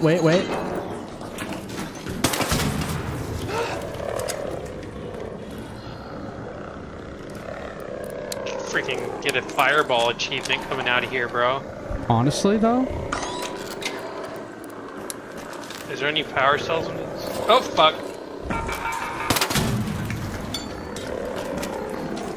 Some of them might have power cells. Did you already look at this one? No. My shield is full, so you... Bro, there's so many things here. We can go down. There's a zip line here. Oh, that's where we came from. Yeah, we're trying to leave.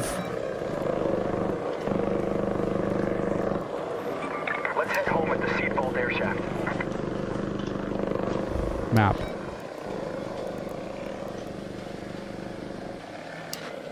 How do we get down to it? Or is it up? Oh.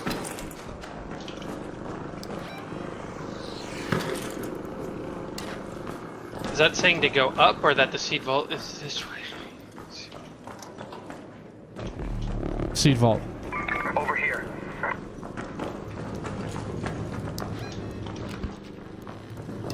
Yeah. Other way, bro. This way.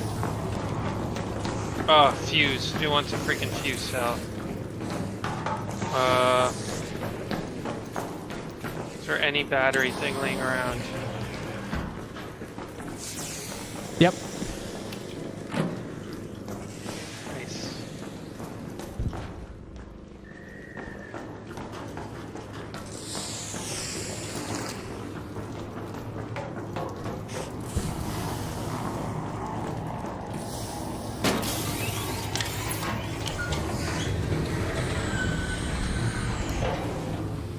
We're not in the right place, my friend. We need to go out and take a left. Towards the freaking... Yeah, you look on the map. Oh, we're inside the seed vault. I see. Is there anything good to loot in here? Seeds. Oh, fuck.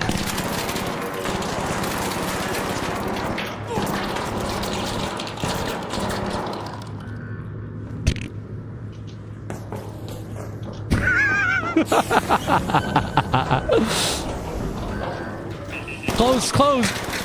You didn't close. This thing's like guarding the exit.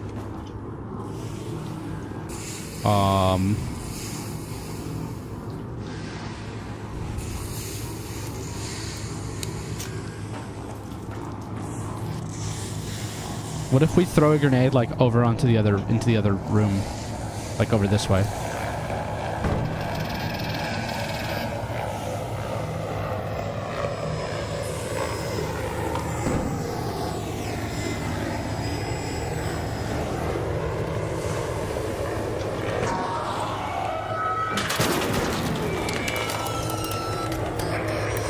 It's okay.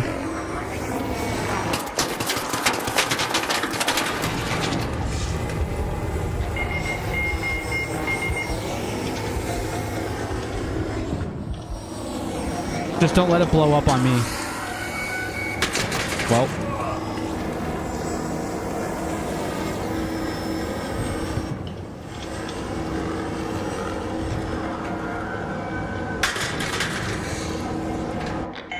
Alright, crawl. Because Ark won't down you? They won't kill you if you're down. But I might not make it. Oh, you go to the thing. Yep, you stop moving.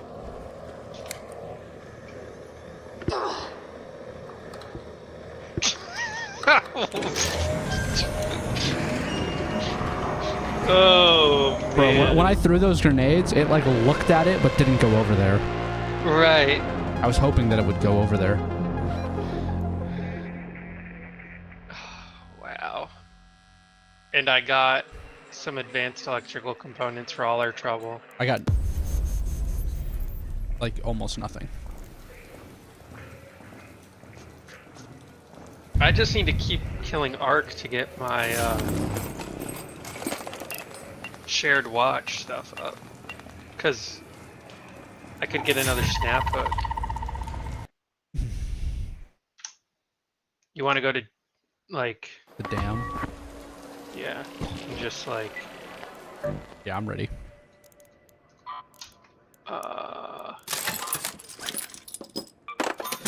I don't know, I'm just gonna take, like, an anvil.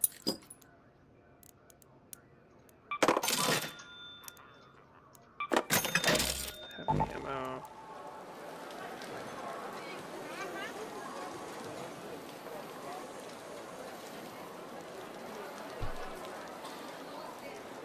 Light shield.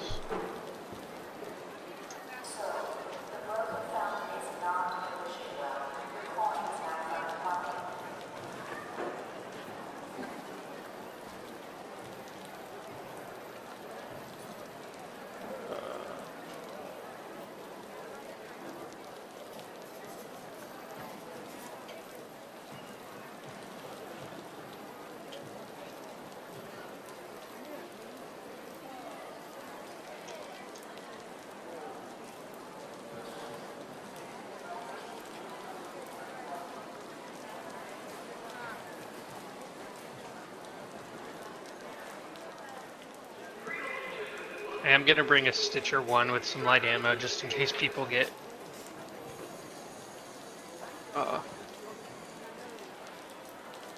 handsy. Wacky.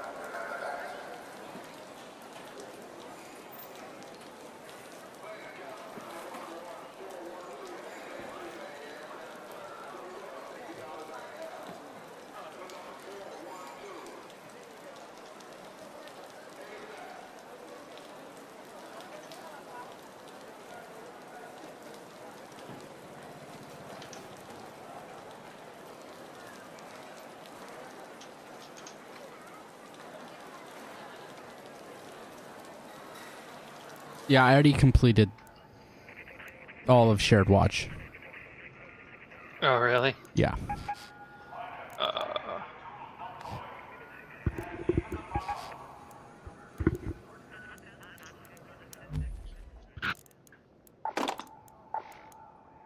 I didn't realize you could use a fireball burner to attack. Yeah, there's a quest about it.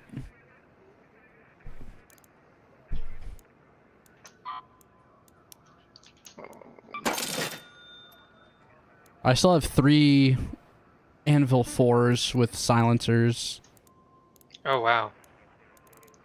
I have 4 anvils, but they're 1s and 2s, and I only have 1 silencer. I have a Renegade, I have a Bobcat, Tempest, Patina, but... damn. We could do Electro... Oh, wait, never mind. I don't know why it says inspect electromagnetic storm in the dam. It has like a 3-hour thing on it, but I can't. I don't know why. Yeah, one sec.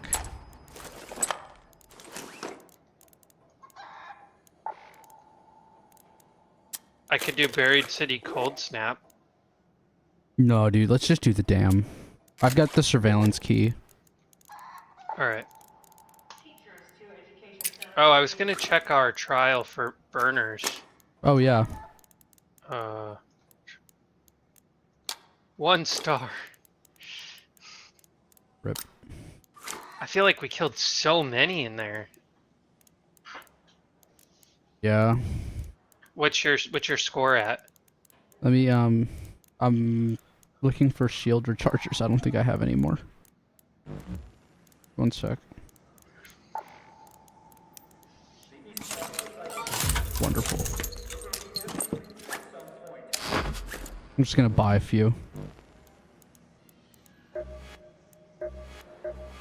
Jeez, another Can I help you? Fuck is she? You're in luck. I just restocked the shelves and the charm. That should heal you right up or perk you. My Raider trials. Fireballs, I have 1820. Yeah, that's what I have. Yeah, that means we just got that. My Rocketeers is 2246. Oh, I'm at 1,430. Did you get? No, so still you didn't one. Get 2 stars. Still 1 star. Search first wave husks. I need to do that for a quest too. We could search them in the swamp. At least 1. Sure. I don't know if you can find more than 1 out there.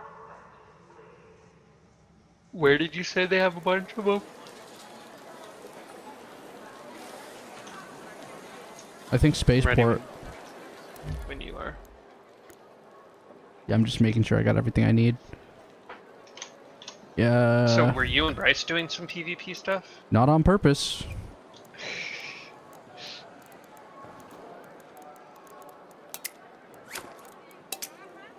I don't know why I want this grenade. Whatever. Fuck it. Yeah, I'm ready. What'd you take? It was a blaze grenade trap. I was like putting it in my inventory. I was like, yeah, fuck it, whatever.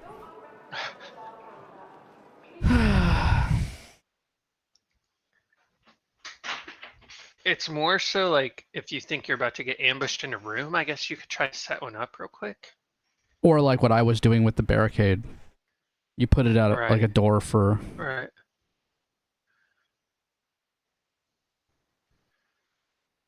Oh, those people never came out that door. No. But then that one person went out alone into the next room, and that's why I killed him.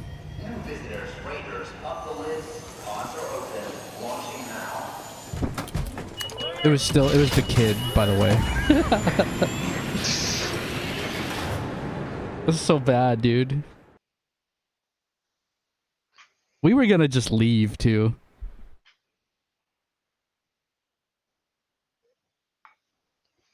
On PC. Children.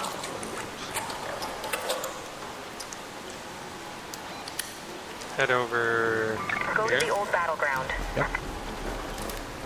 Have you searched any of those husks since the Raider trial thing started? Not since the trial. Raider camps come in all shapes and sizes. If you spot a shack made of mostly corrugated sheets, that's probably one of ours.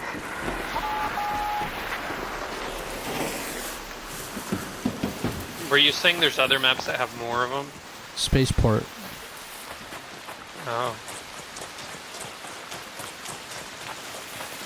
Someone just suicided over there or something? Must have.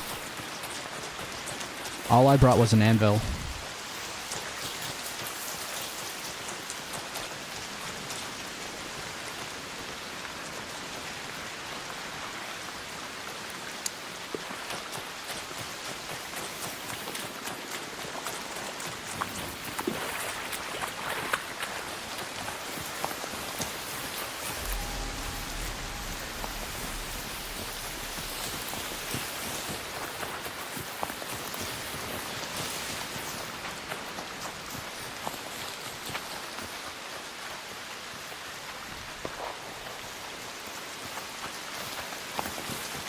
You heard that shot? Yeah, it's way over there. Up there.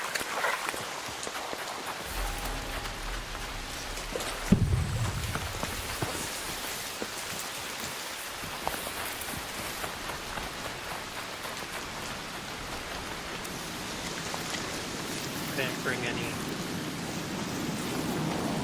What's that? Oh, it's those rockets landing.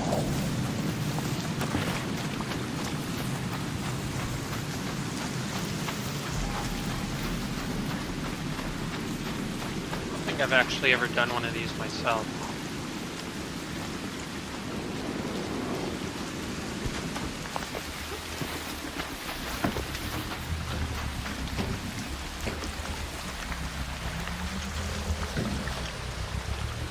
Remember, you gotta hop off of it. Right.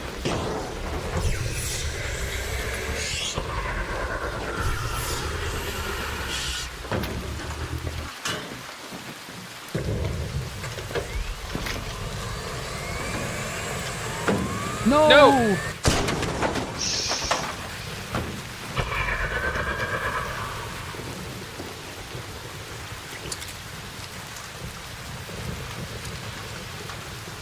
Trying to think if there's any other ones on this map. I think there are. Is it not done? Oh.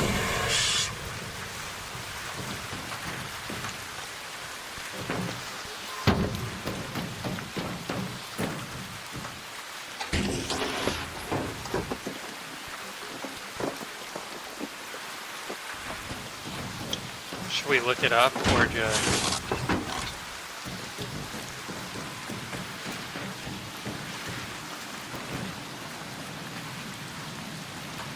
What are they called? Barren husks? Yeah.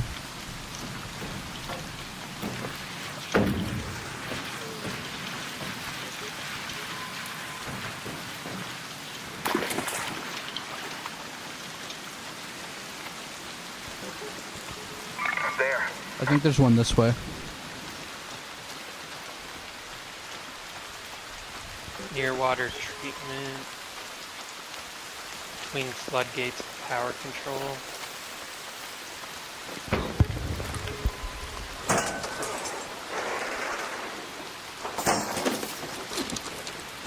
My character is running super weird. I don't know if you can see it.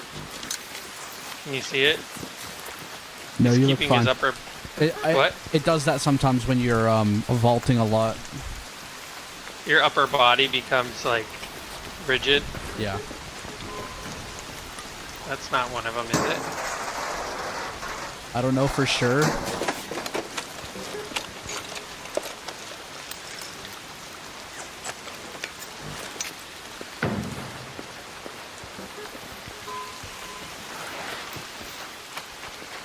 Look there.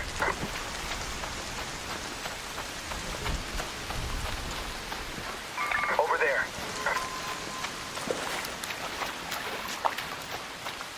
Oh. Does my animation look funny to you? No. Okay. Like I floated over the barricade. Yeah. It's happened to me before. Okay. I just rolled and I came out of it.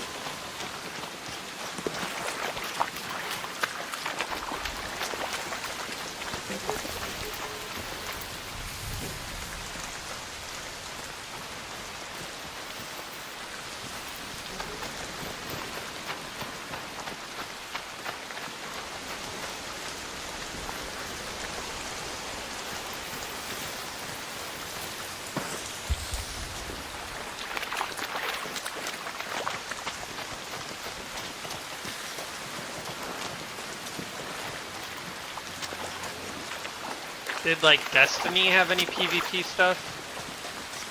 About what? Like, what do you mean? Or sorry, the game Destiny. Oh. Did you play that at all? Yeah. Yes. Is that one over here? Yes. Yep. That's the one I'm going towards. Destiny 2 has a competitive PvP. Like 5v5 or capture the zone. Free for all.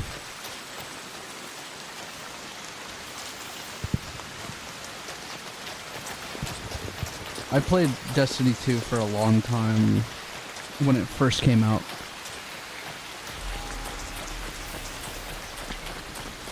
Let me get this one and see what happens.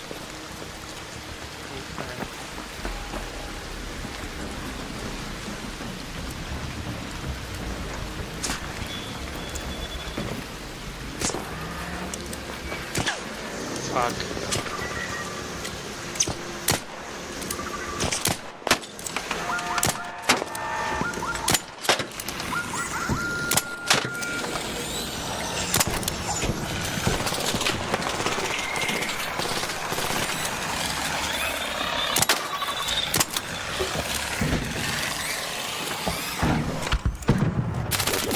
Brother.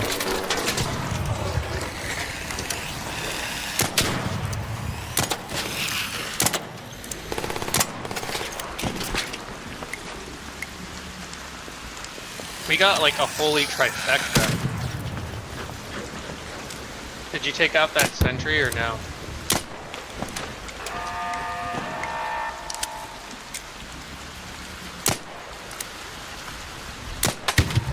Now I did. Nice. Kind of a far We had shot. we had a Stitch, we had a Wasp, and we had that sentry.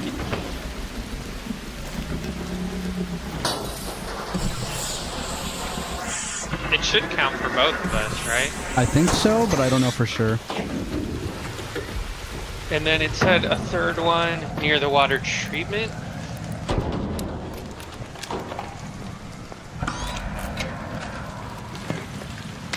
Are you gonna loot it or no? Yeah, I just fell off the fucking thing. Oh.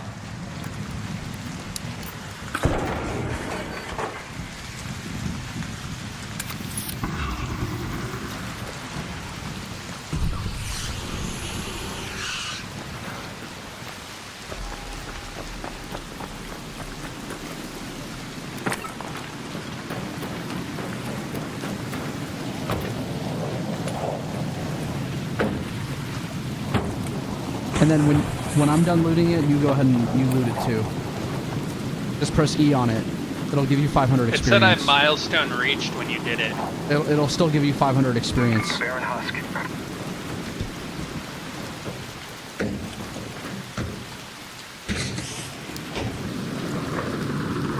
It said there could be another one near water treatment. I'm not sure where that one would be.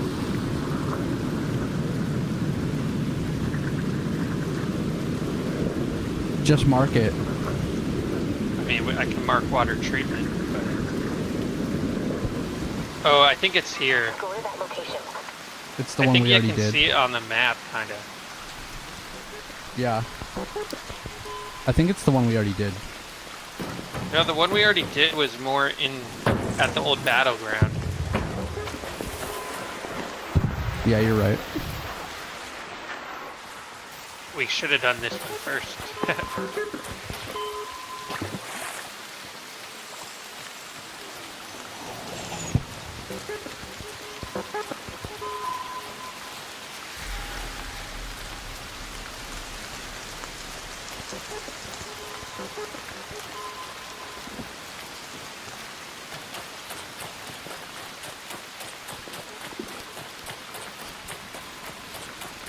So you said you traded ships with somebody? Yeah, I'm working on Thursday.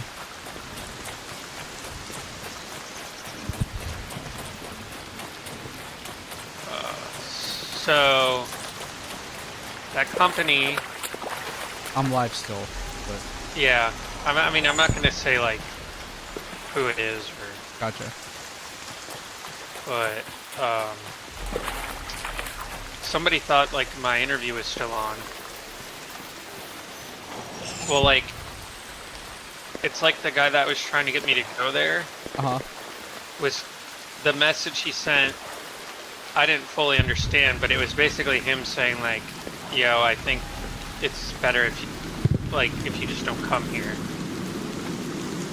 Really? Like, yeah. And I guess he was been like debating about if he should even stay there. But then the guy that's trying to do, or that does the hiring was like, "Hey, are you still on?" And he was like, because I canceled it, I never had accepted the meeting, but I canceled it, and he was like, he like called me right away and was like, "Oh, hey, is this not happening?" And I was like, "Oh, I was under the impression that it was off because the guy that was recruiting me reached out and said like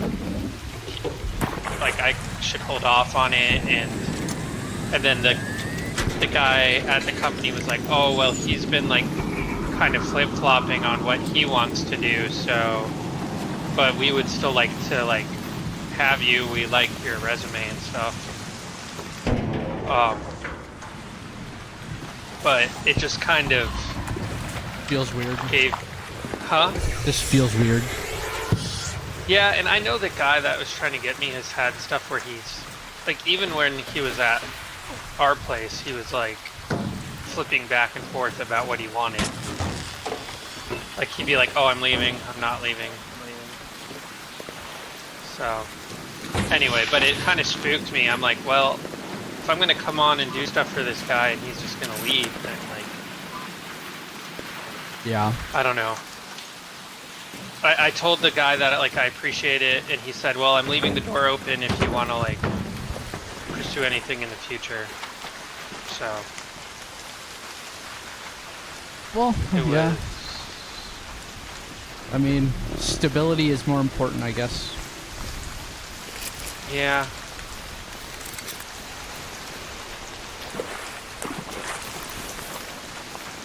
And yeah. So anyway.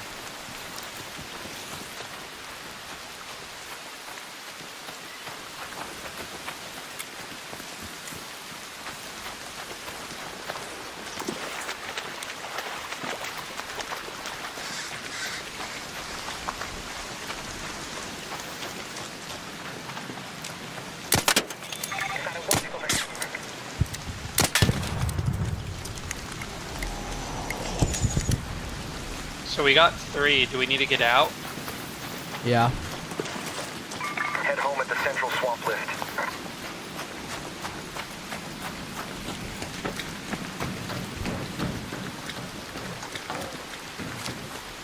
I mean, I did bring well. A what? Hatch key? Yeah, we could just chill for 15 minutes and then get all the experience. Okay. And then just head home at... There's like a trio of... Head home at the sunroof hatch. Go this way.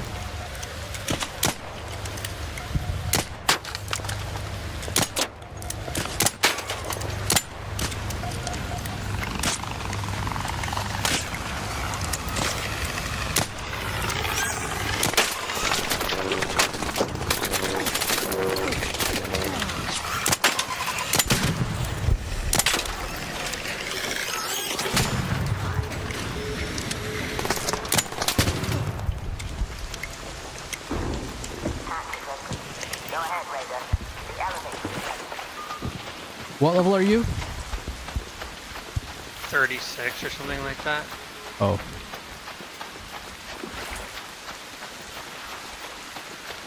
Why? Oh, I'm 51. I'm trying to get to 75. That's the max. Yeah, for now.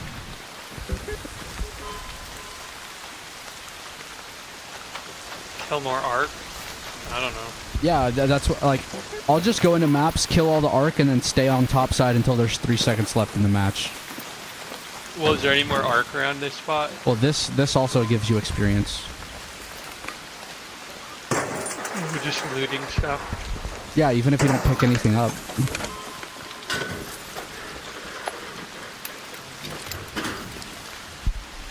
Like, that just gave me 700.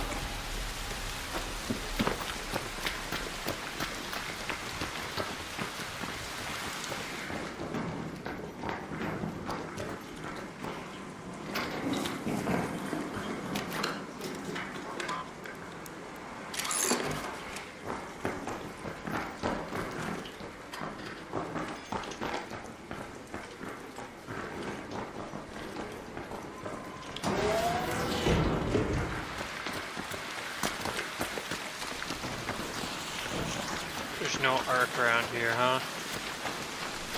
Not yet. What do you mean, not yet? They spawn more frequently towards the last 5 to 10 minutes. Oh, really? Yeah. At least when I'm over here.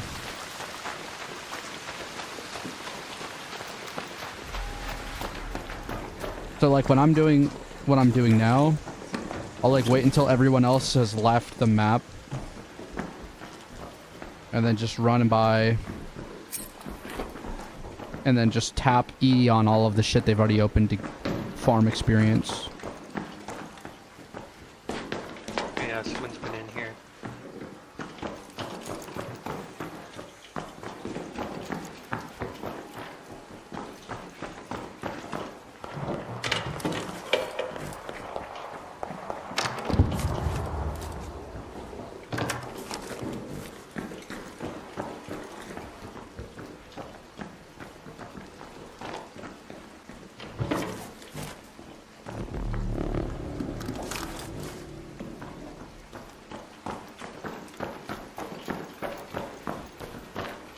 Honestly, if you don't have to wait for the shit to, like, the loot to pop up, it's actually better if you're trying to farm experience. Because you can just hit it real fast. And then... Quit it.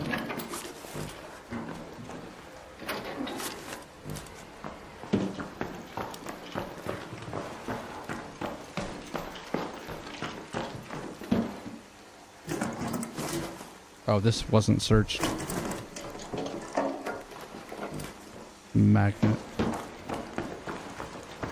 Magnets are good.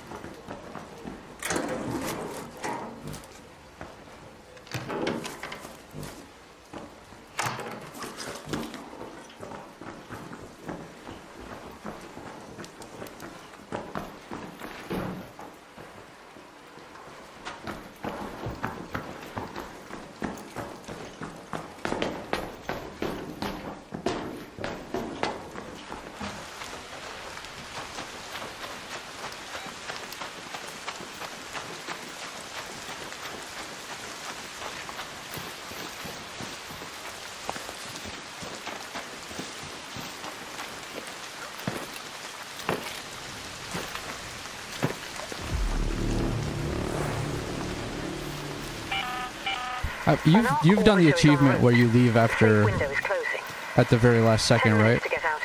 No. Oh well, we can get you that achievement.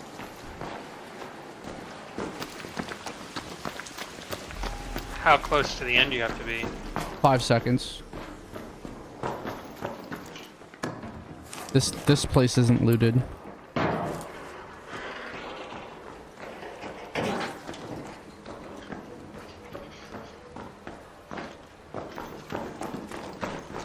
At least the bottom floor. Your chicken should get more stuff if you,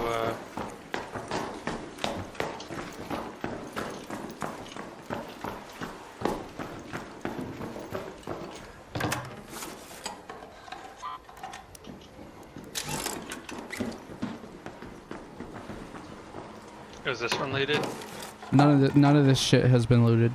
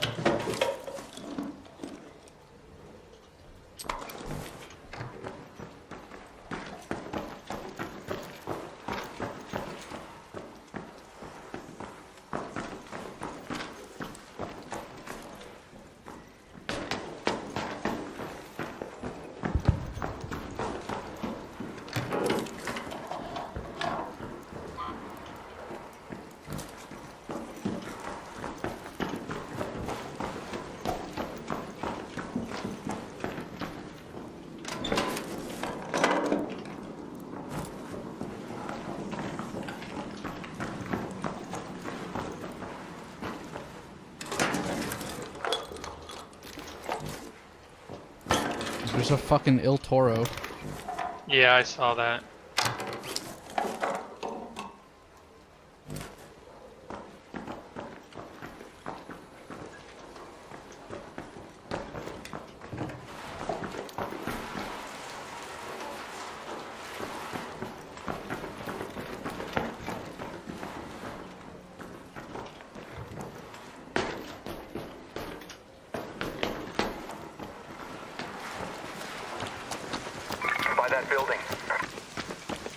You're going to the next one? Yeah.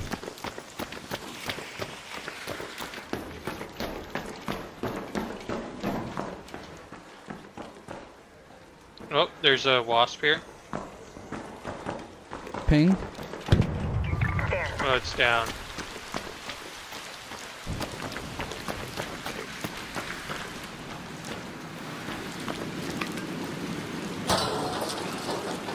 So you haven't even seen like the meteors hitting the building or the map yet? Nah. Oh.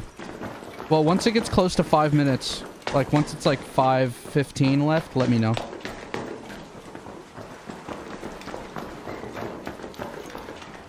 Honestly, we should go to the roof of this building.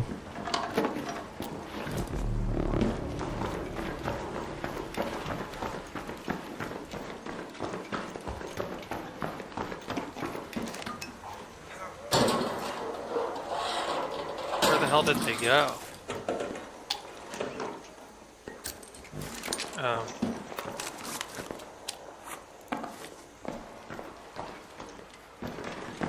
What are you talking about? No, I was salvaging canisters, and they fell on the floor. Upper Letta. You found one? You want one or no? No, I'm alright.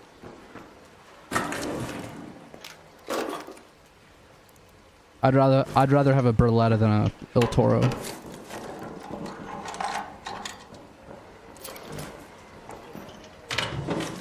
All right, come to the roof.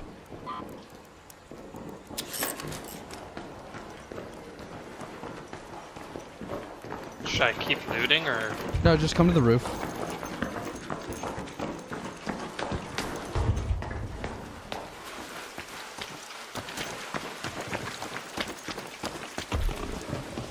Look. Oh wait, do I miss it if I? Yeah, you're missing it.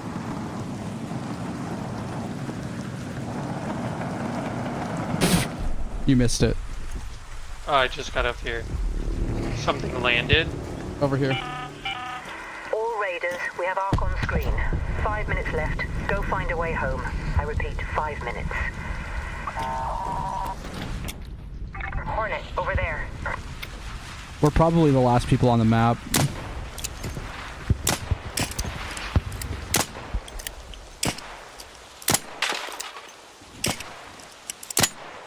We're 200 meters from the exit, so... You want to get closer? Yeah.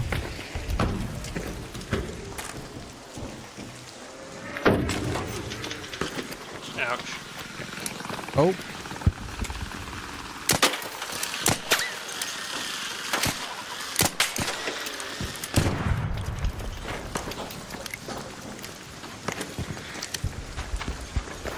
There's a good place to watch the ending from the hatch as well.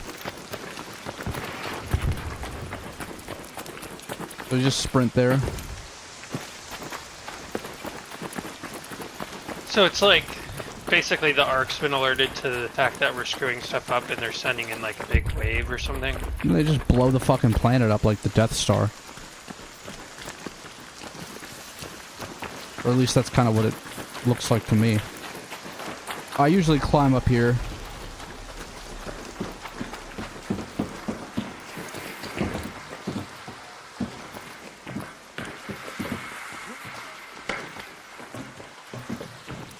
And I'll just like take pot shots at Ark until roughly like 30 seconds left, and then once it's 30 seconds left, I go to the hatch and just sit there and stare at it.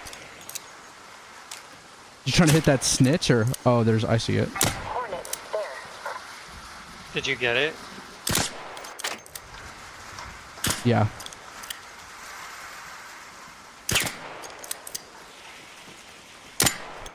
I hit it.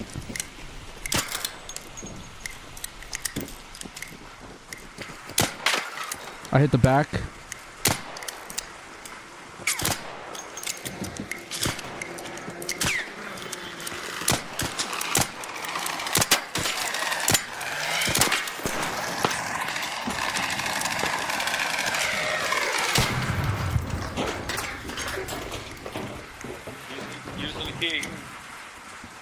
No, wait, what? Fuck. Alright, well, alright. Wait, you have one, no? Hey, chill. Bro, what the fuck? Chill! You alright? You have a key, don't you? Yeah, but now it's closed, isn't it? No, you can do it again, can't you? Oh. 2 minutes left. Last chance to get out safely. I repeat, 2 minutes.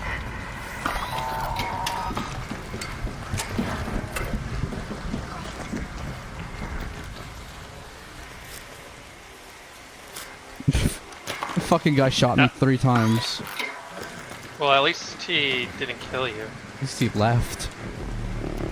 He probably was like, why you yelled at him and started moving towards him.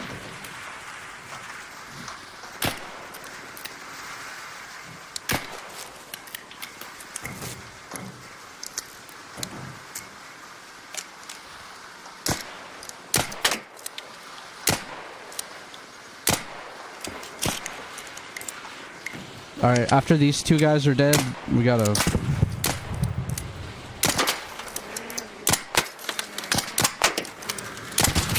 Alright. Well, I mean... just... Well, we can wait.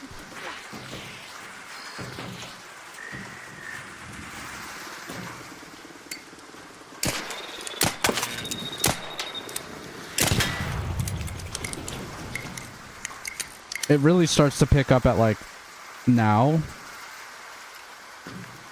Like, at what least it starts should happening? be.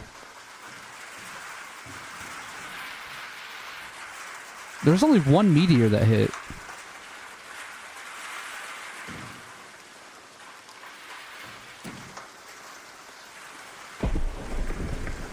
Oh, there's it. There it is. 10 seconds? Yeah. You fuck. We're fine. Oh. Bro! I got stuck on the roof. That's the first time that's ever happened to me. I had... whatever. I got stuck. I got stuck on the roof. I got an achievement for that. Like a Steam achievement. What'd it say? Fucking dumbass. No, I'm just kidding. No, it said beast. Oh. I got 20,000 experience. What did you get? What? I got 20,000 experience. What did you get? Oh, I don't know. I didn't pay attention. Rip.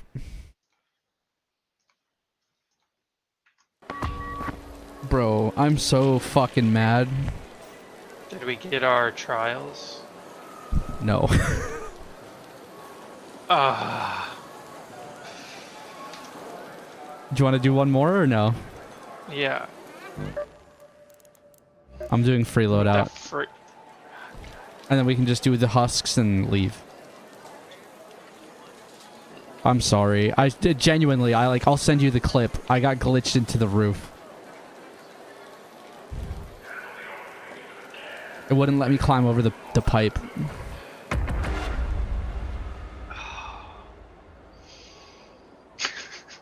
I should have just gone down when you were going down, but I was like, oh, he said it's gonna rain hell. And I was like, oh, let's see. And we got like one shiny thing in the sky. Yeah, it was pretty. That was actually a pretty cringe one, to be honest. Oh, God. I can't believe it glitched. That's... Jeez, dude. We waited a whole 20 minutes, essentially.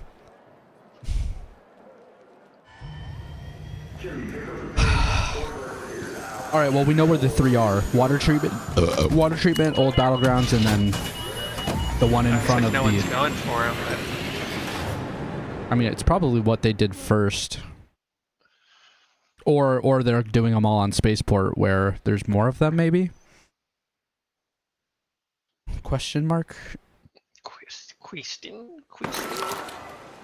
I mean, I still got 20,000 experience for dying. I probably got a lot. I didn't... We started in the same spot. Let's go to that location. Well, which one do you want to do first? There's this one? Go to that location. Yeah, let's do water treatment and then just do a circle.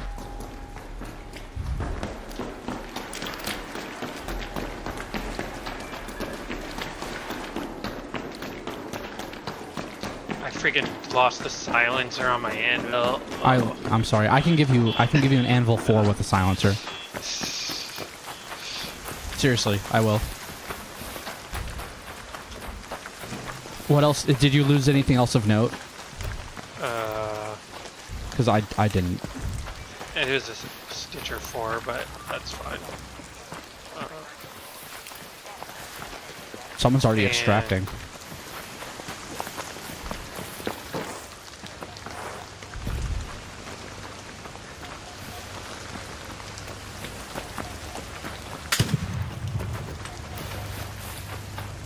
Stay out of their line of sight.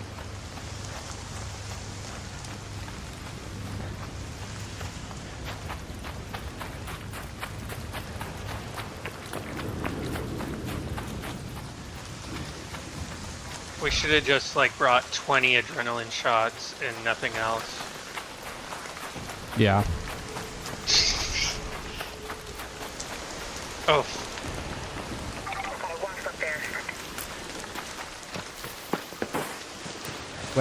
We can probably avoid them. What gun did you end up getting? Rattler.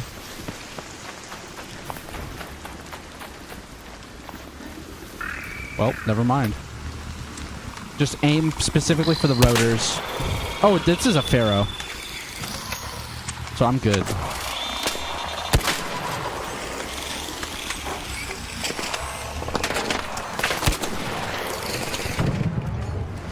What did you end up getting? Stitcher. Which is not what you want for this type of thing. No.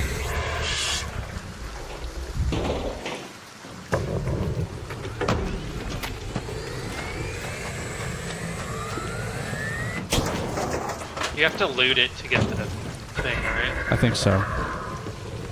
I think it does one more animation. Yeah, it shoots it out the sides.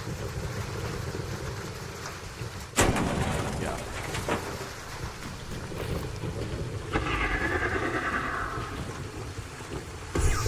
That.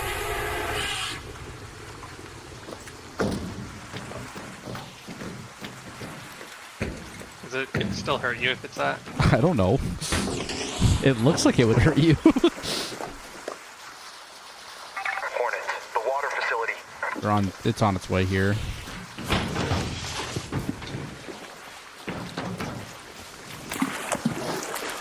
Alright, next one. Go to the old battleground. Oh wait, that's right. Whatever, I'll go towards your marker first. I mean, it's closer. Oh, do we have a hatch key? No. No, we both did free loadouts. Or I wasn't expecting us to. I usually bring the hatch keys for that if I'm gonna do the wait till the end to get the highest. That's right. I didn't get the 5-second hack.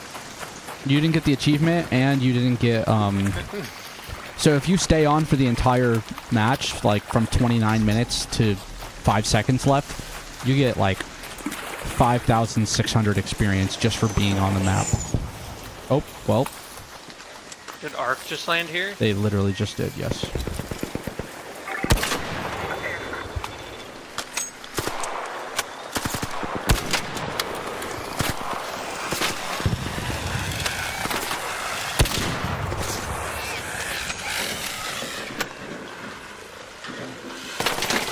I can't fucking... There.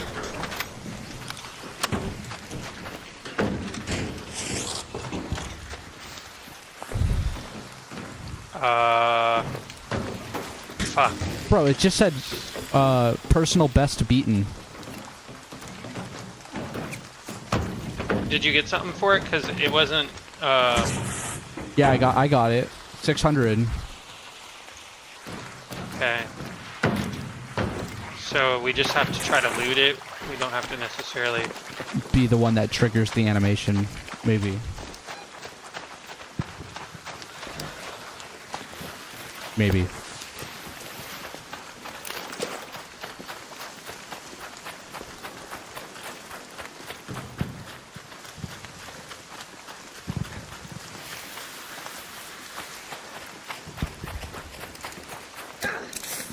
I don't have There's any. a guy here. Look, there. A raider. Look, there. Yo, we're friendly, alright? We're friendly. Can you emote or something? Hello? Alright. Okay. Alright, thank you.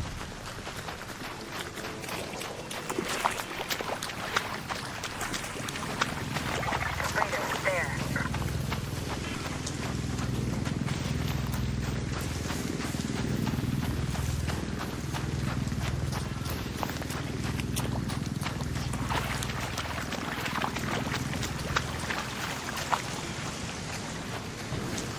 Just making sure they're not following us.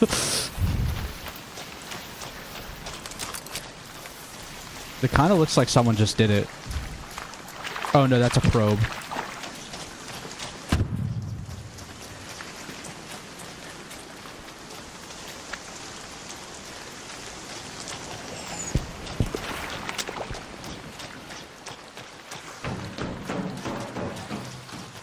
This was a real mess last time. Yeah. Trying to tell if that thing is up here. Up there. Can't Doesn't fucking look run. like it. What do you mean by the thing? Oh, the sentinel. Yeah. No, it's not. It would be on this corner right here.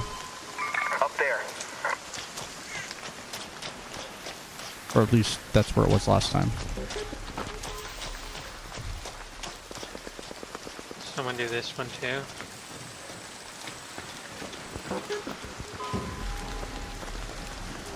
Hello, bud. Are you friendly? Yeah, we're friendly. We're just trying to loot these like things, even if they're empty, for the. There's one more right here. Sorry, I'm trying to keep my brother-in-law the game. No, you're all good, You dude. guys need anything? No, we're just doing the loot the first time husks or whatever. That's all. We're not even really playing anything else. We're just touching them and leaving.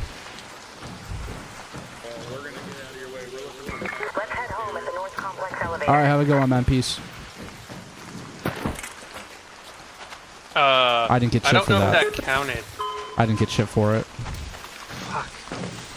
Should we just surrender, like, our bodies? And come back in? I mean... Or do you want to extract for what we have? Can I, like, put something in it and then... Oh, no. I don't know if I got credit for it. I don't think I got credit for it either. Like, I took stuff out of it, but... Oh. Let's see. Search first wave husks. It says I have 900, which is a new personal best. But I don't know... Where do you see that? If I go to not system, if I go to logbook, yeah, mine says 900. But like, is that because we did 1 or is that because we did 3? I think it's because we did 2 or 3, maybe. You think they're each worth 300? Potentially, because I did see 600 when we did the second one. Oh. All right. So well, based that's on not even enough for a freaking. For a 1-star. Right. So it's probably like we have to do it on spaceport, maybe. Or we could just look it up. But are you trying to play more, or are you gonna go to bed?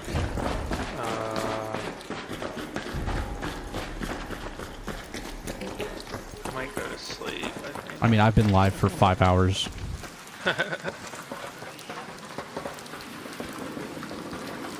I've been on the whole time with you, right? Yeah, I believe so.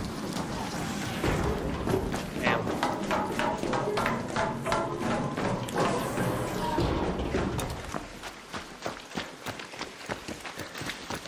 There's a guy here. Raider, the underpass. Yo, you friendly? Friendly. We're good. We're trying to get out of here.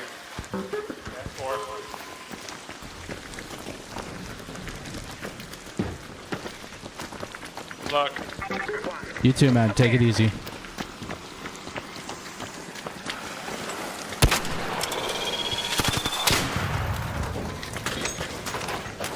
One more. By that building.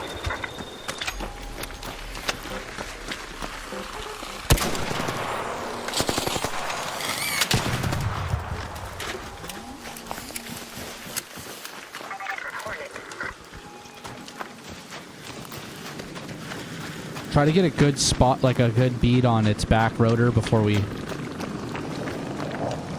notify it. Tell me when. Now.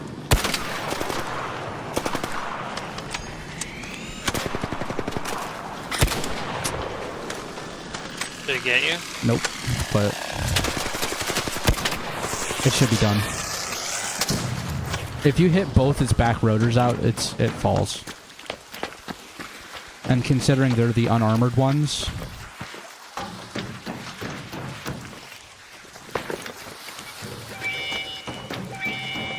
I didn't see the Rocketeer around.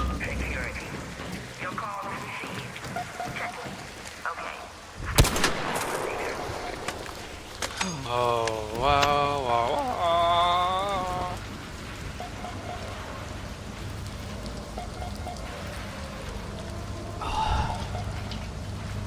I do kind of have to pee.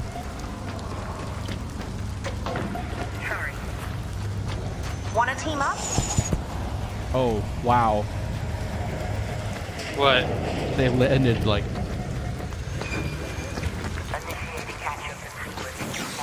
You want to take them out or not? Okay. Yeah, we can. I have like no ammo though. I'll get them. I have 25 heavy left.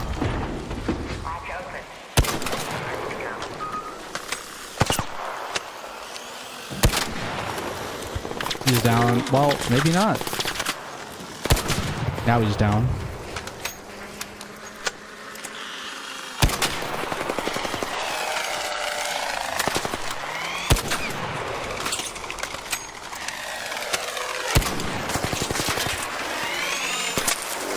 How do you, like, hit it?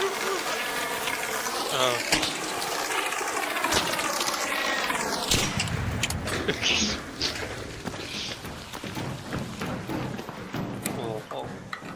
Somebody shot it. Oh, really? Yeah.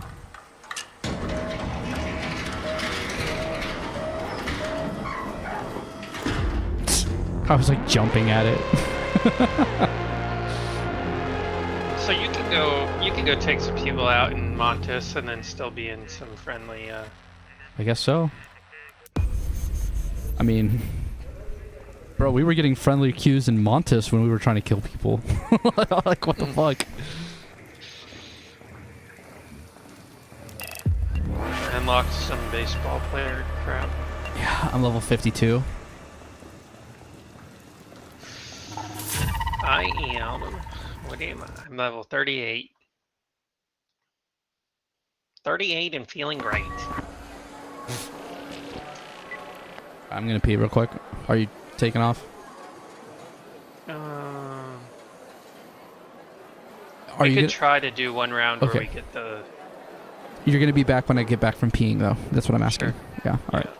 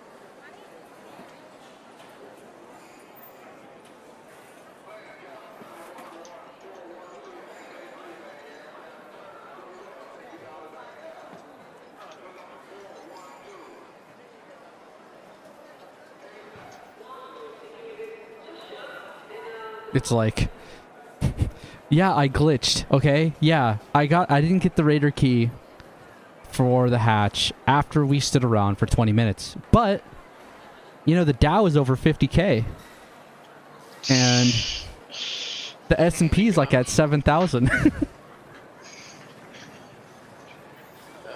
That's what we really should be focusing on.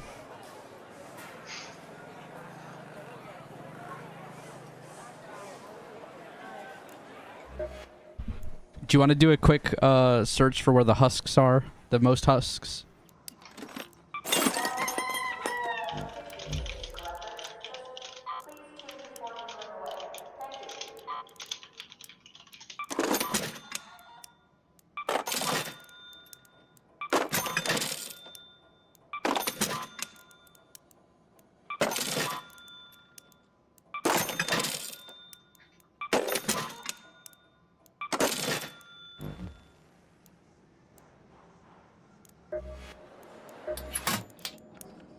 I'll keep it short. What do you need?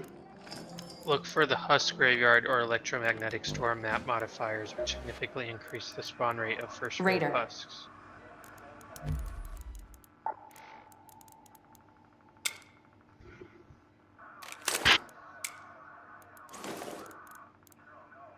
Seeds are one part of the equation. Fertilizer is the other.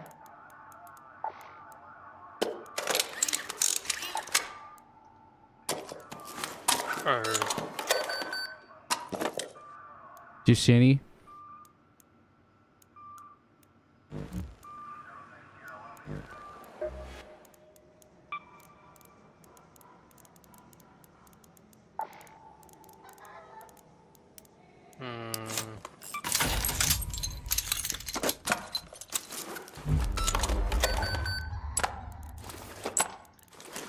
I'm bringing you an anvil. should I leave mine then? Yeah.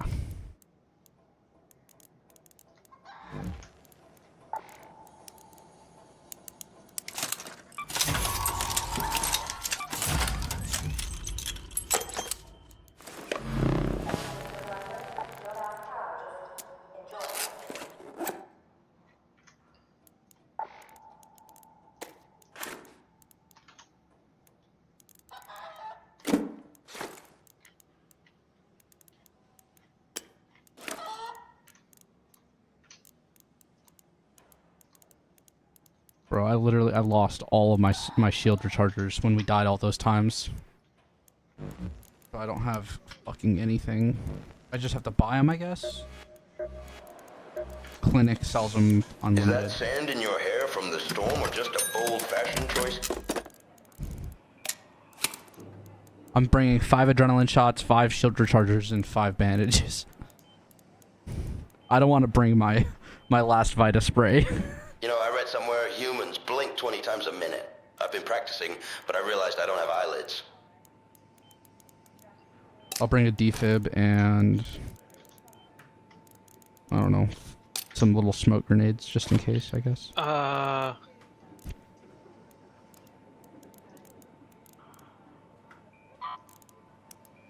don't know why the like electromagnetic storm ones are grayed out for me. Or like the night ray, like it's showing stuff, but it's grayed out. Sid. Yeah. What's your... 1 second.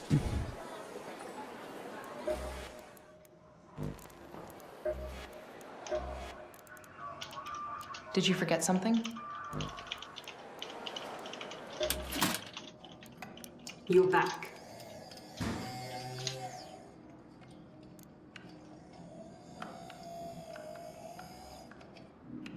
Even if you're the best, you need good gear to make it back in one piece after a raid. Oh, I see.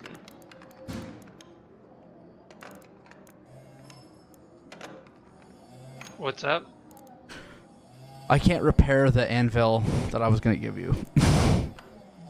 Because I don't have simple gun parts. That's fine.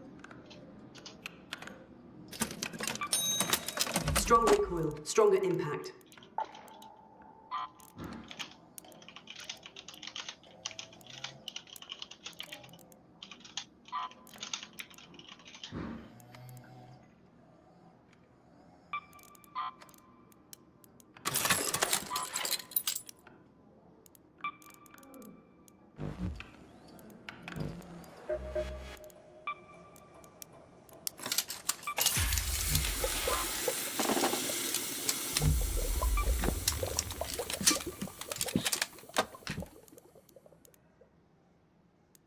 Okay.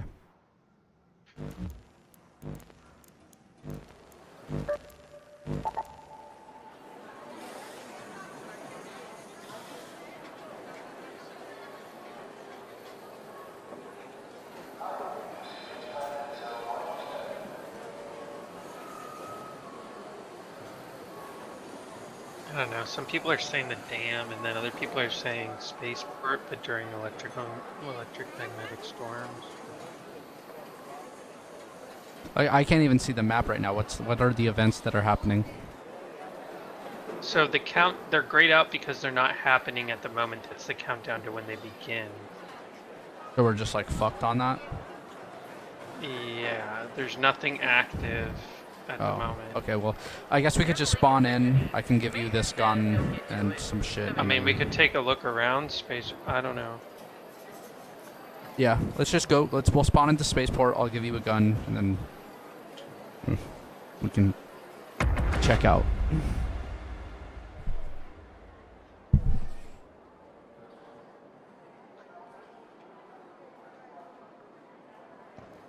Past my bedtime. I've been somehow staying up late.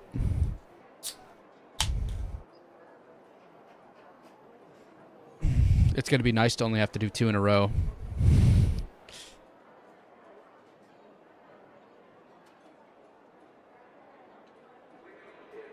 Hopefully there's nothing in the street when I drive to work to, Was that the last time you went to work that happened? Yep. Wow. I like on the drive back home, I was like staring at the side of the road all the way. And like I just saw like all these fucking shredded pieces of tire.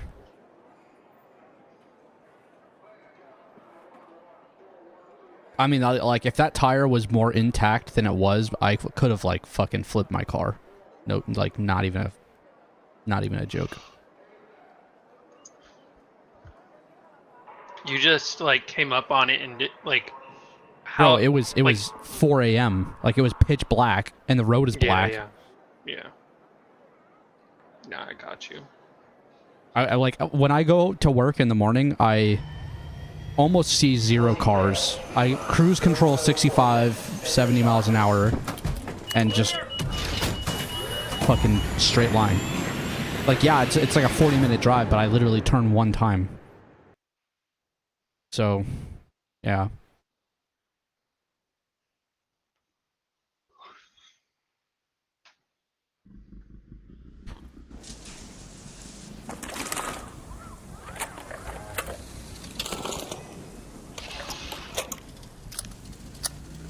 Alright. What? Here. Anvil, here. Oh, thanks. And I brought you this. Oh, thanks. Alright. There's a thing right here. Oh, we spawned on one. Yeah.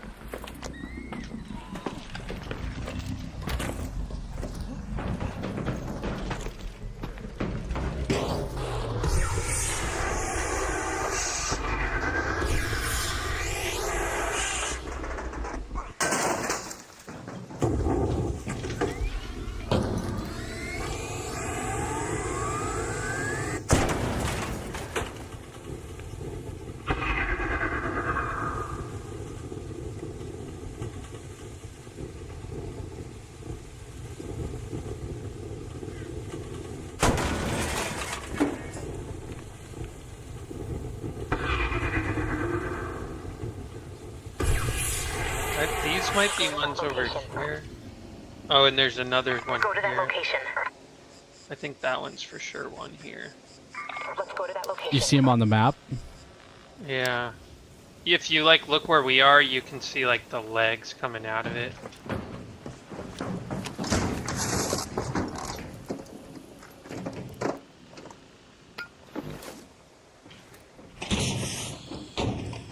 Let me check my, Okay, yeah, so 300 per. So, look if you like look at the map. I don't know why there's a diamond on where that just shows you where you spawned in, maybe.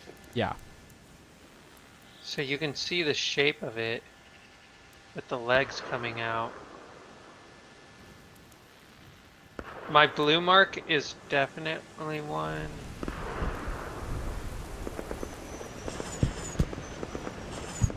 I don't know if these ones are or not, but we can check it out. Go to that location.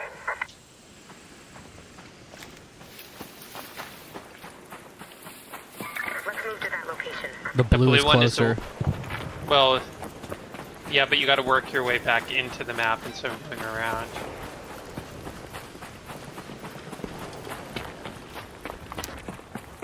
Oh, so you want to hit yellow first? Yeah. There's people firing over here.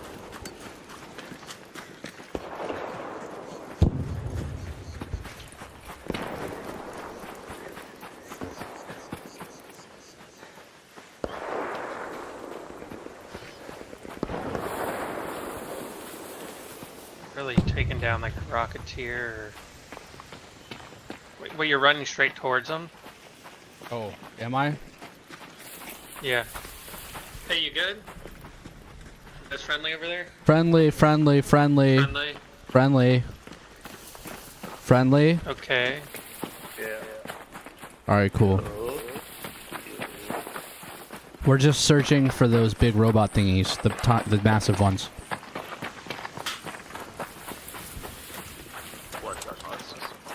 Yeah, those guys, yeah. You guys friendly? Yeah, we're friendly. We're just looking for... chill. We're looking for robot arms.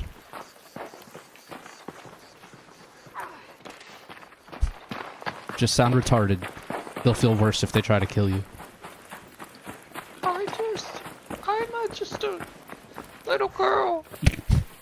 No, that'll make them want to hurt you more. Oh.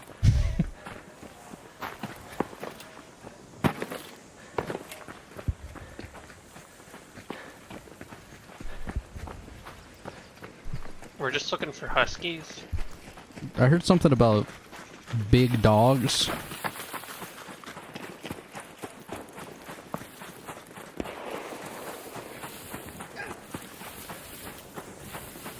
You shoot yourself? With an adrenaline shot? Yeah. It's my second one I've used. It's my first. I didn't grunt on the second use.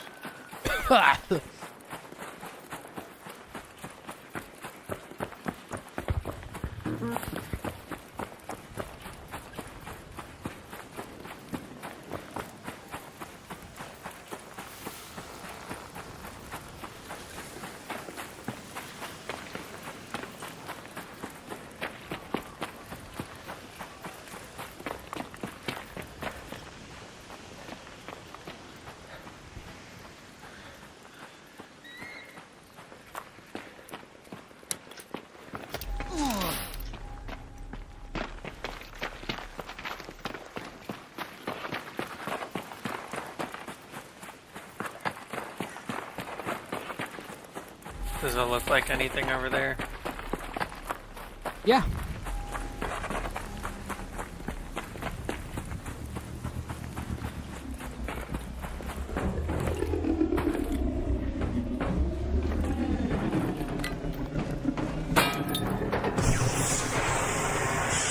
Is there two or is it just the one? As far as I can see, there's only one. Bro! I was like looking around for the next one.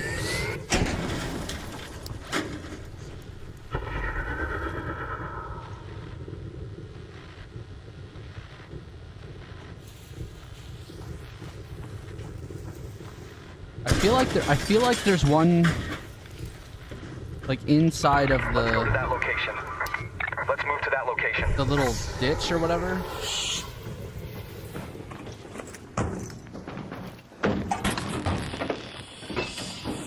Didn't hurt you? No. Well, because like if you look at the picture, it almost looks like there's two here, but... It must just be those rocks. There.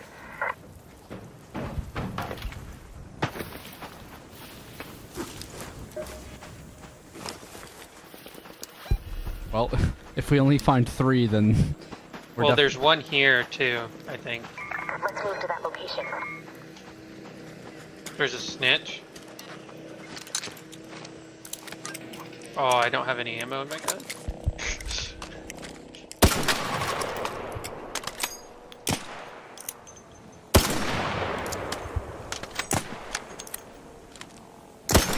Bro, I've missed 3 in a row. Okay.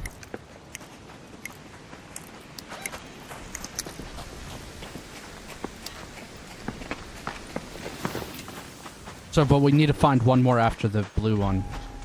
Yeah, I think there's another one that I can see on the map.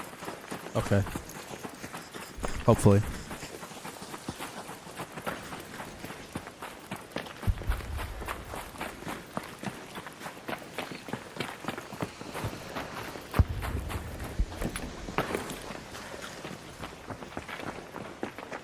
But like I feel like I distinctly remember one being like at the end of the more foliaged area. Like where the surveyor vault is. Oh, there's Ark coming. That just landed.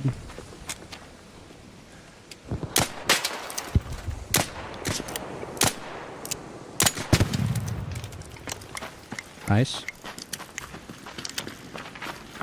There's a Rocketeer right on the other side of the wall.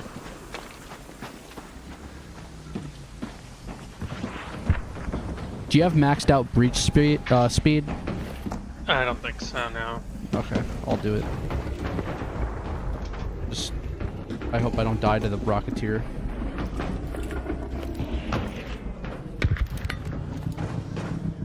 I don't see the Rocketeer.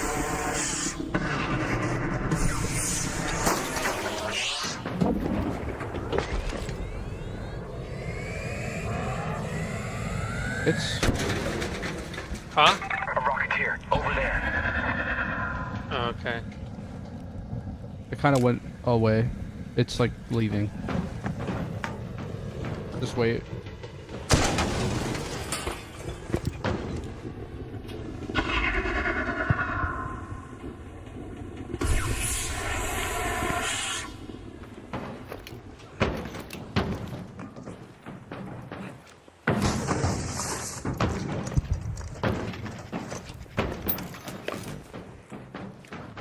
Okay, so now we have personal best, 900. If we get one more, we do get a star, which means we get an item. Blue.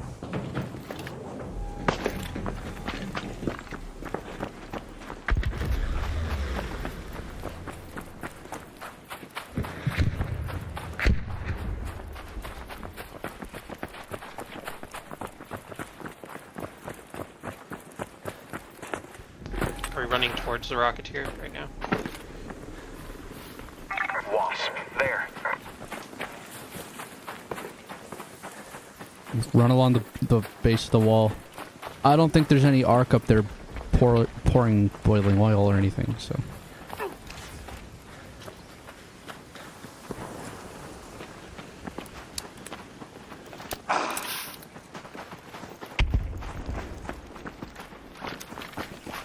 There was a raider on the other side of the wall. But... Yo, we're friendly, we're friendly, we're friendly. We're literally just... Yeah, we're not gonna shoot at you. We, like, won't even draw our guns. We're literally just trying to get the husks.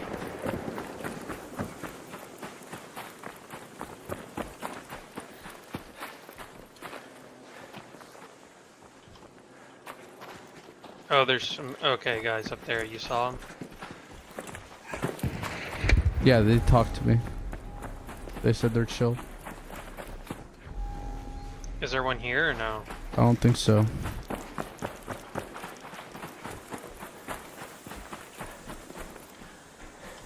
It looked like it on the map, but... Over there. Ah. I don't think that's... I don't know.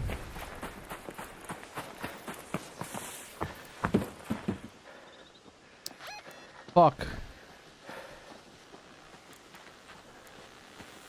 We already got this one. Let's move to that location. That's where we spawned.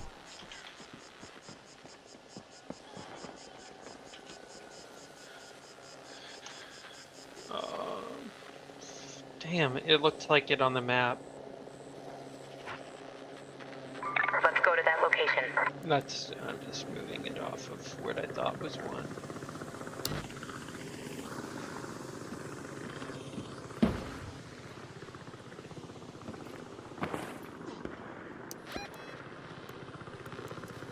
I really think I saw one, like, in here. Go to that location. Just, we'll try it. Down in the dam? Like in the ditch.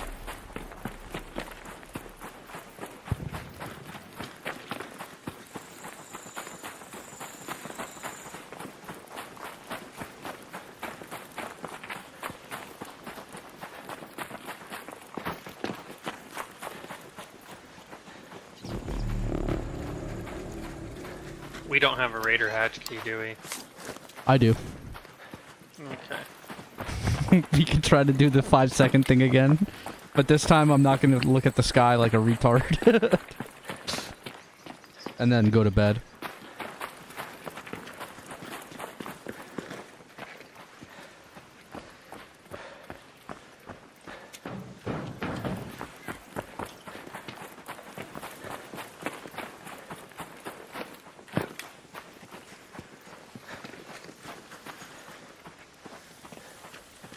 Like, I wonder if, like how they say it spawns more. Does the map, like, dynamically change with the, like, the events?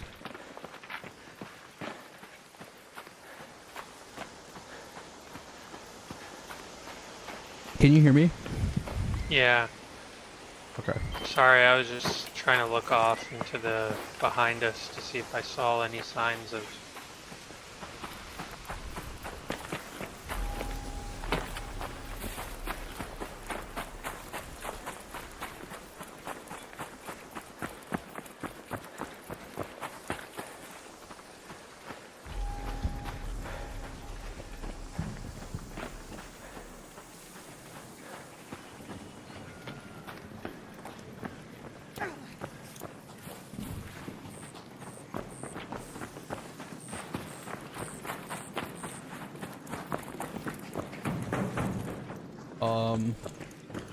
You want to run along the side of it, or what?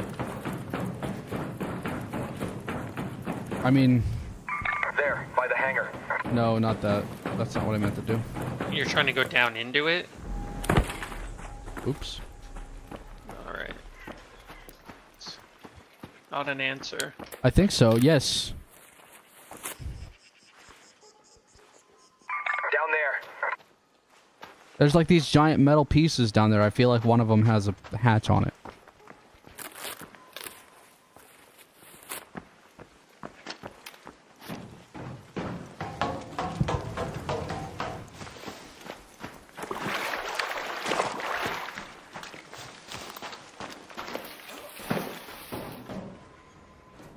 Down here.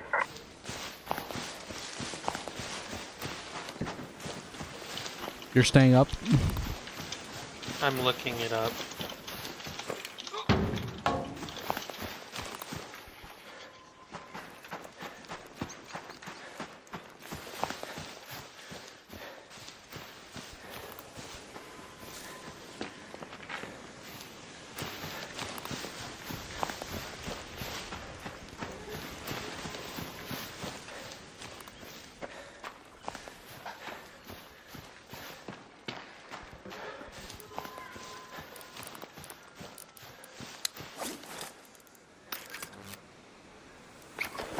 I mean, it shows one around the little hangar.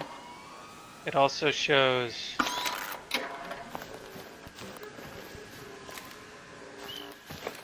I don't know. But they're not like... It's just like locations that they could be. You didn't see one down there, right? Not on this side, no.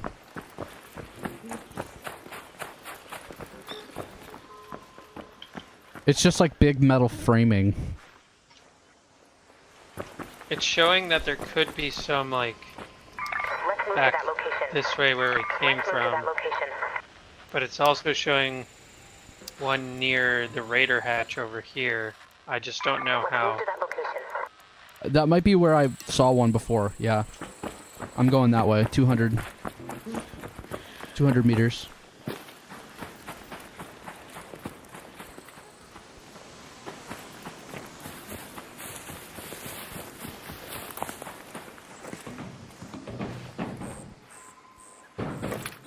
I feel like that's where I saw it.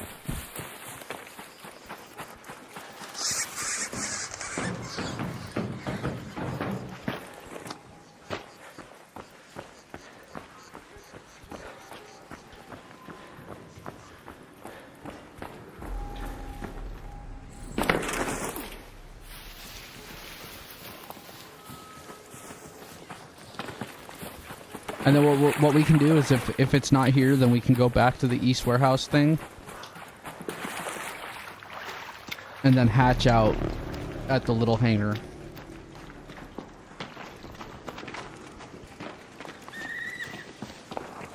Oh, you know what? What? It's not here. When I remember now, I saw one like Over here. Right here. half submerged in the water. Alright, well then we're gonna head back out the way we came in, yeah? Yeah, I'm just gonna look one more place. Okay.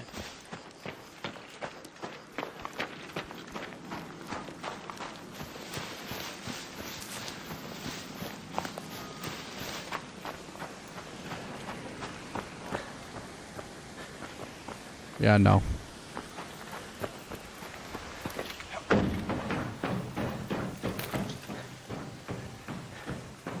Go to that location.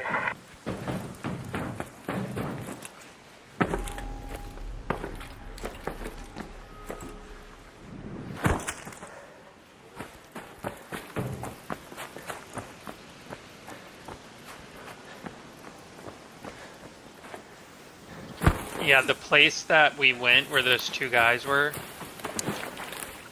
Yeah. is a place where it shows it like a bunch. Like it's there sometimes. An ARC orbiter is en route. The safe window is closing. You have 10 minutes Bro, to return honestly, to I didn't Esperanza. realize that if it actually hits 0, like, you die instantly. I thought there was, like, an animation like in Fortnite. Oh. Because I've never missed the window.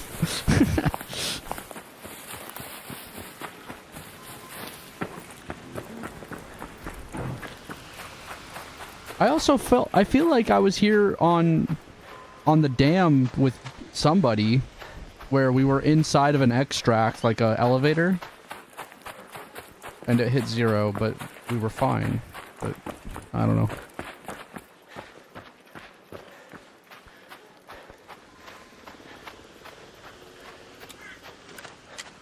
Got a wasp overhead.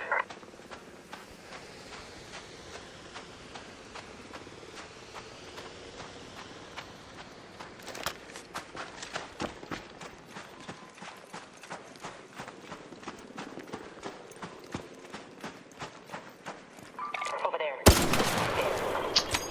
Not there. I don't think so.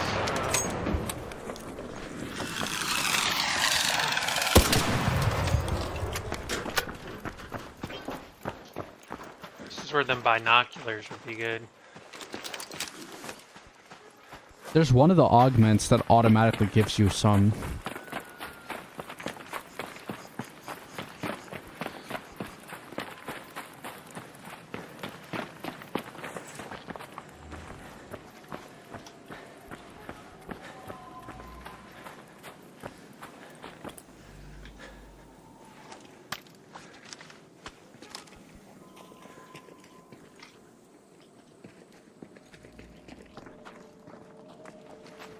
I don't know.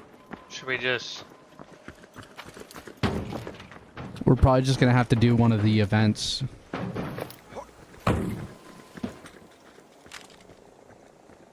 Hornet.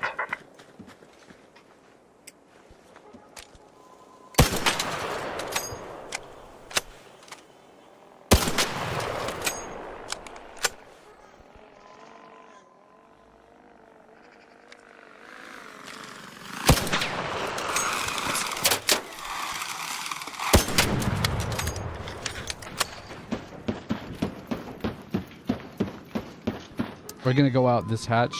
Head home at the East Trench hatch.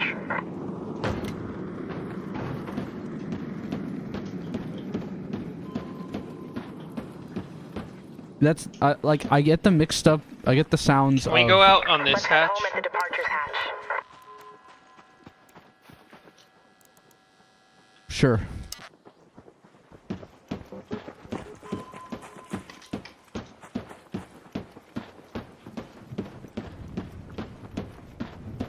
There's a bag here.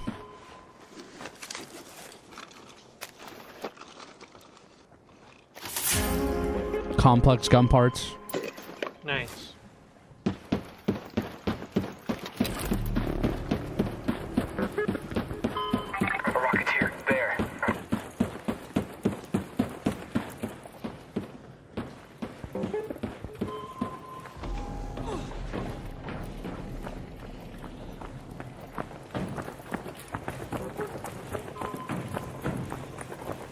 Bro, I lost I lost both my snap hooks. I feel very sad.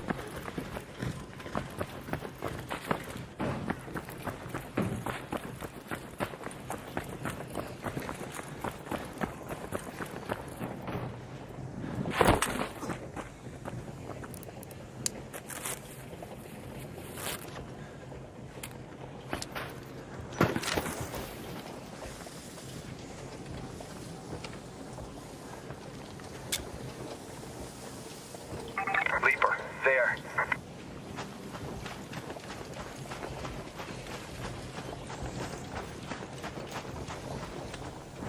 Some of these like structures make me feel like they could have like a Up there.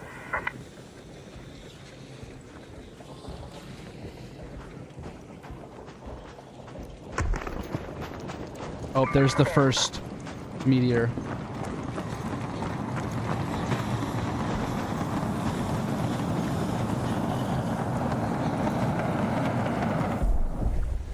Oh dang, the ground like shook, yeah. Yeah, like depending on how close it is to you, like you'll get like a blast of dust or whatever. Go find your way home. I repeat, 5 minutes. Is this hatch underground? Oh goodness gracious. We can just fall into this. Oh yeah, there's a hole here. Should I look around and see? I jumped in. I didn't want to get caught by the leaper.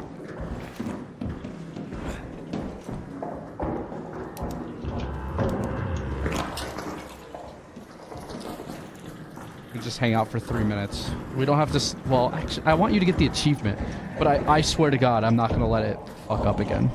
It's 5 seconds. Yeah, you have to do 5 seconds. How long does the hatch stay open? Like 15.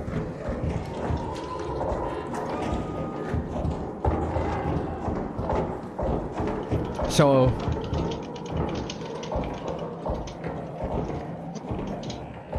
at 10 seconds, I'm gonna open it. I'm gonna hop in, and then you hop in as soon as it says 5 seconds. It has to be right at 5? Well, it has to be 5 or less.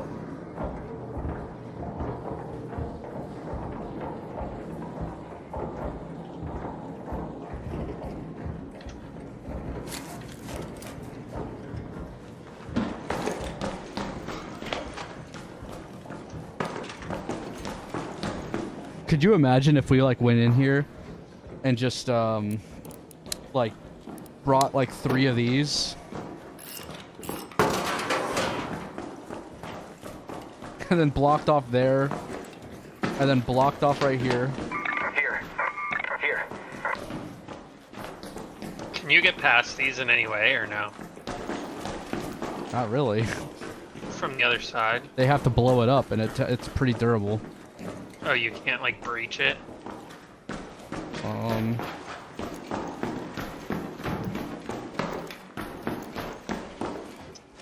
Well, I can, because it's mine.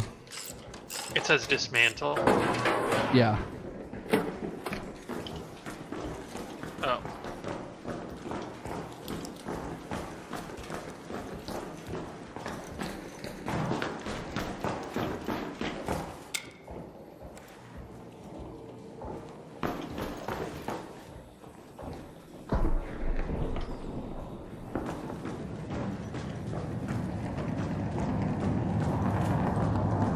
There's a second meteor.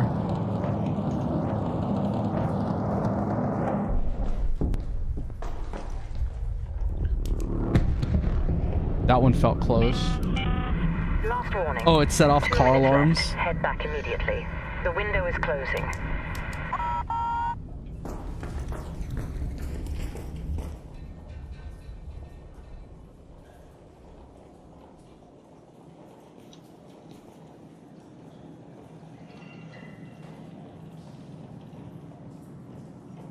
I wonder how often they have servers go down this low. I mean, or like maps, because they shut them off probably as soon as all the people are out, and then. Yeah, but I'm assuming it happens more frequently than maybe we would think, because especially at like the higher level, people are trying to like get the most stuff. And you have hatch keys readily available.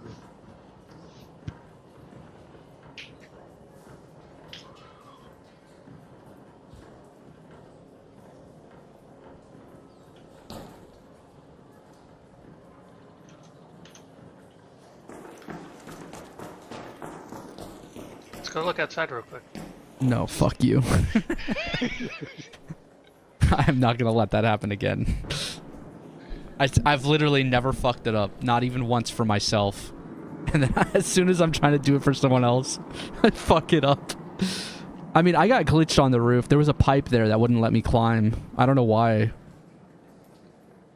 I was like out of stamina for some reason, maybe? I don't know. Alright, go. 3. Okay. Now, when it says 5. Yep.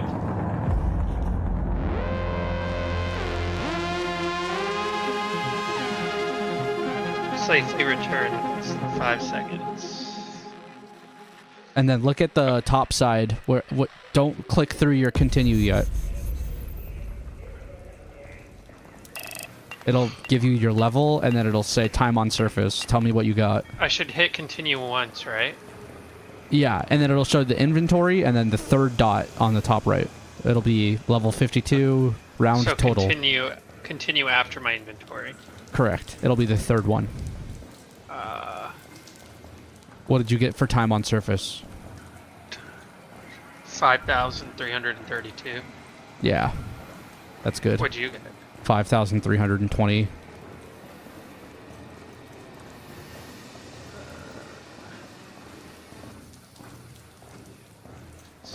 I leveled too.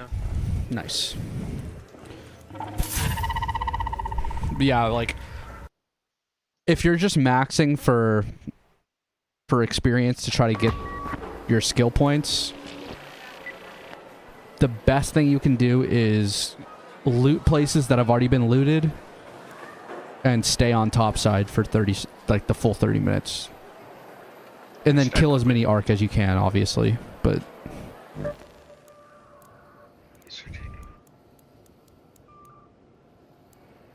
where do you put breach speed? It's going to be conditioning. It's called proficient prior. It's the top branch of the conditioning.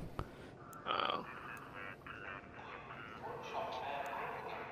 I have 5 out of 5. All right, man. Good night. Yeah. Good plan. Hell yeah. Oh. Have you ever done in-round crafting? No. I'm just trying to decide if I should use one of my points for survival when I'm trying to max out mobility.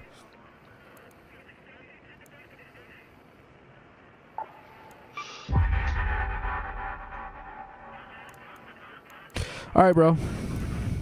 Alright. Thanks for playing. The men play Denmark tomorrow in ice hockey. Nice. I hope Denmark wins. Alright, dude. Good night. Yep. Peace.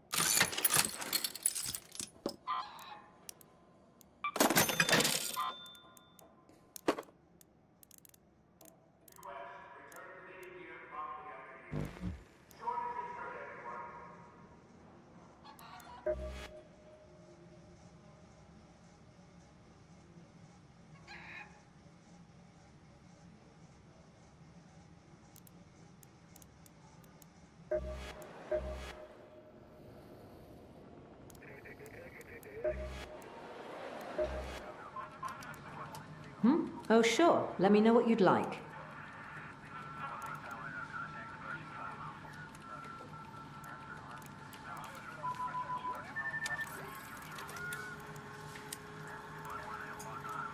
If only my radars could track what the lot of you are up to.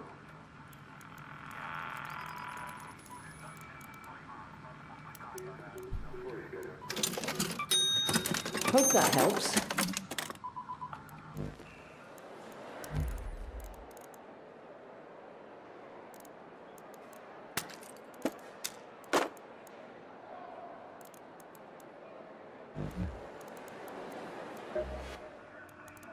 Hey.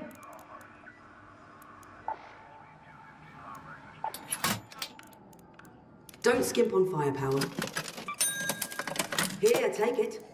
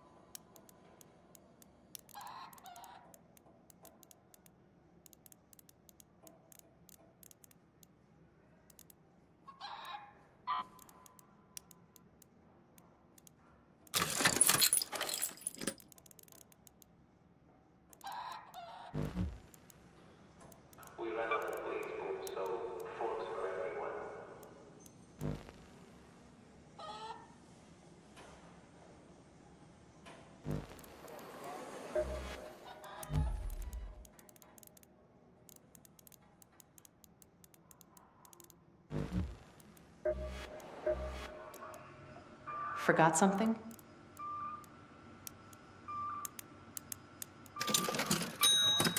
Perfect.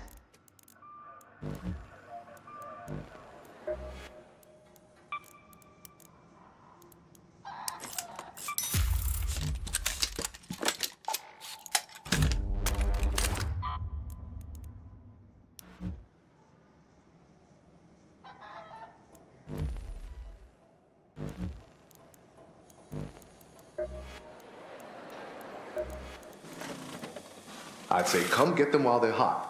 But if any of my grenades are hot to the touch, please evacuate immediately.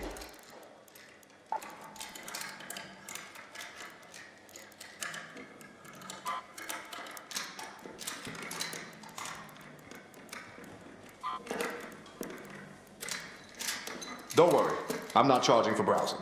Yet.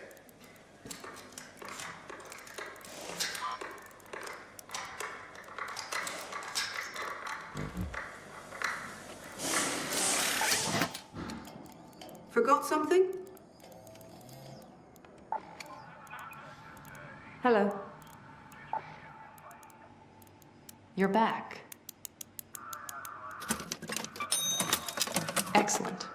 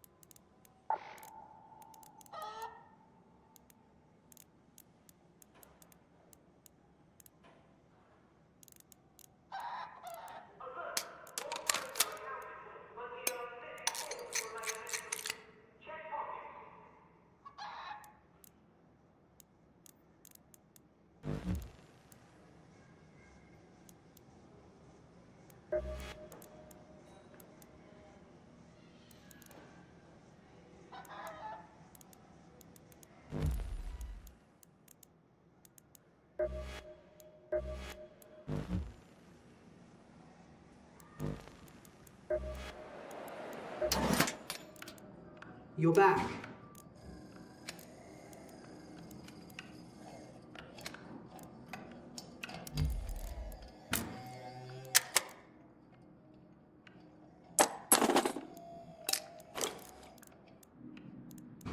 You ever go to the other neighborhoods?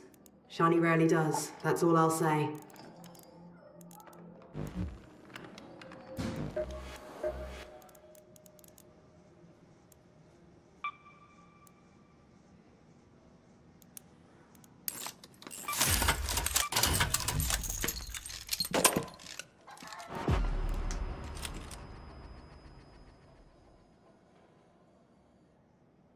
Fucking, I don't know why I did that.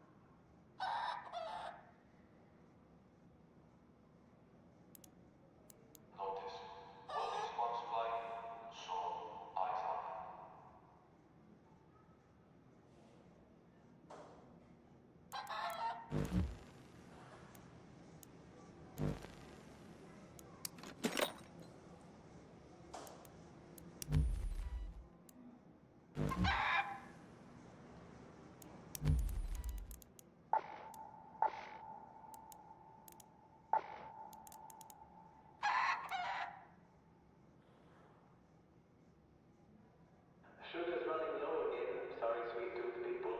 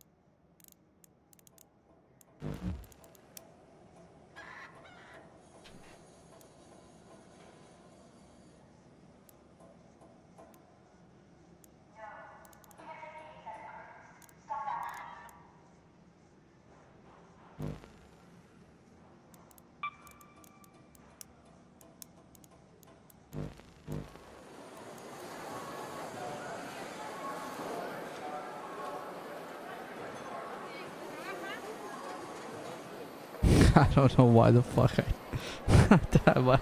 oh, why did I do that? I don't know why I thought I needed metal parts. I know I needed them for ammo, but I still had 100 and something. Fuck.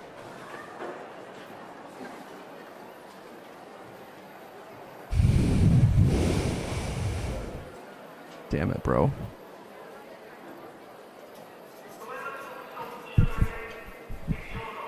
That's fucking super crazy.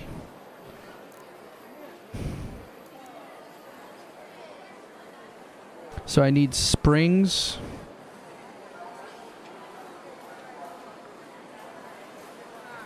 So I need springs. Arc alloy. Power cells.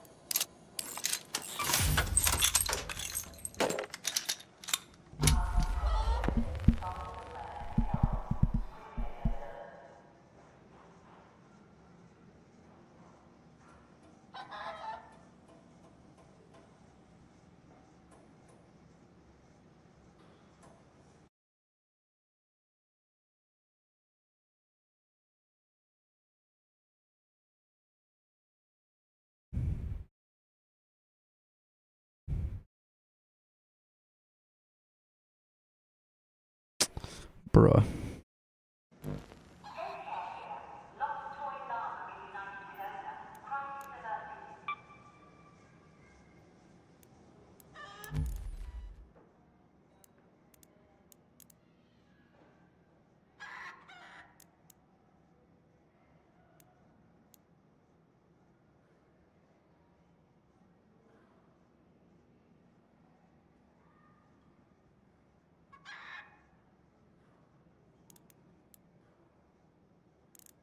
I kind of want to go get springs.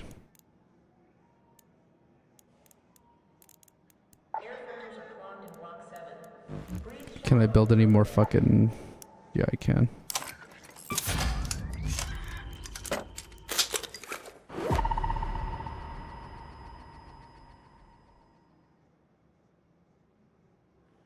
I mean, out of all of this shit, the only thing...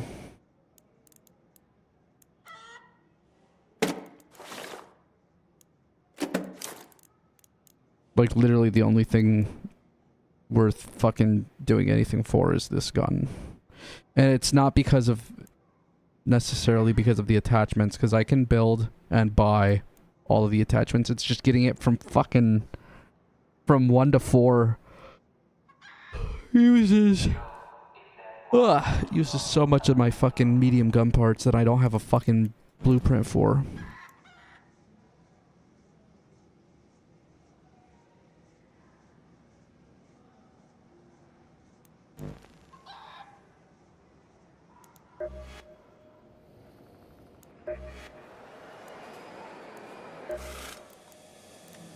Hey. I don't have a snap hook. I definitely don't have a snap hook.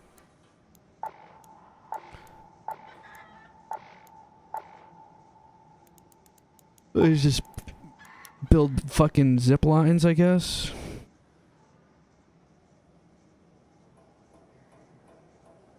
How many zip lines do I have? 3. You know what? That's not that bad. Honestly, they only stack in 3, so it might be better than barricades, because I only use barricades when I have valuable keys.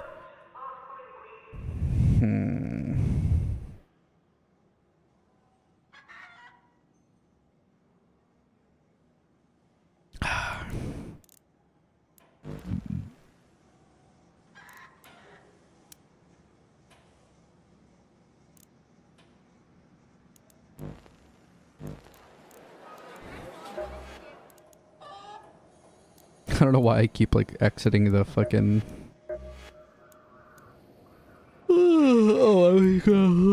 Look at the map. Yeah, this.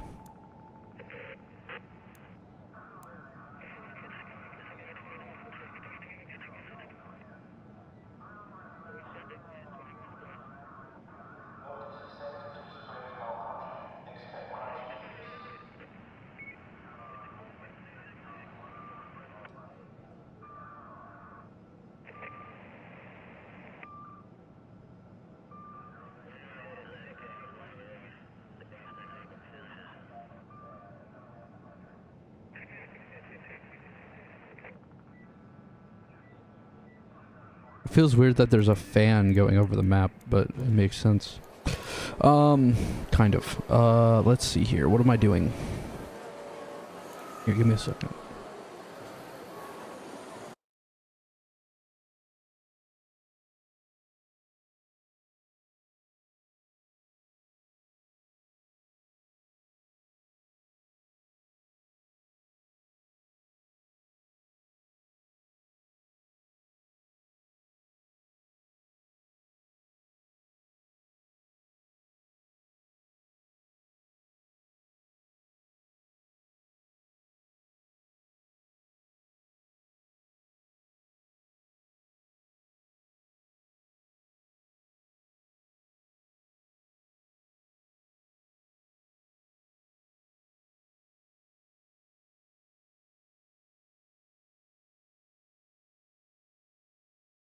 Historically speaking, a major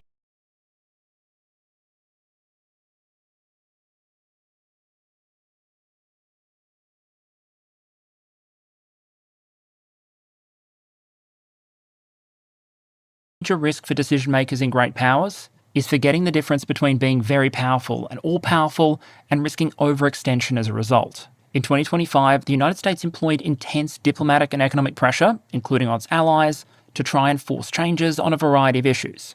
And in a couple of key cases, I'd argue they succeeded. The US demanded a much higher NATO spending. Why is this not picturing?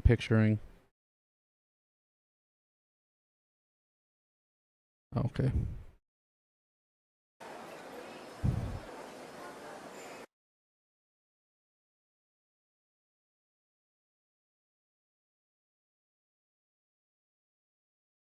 What's the best place to put this shit?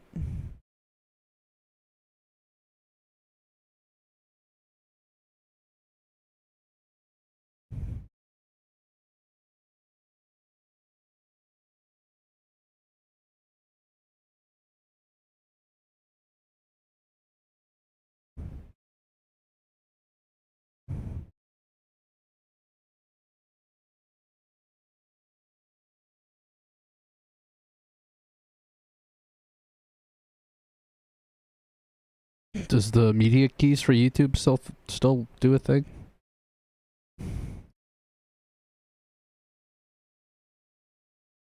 Let's see.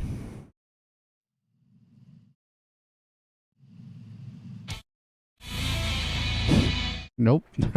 Go straight to Spotify.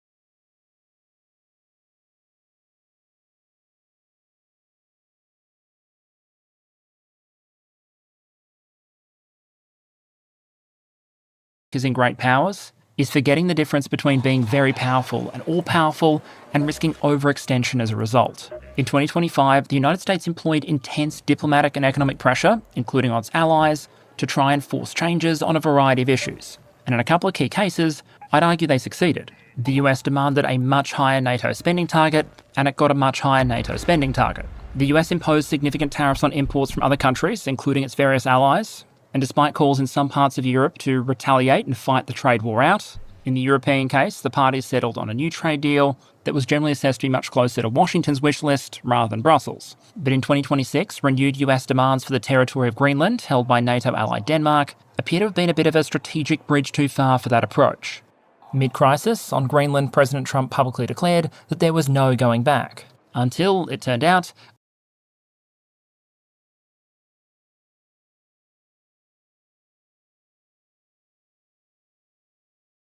There absolutely was a way back. And so today, with tariffs and military threats apparently at least off the table for now, I want to talk about one of 2026's weirdest diplomatic crises so far, and how an island with a population of fewer than 60,000 people appears to become the centre of what I'd argue has been a monumental US strategic error. To do that, I'll start with a bit of history about Greenland and its strategic position, before moving on to some of the arguments the United States used to try and claim it, some of the issues with those arguments, and how this has all played out so far.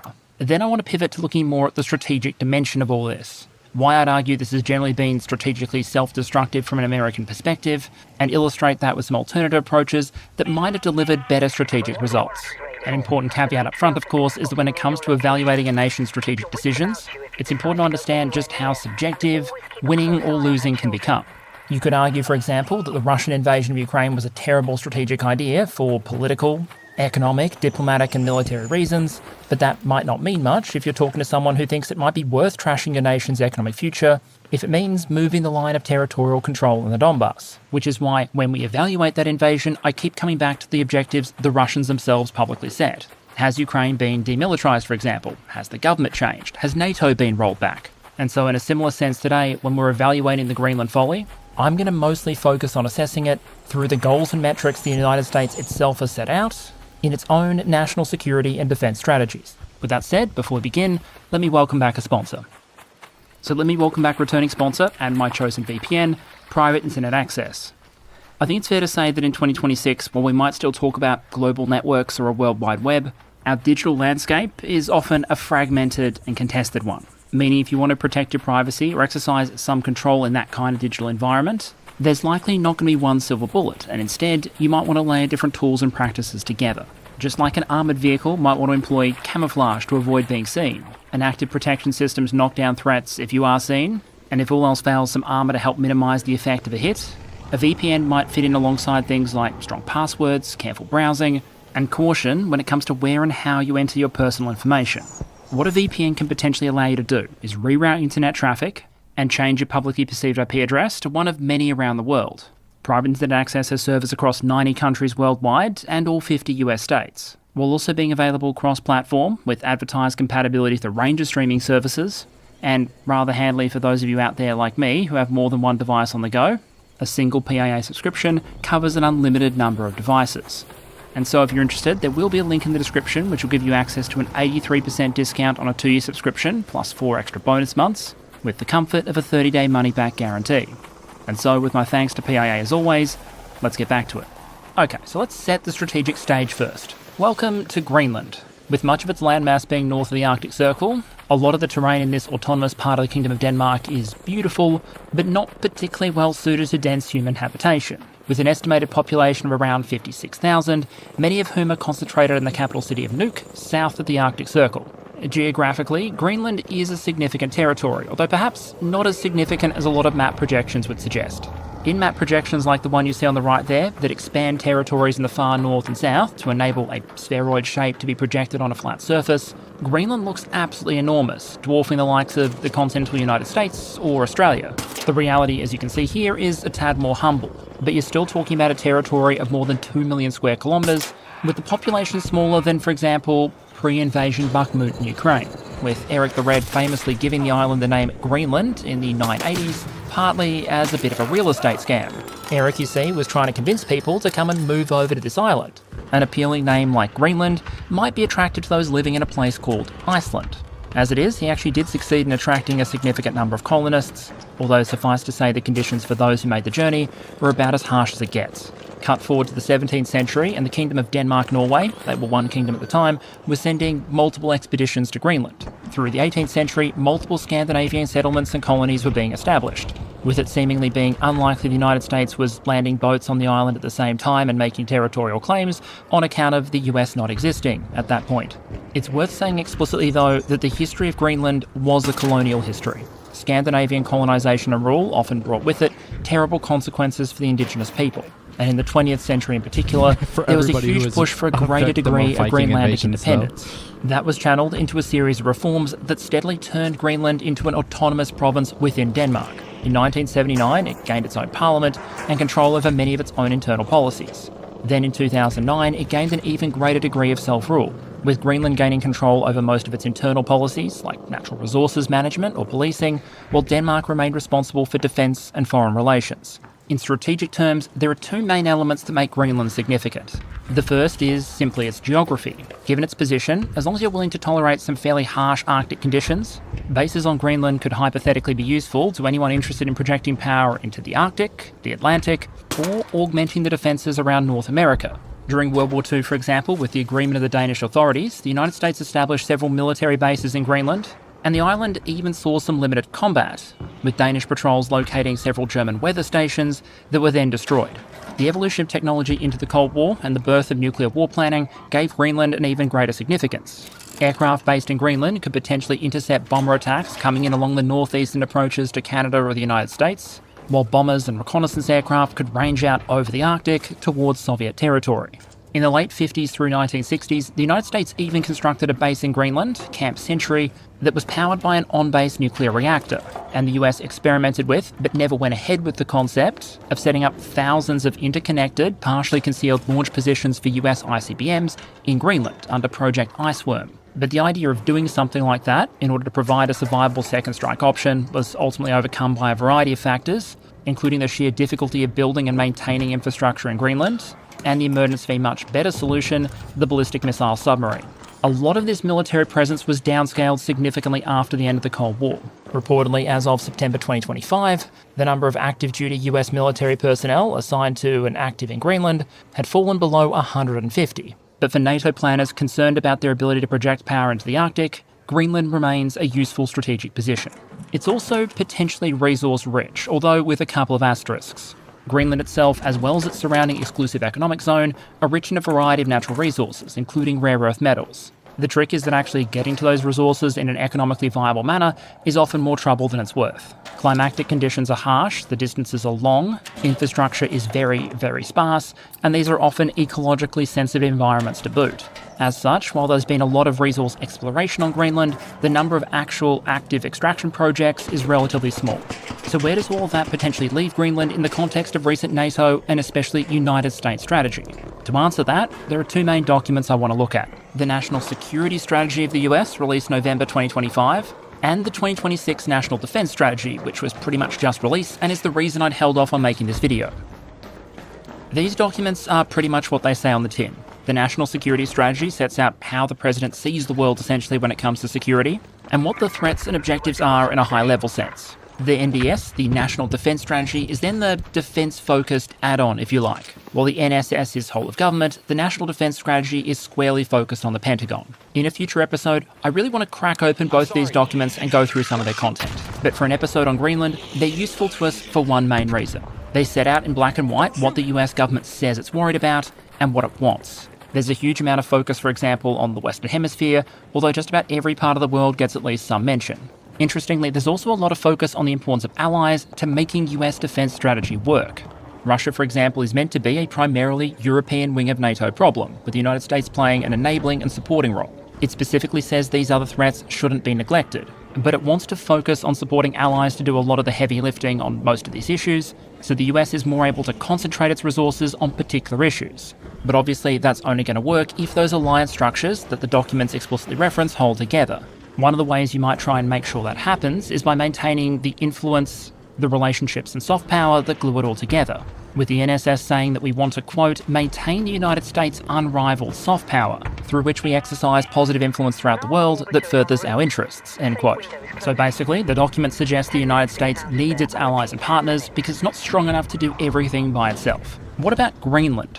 Given recent events, it's probably helpful to understand why these strategy documents say the United States needs to own Greenland. The answer is very simple. They don't. Ownership of Greenland, along with other pieces of key terrain around the world, is never mentioned as a strategic objective. Instead, what these documents say the United States needs with relation to places like Greenland is access. The Department of War will therefore provide the President with credible options to guarantee US military and commercial access to key terrain from Arctic to South America, especially Greenland, the Gulf of America, and the Panama Canal, end quote. So the metric here clearly isn't annexation, it's access. Something which the United States arguably already had a lot of in Greenland, by virtue of existing agreements with Denmark and the operation of the NATO alliance. which means that when we've seen US political figures recently pushing for the United States to own or annex Greenland, they're going significantly beyond what the United States public strategy says is actually necessary. So what I think it's important to do next is look at some of those public statements as to why it was apparently so important that Greenland became a part of the United States. A lot of the coverage I saw of this topic boiled down just to the basics. The United States said it wanted Greenland and Denmark were saying no, and that was pretty much the end of the matter. But in this case, I'd argue the details very much do matter. Even by the standards of 2026, demanding an ally sell you their territory and refusing to rule out the use of military force if they don't, if you look at it coldly, is an absolutely wild strategic move. I've heard it argued that in negotiations, countries never rule anything out, but that's categorically untrue. For good strategic reasons, countries will often agree to give up some of their strategic freedom of action. We talk a lot about Article 5 of NATO, for example, but in Article 1, the parties undertake to settle international disputes through peaceful means and refrain from certain threats or uses of force. And so I'd suggest if we're interested in how other countries around the world are likely to view all this, the strength of the arguments used to justify that extraordinary step absolutely matter. So, in no particular order, let's talk about some of the major claims we saw about Greenland coming out of Washington, and then address each of them in turn. And it's like fundamentally we violated Article 1 of NATO when we decided to announce to the entire alliance that we were not going to rule out military force. It's one of those things where it's like, oh, it sounds like it's innocuous to people who have no fucking idea. But once we, a member of NATO, has violated Article 1 of NATO, the grounds for the disbandment of NATO have been established. Like, they could decide, like, hey, we are no longer comfortable with you because of these actions that you took that are in violation of our own accords. Like, genuinely, it's terrifying. Like, people think that we don't need NATO, but NATO runs the infrastructure and facilitates the operations of so many American military bases across all of their countries. So, yeah. Why they matter. First up, and perhaps most concerningly for a lot of countries worried about their own territorial integrity, were figures, including President Trump, appearing to openly question Danish sovereignty over Greenland. Quote, "Why do they have a right of ownership anyway? There are no written documents. It's only a boat landed there hundreds of years ago, but we had boats landing there also." End quote. Implication, Greenland might not actually be Danish anyway, and so it might be up for grabs. And it would be fair to say there is no single written document signed by the United States clearly recognising Danish sovereignty over Greenland. There are actually a bunch of them. In 1916, when the US bought the Danish West Indies from Denmark, the US declared in writing that it would not object to the Danish government extending their political and economic interests to the whole of Greenland. Implication, you sell us the Danish West Indies, and Greenland can very clearly stay yours. In 1933, sovereignty over Greenland actually went to the ICJ because Norway challenged Denmark for part of Greenland, which makes more sense when you remember that at a time a lot of the exploration and colonial activity was taking place, the kingdoms of Denmark and Norway were actually the Kingdom of Denmark-Norway. In that case, the ICJ ruled in Copenhagen's favour, recognising Danish sovereignty over all of Greenland, which is something the United States would also explicitly do in 1941. At the time, Denmark itself was under German occupation, and thus wasn't in a good position to defend Greenland, which was recognised by the United States as key terrain in the fight against Germany. The US thus signed an agreement for the military use of the island, while explicitly not detracting from Danish sovereignty over it. Quote, "Although the sovereignty of Denmark over Greenland is fully recognised, the present circumstances for the time being prevent the government in Denmark from exercising its powers in respect to Greenland." It would go on to say that, quote, "The government of the United States of America reiterates its recognition of and respect for the sovereignty of the Kingdom of Denmark over Greenland." End quote. Even if you can argue the 1916 language might have been a tad ambiguous, that wasn't. Nor was the 1951 agreement, which enabled the United States to establish defence areas in Greenland and build up its troop strength there, which explicitly noted those extensive US powers were granted, quote, "without prejudice to the sovereignty of the Kingdom of Denmark," end quote. a pattern of explicit recognition that continued to hold true in 2009, when Denmark and the United States modernised that 1951 agreement, in which the first paragraph literally reads, quote, "Considering the development of Greenland since the conclusion of the defence agreement, including the change of Greenland's status from a colony to that of an equal part of the Kingdom of Denmark under the Constitution and an establishment of a wide-ranging Greenland Home Rule," end quote. From an outside perspective then, in appearing to question Danish sovereignty over Greenland, it might feel like Washington is essentially rewriting history to delete all of those previous agreements and documents. In that sense, it might be vaguely familiar to some of the historical revisionism we've seen deployed by Moscow in relation to Ukraine. In the past, you'll find multiple recognitions by Russia, including statements by Vladimir Putin himself, not just that Ukraine is an independent country, but also that Crimea, for example, is Ukrainian. But in the arguments of 2014 onwards, the history in those agreements is selectively revised to support not just new territorial claims, but also open questions as to Ukraine's sovereignty and right to exist. The reason this might be concerning to many nations, including US allies, is that if it could happen to Denmark, it could potentially happen to you. There are a lot of nations out there that, like Greenland, possess significant natural resources that the United States might want access to. Many of them, unlike Denmark, won't have direct treaties or agreements with the United States explicitly recognising their sovereignty over those territories, because they never felt they needed them. And so the fear might be that if more than a century of explicit agreements and court judgments isn't enough to protect recognition of Danish sovereignty, who's to say it won't be their territory and sovereignty in the firing line next? Argument 2 was that even if this territory was Danish, Denmark can't really defend it, which somehow meant that the territory might not actually be Danish as a result. As Stephen Miller reportedly put it, quote, "They cannot control the territory of Greenland under every understanding of law that has existed about territorial control for 500 years. To control a territory, you have to be able to defend a territory, improve a territory, inhabit a territory," end quote. Suffice to say, there are a couple of issues with the argument that just because Copenhagen isn't a military superpower, capable of defending Greenland against some unspecified threat, perhaps from Russia, somehow legally or morally the territory becomes up for grabs. For one, it's not realistic to suggest that Denmark would be defending the island alone against Russia without any support, at least from its European NATO allies. And according to the US government's own documents, those European allies should be more than capable of seeing off a challenge from the Russians. To draw directly from the National Defence Strategy, quote, "Fortunately, our NATO allies are substantially more powerful than Russia. It is not even close," end quote. To me, it seems somewhat strange to argue the Europeans obviously can't defend Greenland from Russia, while also arguing the US doesn't need to focus as much on European defence because the Europeans are obviously capable of handling any military threat from Russia.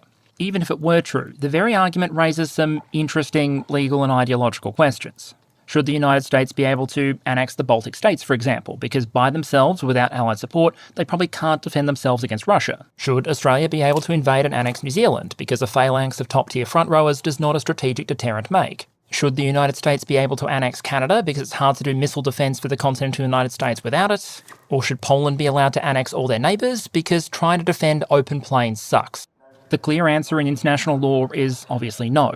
And instead of saying smaller nations can just be annexed by larger ones, US strategy since World War II has instead usually been based on grouping together lots of those countries into alliance structures so that nations that might be individually weak are collectively capable of deterring potential attackers. And so by that model, the best way to defend somewhere like Greenland against a potential Russian threat, for example, would be to establish some sort of treaty organisation, bringing together different countries, at least in the North Atlantic area, who could collectively pool their military resources and thus deter any potential military threat.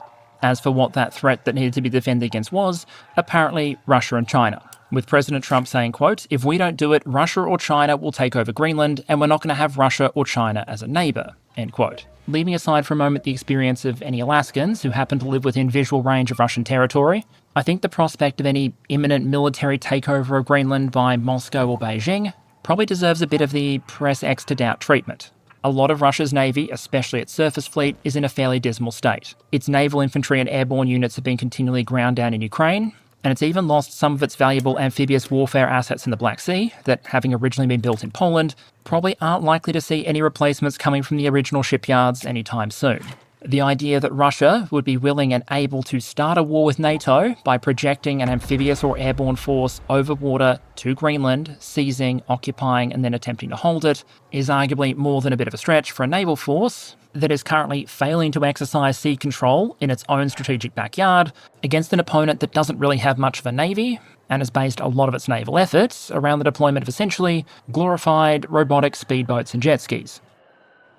From a raw resources perspective, you could argue a Chinese threat might be somewhat more credible. Their navy and supporting logistics capacity is obviously much more extensive, but the robotics jet skis definitely have a lot of fucking firepower, considering what they've done to Russian ships, Russian bridges, and Russian submarines. In that case, the geographic challenge just becomes even more bonkers. Many wargames regarding a potential confrontation between the People's Republic of China and the United States have to do with the ability of the People's Liberation Army to project power within the bounds of the first island chain. But to get to Greenland, your hypothetical Chinese military supply line now has to pick between one of two deeply unattractive options. You can sail around Russia and then pass through the Bering Strait, a naval choke point controlled by Alaska and the United States, or you can travel essentially the entire way around the world, around the southern tip of Africa, and then try and come up through the Atlantic, where again, you're a long way from home and essentially in the home territory of both the US Navy and a host of European forces. The strategic geography of a potential Chinese operation against Greenland just doesn't pass the sniff test. And Major General Anderson, the head of Denmark's Joint Arctic Command in Greenland, is reported to have recently said that, quote, "We don't see a threat from China or Russia today," end quote. Realistically for NATO planners, there is growing strategic competition and threats in the Arctic. What there isn't is any kind of pressing territorial threat to Greenland from China or Russia.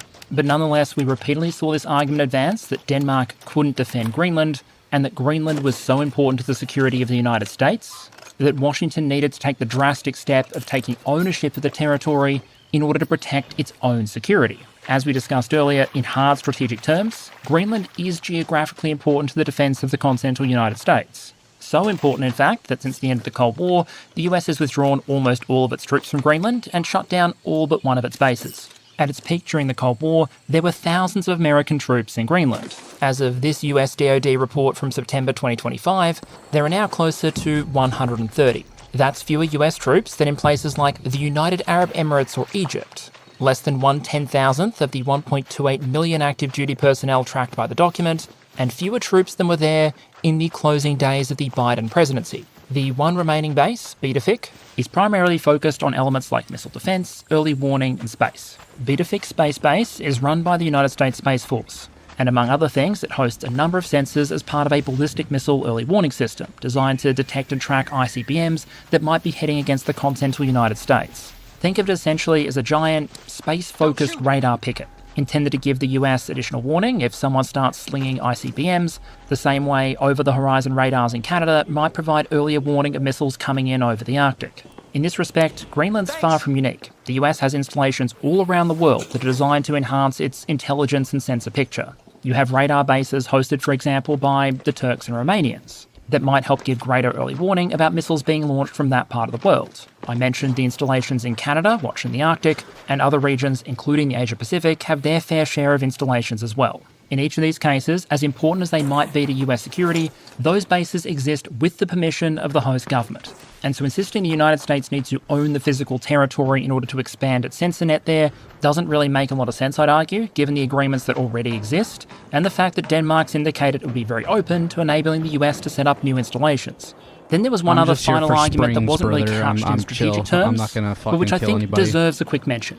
This is an appeal to the right of people for self-determination. It's a claim that many Greenlanders don't just want independence, which is true, but that they want to join the United States.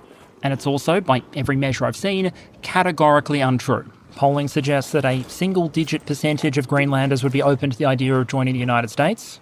And when you see a significant percentage of the population of a capital city turning out to protest in sub-zero weather, that's probably a fairly safe indication that public opinion isn't on your side. So I'd suggest that by many assessments, well before Washington started to really turn up the pressure and threats with regards to Greenland, its push was already on very shaky legal, diplomatic, historical, military and democratic grounds. All of that probably should have been apparent in Washington, but back in January, it didn't appear to dissuade the White House from pushing ahead anyway. So let's give a rough chronology of these events, skipping those in previous years and covering just what we saw play out over the last month.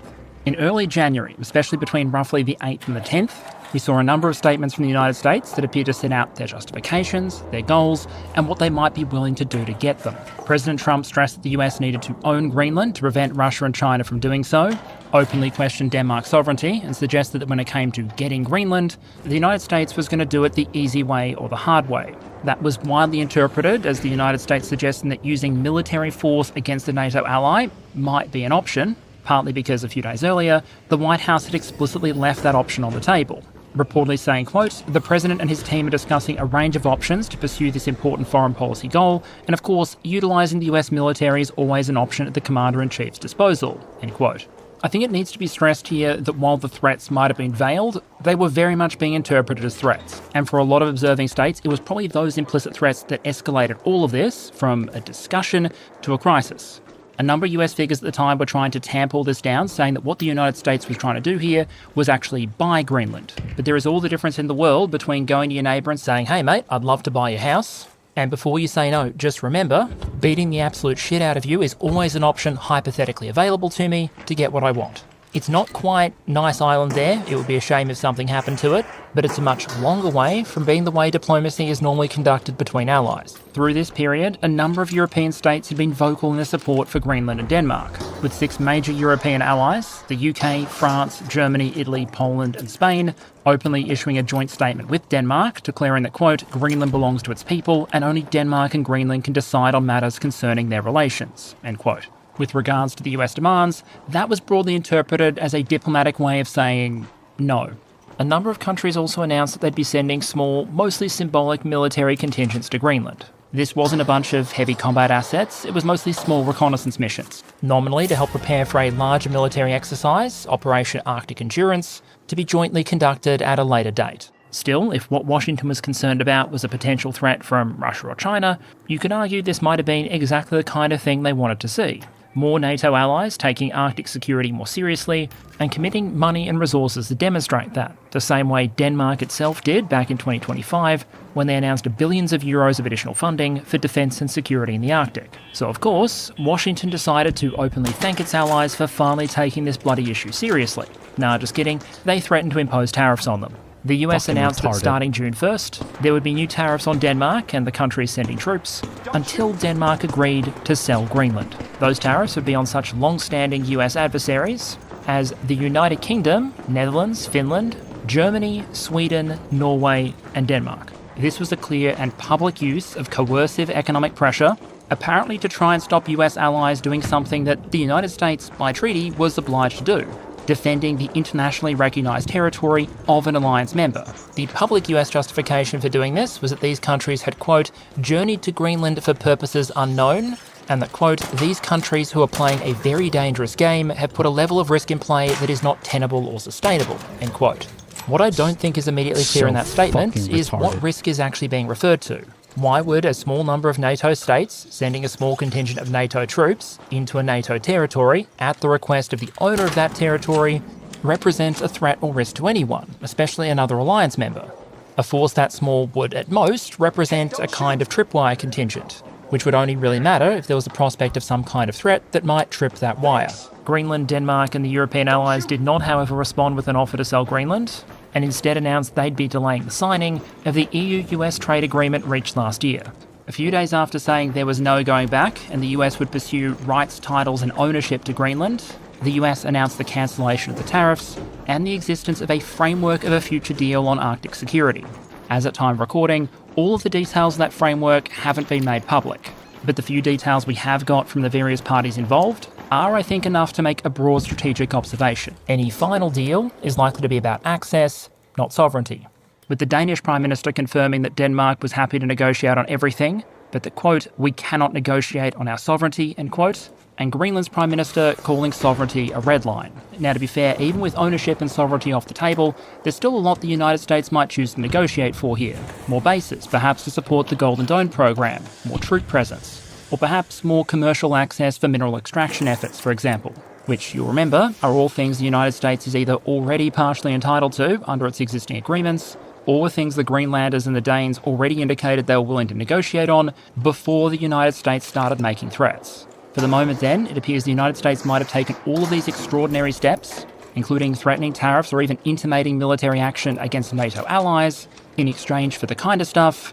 it probably could have just asked for. Which brings us back to the headline of this episode. Why I'd argue on the evidence available that this entire move was strategically self-destructive for the United States.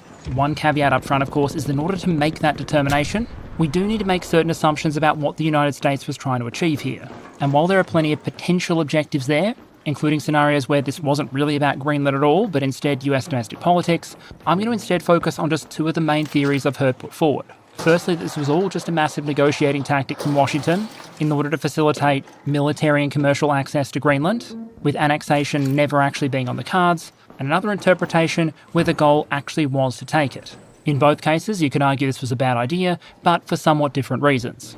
If the goal was just to secure additional bases or shore up the defences of Greenland, then the natural question to ask is, why apply any coercion and threats in the first place? The US already has huge powers under its existing agreements with Denmark to set up defence areas in Greenland and to station troops there, and even if you assumed Washington wanted a degree of military presence or access that wouldn't be readily agreed to by Copenhagen, the diplomatic costs of applying pressure here might have been significantly reduced if you just, asked first. From the American perspective, if the Danes and Greenlanders then agree, congratulations, you got what you wanted, your additional bases, your commercial access, whatever. And if they refuse, you now have an argument you can put to your domestic and the international audience, saying, hey, we're asking for something fairly reasonable here, we're being told no, and so it's only now, very reluctantly, that we're going to raise the prospect of coercive pressure. Start using the T word, for example. In other words, if the goal was just additional military or commercial access, there was nothing to lose and everything to gain by attempting negotiations with a long-term ally first, and only alluding to the possibility of transitioning from carrot to stick if things didn't go your way. If instead we proceed on the assumption that the goal here actually was to see Greenland added to the United States, you might argue it's less surprising that we saw the coercive tools come out. After all, this is the kind of objective that, unlike additional US bases or military access, the other parties are likely to be much more reluctant to give up. But even if you leave questions like legality and morality aside for a moment, you can argue that might even make this whole thing an even more questionable move. If you want a rather oversimplified way of evaluating a strategic decision, whether you're talking about geopolitics or business, you likely want to look at the potential outcomes, the probability of those outcomes, and the costs, benefits, and risks of those potential outcomes, as opposed to what you might expect if you did something else instead. Put another way, is your plan likely to work? What's the value of whatever you get if it does work? What is it likely to cost? What are the risks? And how does that compare to other options you have? Using those very simple metrics, any plan to purchase or unilaterally annex Greenland, just like any serious posturing about turning Canada into the 51st US state, has to take more than a few negative points right up front, just because the probability of success is arguably kind of trash. Unless attacking NATO is actually your plan, the win condition, if you like, for Washington here would be the Danes and the Greenlanders voluntarily giving up the island. But I'd argue there were very strong incentives here for them not to make that concession, and for European powers to back them up. Basically, they had plenty of reason to say no, and a lot of reason to think that would work.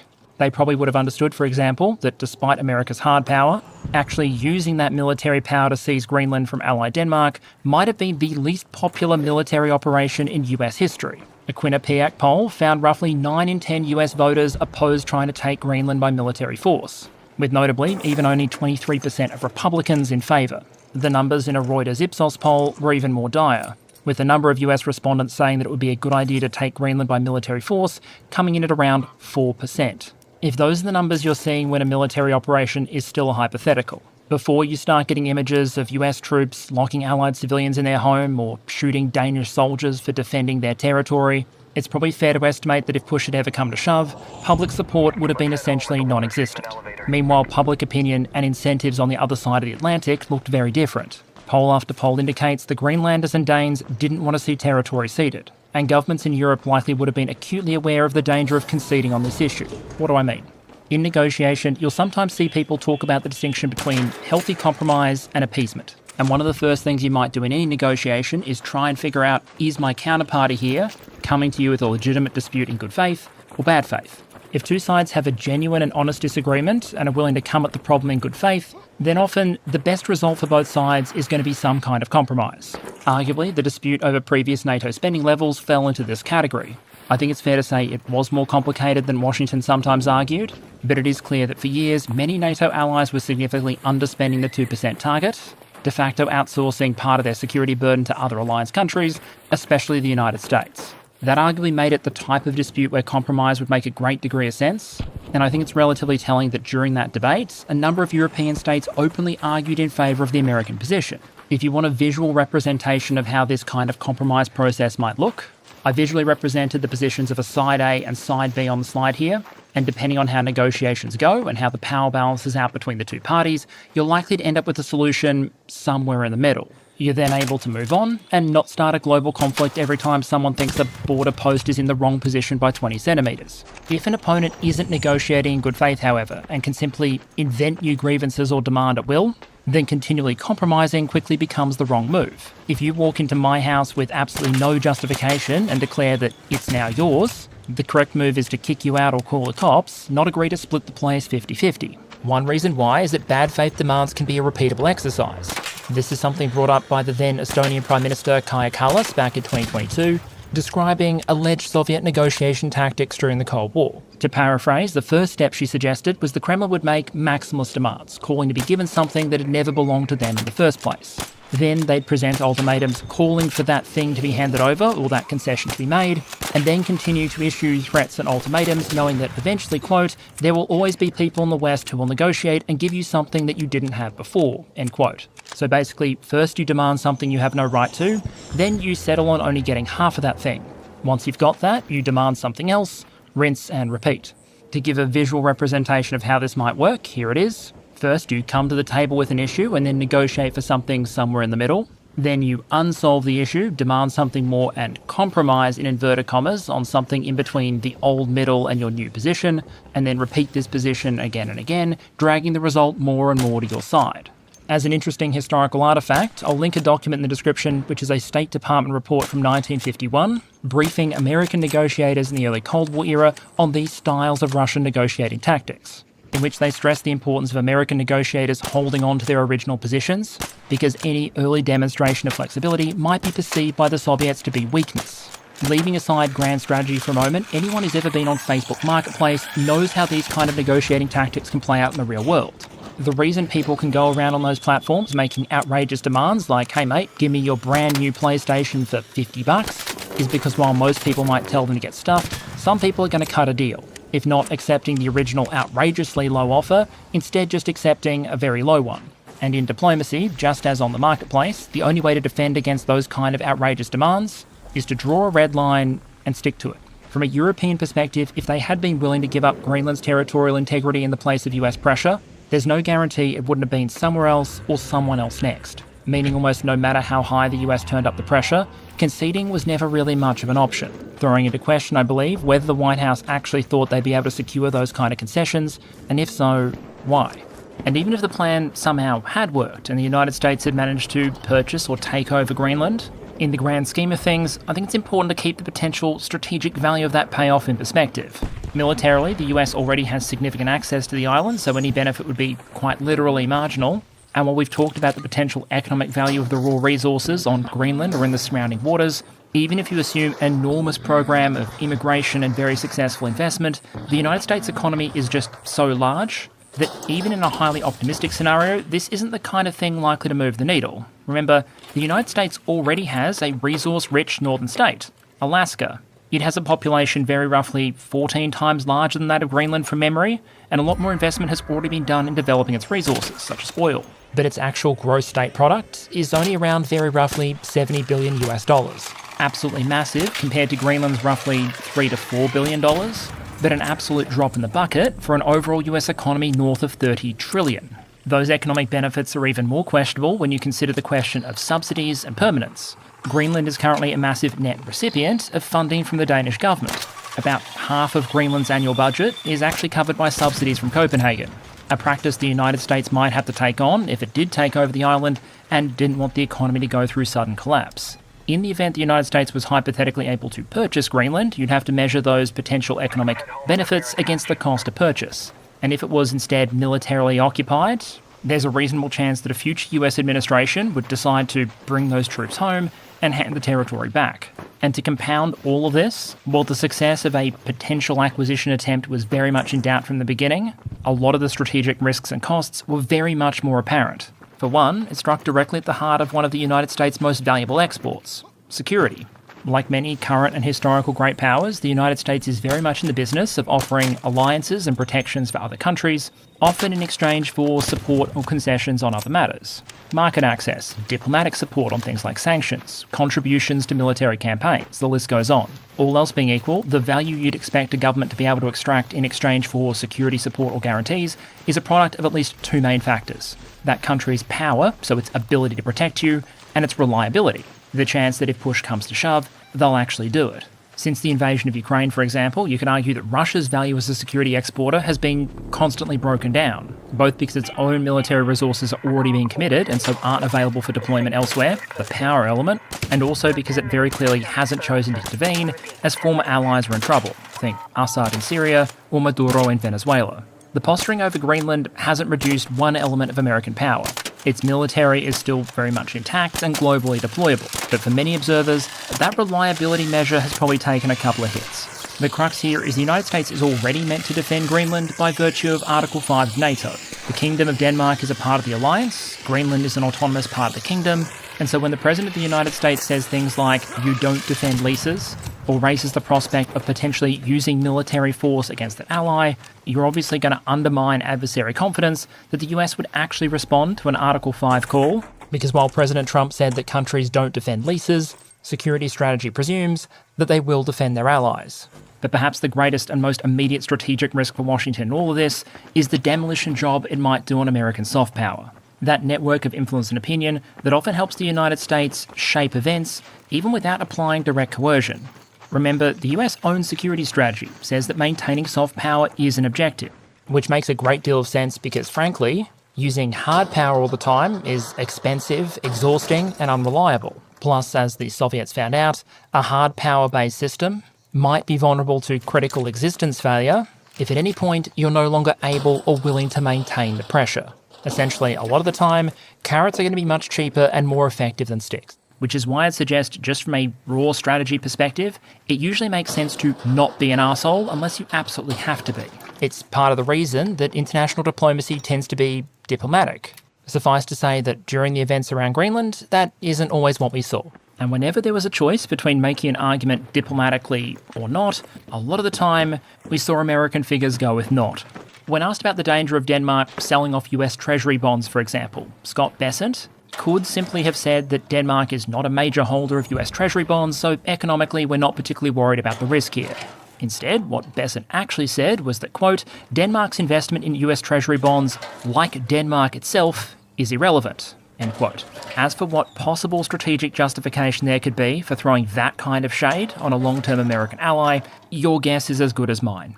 Arguably even more dramatically, after it was announced France might be sending some troops to Greenland, which on paper should be exactly what the United States wants the rest of NATO to do, we had a US congressman on video reportedly saying the following. I'll link the video in the description. Quote, "You see Macron and the French sending troops to Greenland. I would love to see the US military up against French troops in Greenland because it would not last long. It would be a very small skirmish. We don't care about what Macron and the French want." End quote. One, I guess nothing builds allied cohesion quite like publicly joking about killing their troops. And two, that dismissiveness does seem to stand in tension with some of the strategic arguments we've heard regarding Russia. That basically argues that because Russia is a nuclear power, it needs to be treated with a great degree of respect, and conflict between American and Russian forces needs to be avoided almost at any cost. Some might argue that concept stands in some tension with the idea of publicly antagonizing a nuclear-armed ally that explicitly writes the concept of nuclear warning shots into its doctrine. And then amongst all this, there were a set of comments that got picked up basically across the US alliance structure. Later in January, speaking on NATO, President Trump reportedly said the following. "We've never needed them. They'll say they sent some troops to Afghanistan, and they did. They stayed a little back, a little off the front lines." Every fucking thing this guy says is retarded. It was a comment that may not have been directly aimed at the Greenland acquisition, but it arguably became a key element of the atmosphere around that broader crisis. That basically riffed on a running claim we've seen from some US officials that America's allies in conflicts like Afghanistan haven't sacrificed and haven't been good allies. In his book, for example, Secretary Hegseth talks about being in Afghanistan and said that, quote, "On my camouflage uniform, I wore an American flag on one shoulder and an ISAF patch on the other," referring to the International Security Assistance Force badge. Quote, "The running joke of US troops in Afghanistan was the ISAF patch actually stood for I saw Americans fighting."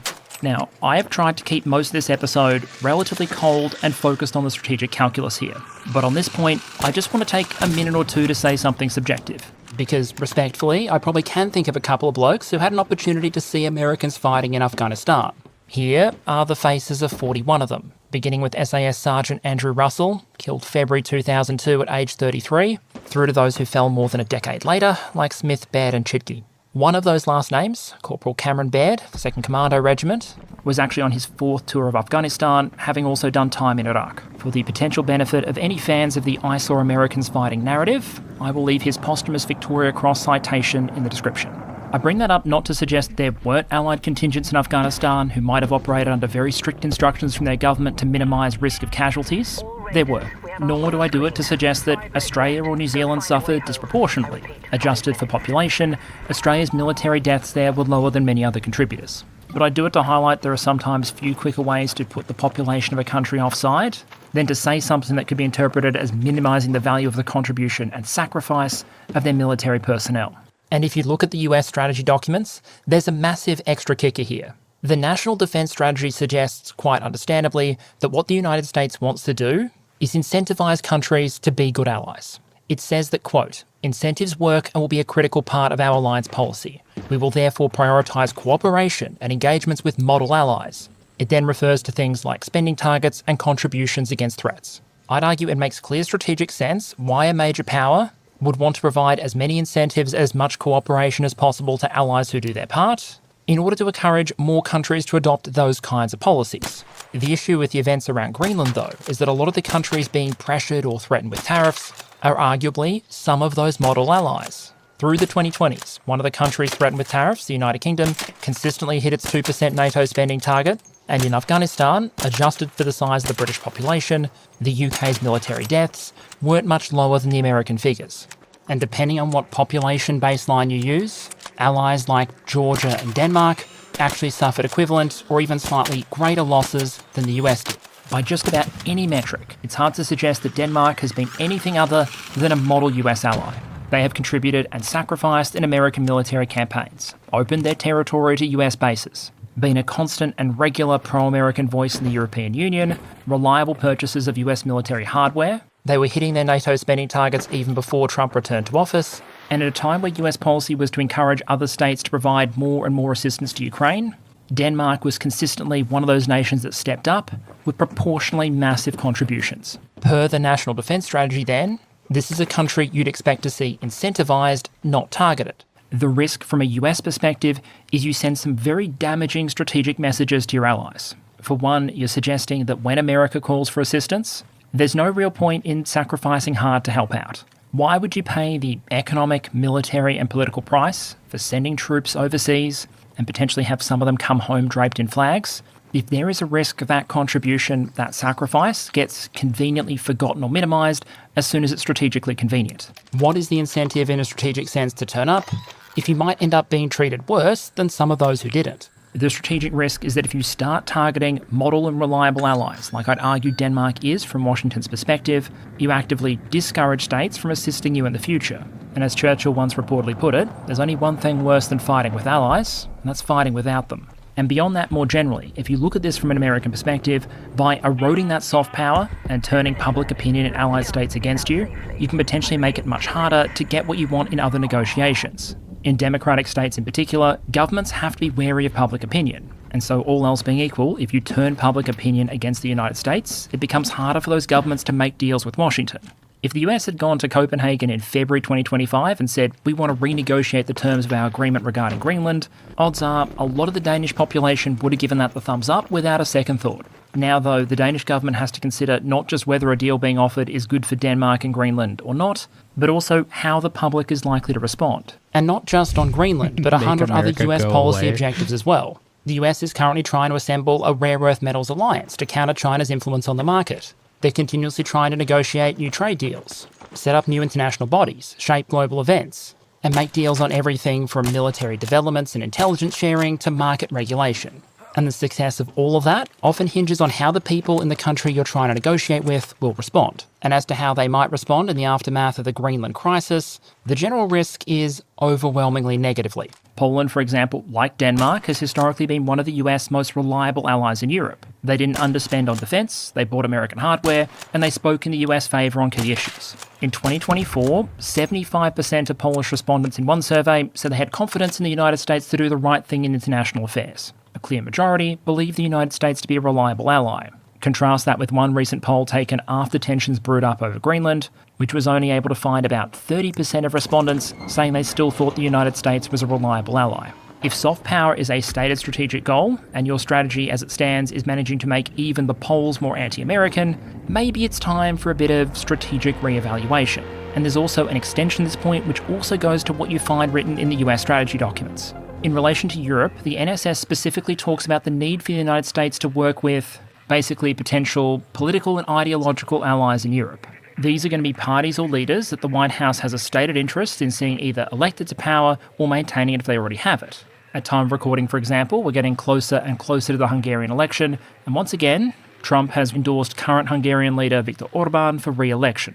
The big problem here from a strategic perspective is things like questioning the sovereignty of Greenland, or appearing to disparage the contribution of NATO troops to ISAF in Afghanistan, can make things much harder for exactly those kind of figures in Europe that the White House probably wants to do well. Many of these leaders, after events like this, are going to face a choice. They can, like we saw with Orban, essentially seem to try and duck and weave around the question, which might avoid angering Washington but make them looking weak and frustrating voters. Or they have to publicly break with the US administration that many of them initially welcomed. In France, Jordan Bardella, the president of the National Rally Party, who just a few weeks ago described Trump as a wind of freedom, reportedly called the American policy on Greenland, quote, a direct challenge to the sovereignty of a European country, and went on to say that when a US president threatens a European territory using trade pressure, it's not dialogue, it's coercion, a strategic pivot in the world returning to imperial logic. Yielding, he said, would set a dangerous precedent. This isn't escalation, it's self-defense. The choice is simple, submission or sovereignty,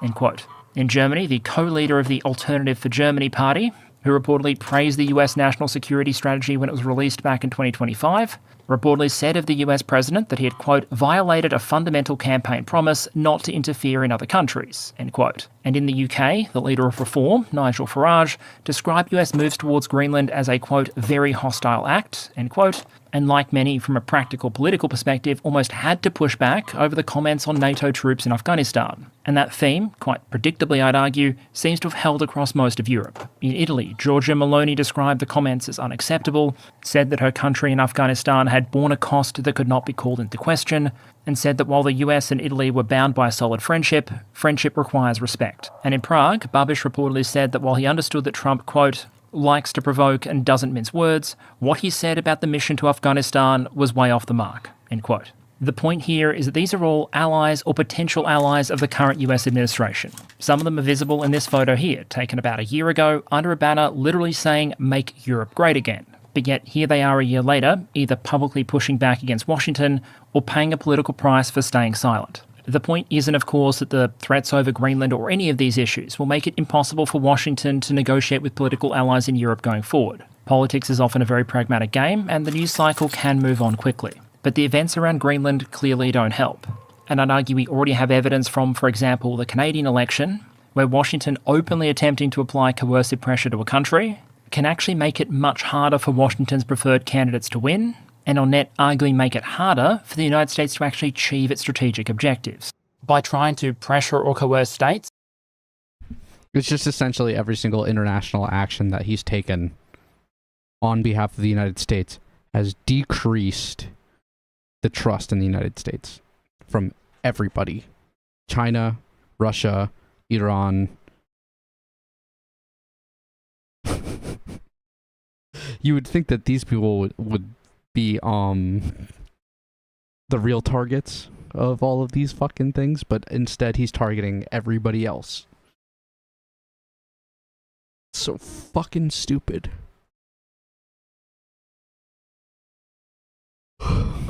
So fucking dumb.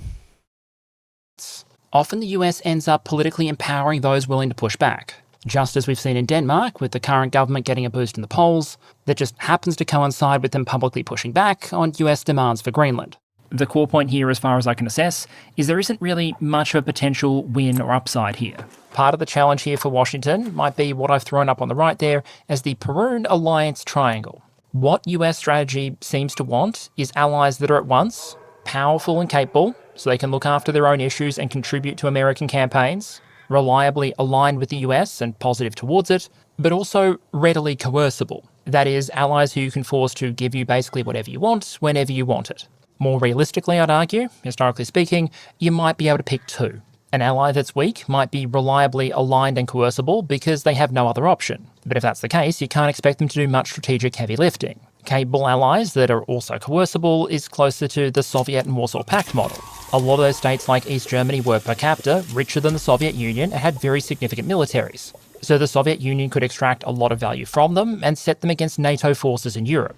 But the people in those countries tended to look at this as a fairly shit deal, weren't genuinely aligned with Moscow, and the moment they had a chance to break away, they did. A true useful ally in a traditional sense might be a nation that is both capable and genuinely aligned.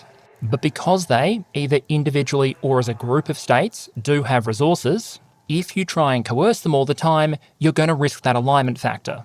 The potential risk here then, looking through the lens the Americans themselves have set up in their strategy documents, is that if you want reliable and friendly allies who invest significantly in their own defence and can mostly handle their own regional issues, but will still align with Washington or provide assistance when requested, you can't really run a parallel strategy of trying to bully them. And if you are going to try and coerce countries, you need to give them an incentive to stick with you regardless. In which case, you might actually want them to be more reliant on the US for their defence, not less. If US strategy is to build stronger, more self-reliant, reliable regional allies, then a confrontation over Greenland is exactly not the kind of thing you'd want. Especially if you consider that, frankly, even if you accepted that greater access to or even ownership of Greenland was a critical US objective, you can easily imagine plenty of other ways Washington could potentially have tried to go about it that wouldn't have incurred anywhere near the same kind of strategic and diplomatic costs. For example, let me just paraphrase one alternative strategy that was perhaps jokingly put forward by British academic and politician Rory Stewart. First, you take Denmark up on their offer to station more troops to move more American troops in the country. Being very careful with any of your personnel picks for any role that's going to interact with the local population, so they get along well with the local people, and most importantly, they embed in the local economy and become critical to it. Then you bring in American mining companies. You subsidise those activities so they can afford to do it even though it's not economical and be very environmentally friendly, and give significant payouts and contributions to the local government and communities. That way, they're no longer as reliant on Denmark, which means they can actually declare independence. So now you have an independent Greenland who relies on the United States for military protection and its economic success. At that point, you have a small nation with a lot of military and economic influence. You can probably go from there, and notably up to this point, it's been all carrot, no stick. All based on relatively limited by American standards investment and some strategic patience. And illustrates that these things are almost never a binary. It's not just a choice between do you or don't you pursue a strategic objective. It's also almost always a question of how. But as we push into February, with the United States now having pulled back on its threat to tariff various European states and ruling out the use of military force to take Greenland, while to be fair, we're still fairly early in the process, where might things go from here, and who have the main strategic winners and losers potentially been so far? Negotiations between the US, Greenland and Denmark are ongoing, and the results of those are hard to predict. But you could argue one of the more likely scenarios might be some kind of face-saving agreement, where the US gets additional access to Greenland, militarily or economically, but not sovereign control of the country, and probably the kind of things Washington might have been able to negotiate anyway, without initially resorting to the coercive toolbox. American allies in Europe and around the world will be watching closely, and perhaps trying to adapt as best they can to the new security environment they apparently find themselves in. Which I think leads naturally to a final question. While this is still very much an ongoing issue that could potentially flare up again in the future, based just on what we've seen happen so far, who, in strategic terms, might you say are the current winners and losers of the entire affair? An instinctive response might be to say that this all represents the Kremlin chalking up an easy W. After all, from Moscow's perspective, any fissures within NATO are likely strategically beneficial, and we certainly saw some Russian officials take the opportunity to take a couple of pokes at the entire affair. Dmitry Peskov described the situation as, quote, very controversial and extraordinary from the perspective of international law. He also added that from Moscow's perspective, their understanding was that Greenland is a territory of the Kingdom of Denmark, which is probably not the kind of diplomatic backup that leaders in Copenhagen were hoping for. For now, though, I'd argue that Russia's final position in all this comes with a bit of an asterisk. From their perspective, the transatlantic fissures are fantastic, but what remains to be seen is whether the negotiations that are now playing out might actually result in additional NATO investment or forced presence in Greenland and the Arctic. Precisely the opposite of the kind of things that Russian planners might want. For the United States and Europe, while things are still playing out, it seems unlikely that either will end up strategically in a better position than they were before the crisis. The data suggests the United States has sacrificed significant soft power and influence, without it being clear yet what, if anything, it'll be able to secure in exchange for that valuable strategic resource. And while Denmark, its friends and allies were able to stick to their red lines, averting a strategic disaster doesn't automatically turn something into a win. If you were to try and nominate a strategic beneficiary then, it would be any state that has an interest in seeing US soft power and its alliance structure weakening, while at the same time might be able to capitalise on states looking to diversify their economic relationships, for example, not necessarily because they want to do so, but because they feel a strategic imperative to reduce their reliance on and thus vulnerability to Washington. And so if you can think of any countries that might match that description, hypothetically, all they'd really have to do to capitalise on a situation like this is leave the diplomatic door open and seize the opportunity to potentially do nothing and win. And okay, channel update to close out. Firstly, genuine apologies for the delay on this one. I hope it was worth the wait. As some of you would know from the community post, just as I was starting to pull this episode together last week, I did get rather sick. And my voice has only really ceased to resemble the sound of sandpaper on a chalkboard over the last couple of days. As a few of you noted on that community post quite rightly, this isn't the first time this has happened. And so one thing I'm going to be looking at in the coming weeks is how to balance things out a little bit better to try and keep things a bit more manageable and consistent as we push through 2026. In terms of the episode itself, I'm aware this was a bit different from our usual military technical focus, and we'll be back to more of that next week. But the reason I wanted to cover it is because great power strategy and strategy more generally is always going to be so much more than just defense economics, force design, and the way you choose to leverage or employ military force. It's also a game of influence, of alliance, of economics. And the risk is always that national decision makers might fall victim to what you might call forest syndrome, where they focus on one tree, a specific objective, and in so doing, lose sight of the broader strategic picture. In terms of the channel itself, there will hopefully be more updates I can provide next week when I'm feeling just that bit better. But for today, one more time, thank you for your patience, your support, and your engagement. And with any luck, I'll see you again next week. War. It is. War. This guy's voice is pretty fucking funny, not gonna lie.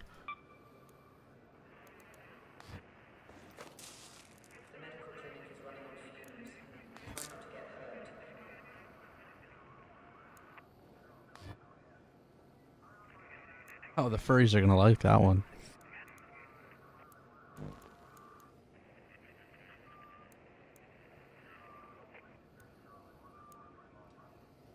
Got anything that looks like a...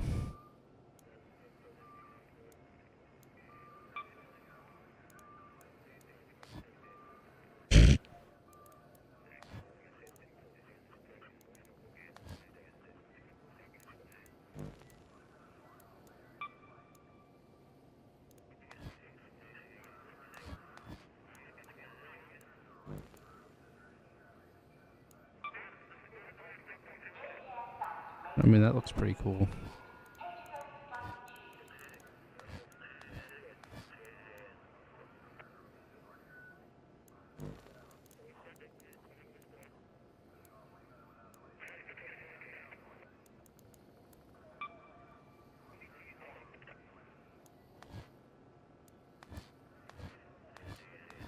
Like a fucking World War II Russian thing with tights underneath.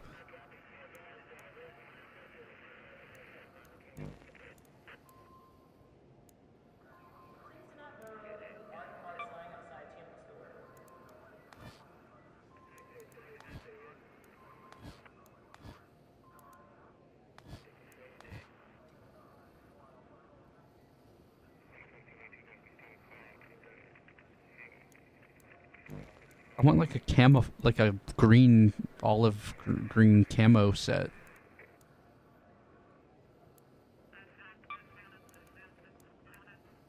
Look, that looks really fucking weird.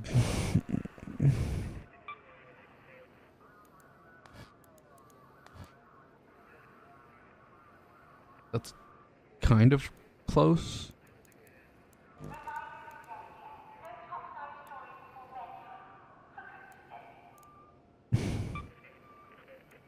Race car driver.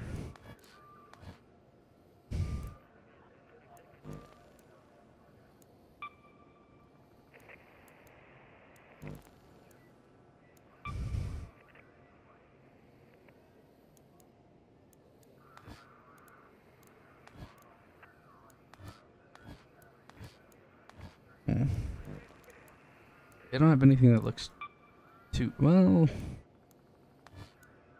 too overtly, well, no, not even that. It's the closest thing to camo, though.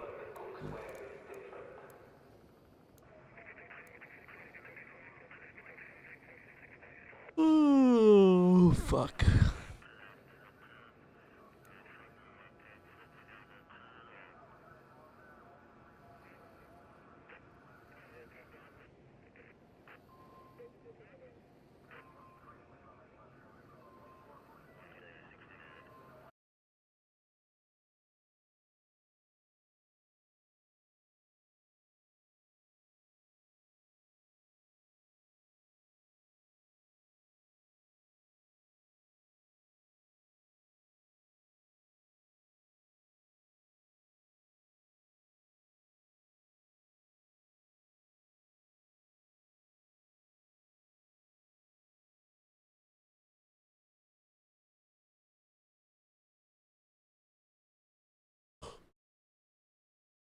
Well, fuck. 1 a.m. I'll do one more run, freeload out for this quest. Quest. You get new arrivals every now and then, Not but that they're usually one. parched and defective. Medical merchandise. I'll need intrepid Go to the friends hospital. like yourself who can get me the finest Search 3 medical goods containers. Topside has to offer. Whether you want to hang them on the inside of a trench coat is your call to make. I'm still not 100% sure on if the quests even give you a boost to experience.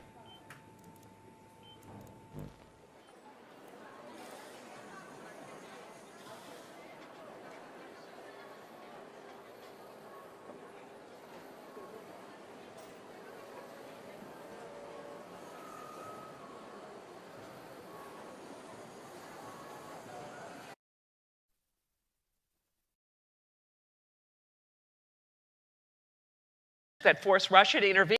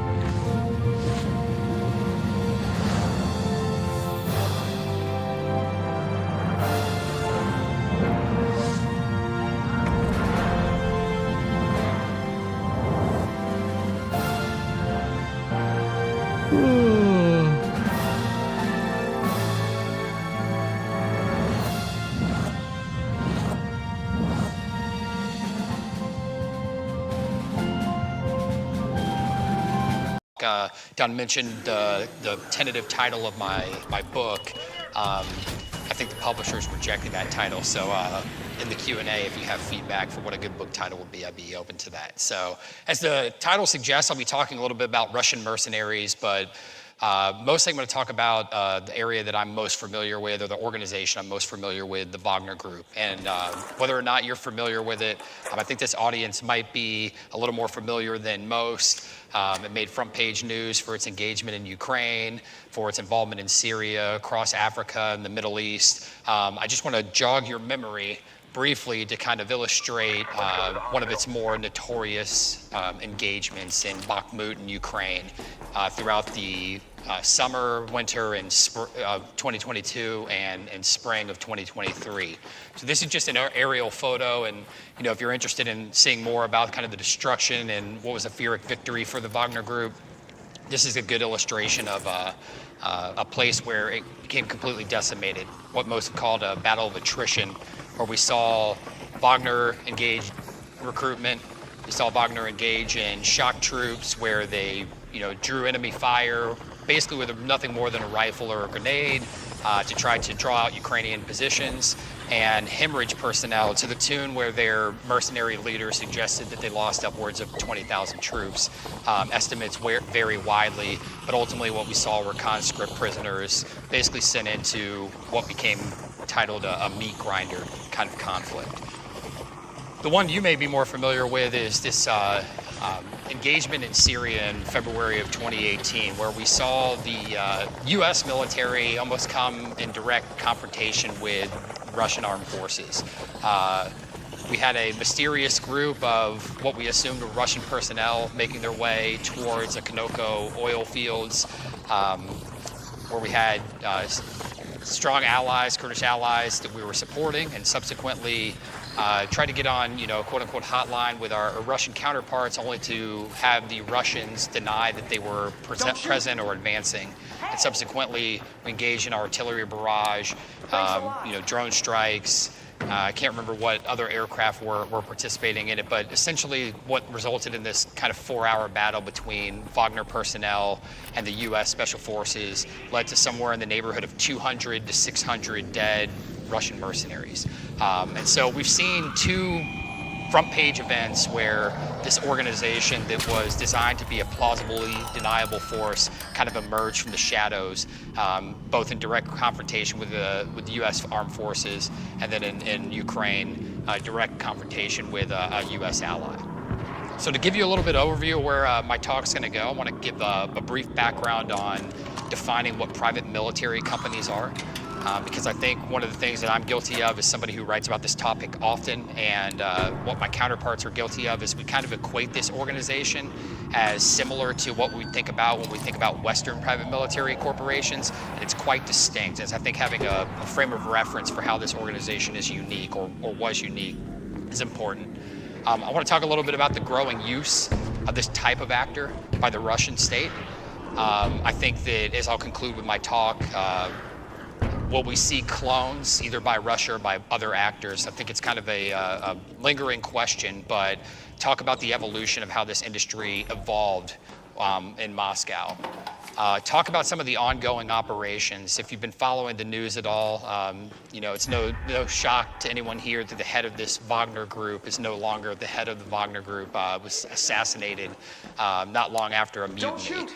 And we haven't seen the organization disappear entirely. We've just seen it be institutionalized by the Russian state. So I want to talk a little bit about how that's unfolded and what's changed since the death of Yevgeny Prigozhin. If you're not familiar with that name, you'll become intimately familiar throughout this talk. And then, again, the future of Russian PMCs, but also what the story of the rise and fall of the Wagner Group might mean for other actors looking to emulate or replicate what this organization was. And then also what it means for U.S. foreign policy and Western security more generally. So I have a few photos up here, just what we think about when we think about private contractors more generally, whether it's security guards in Afghanistan on the right, or your right, my left, security guards guarding Paul Bremer in Iraq. Those are from Blackwater. Most of you have probably heard about Blackwater before.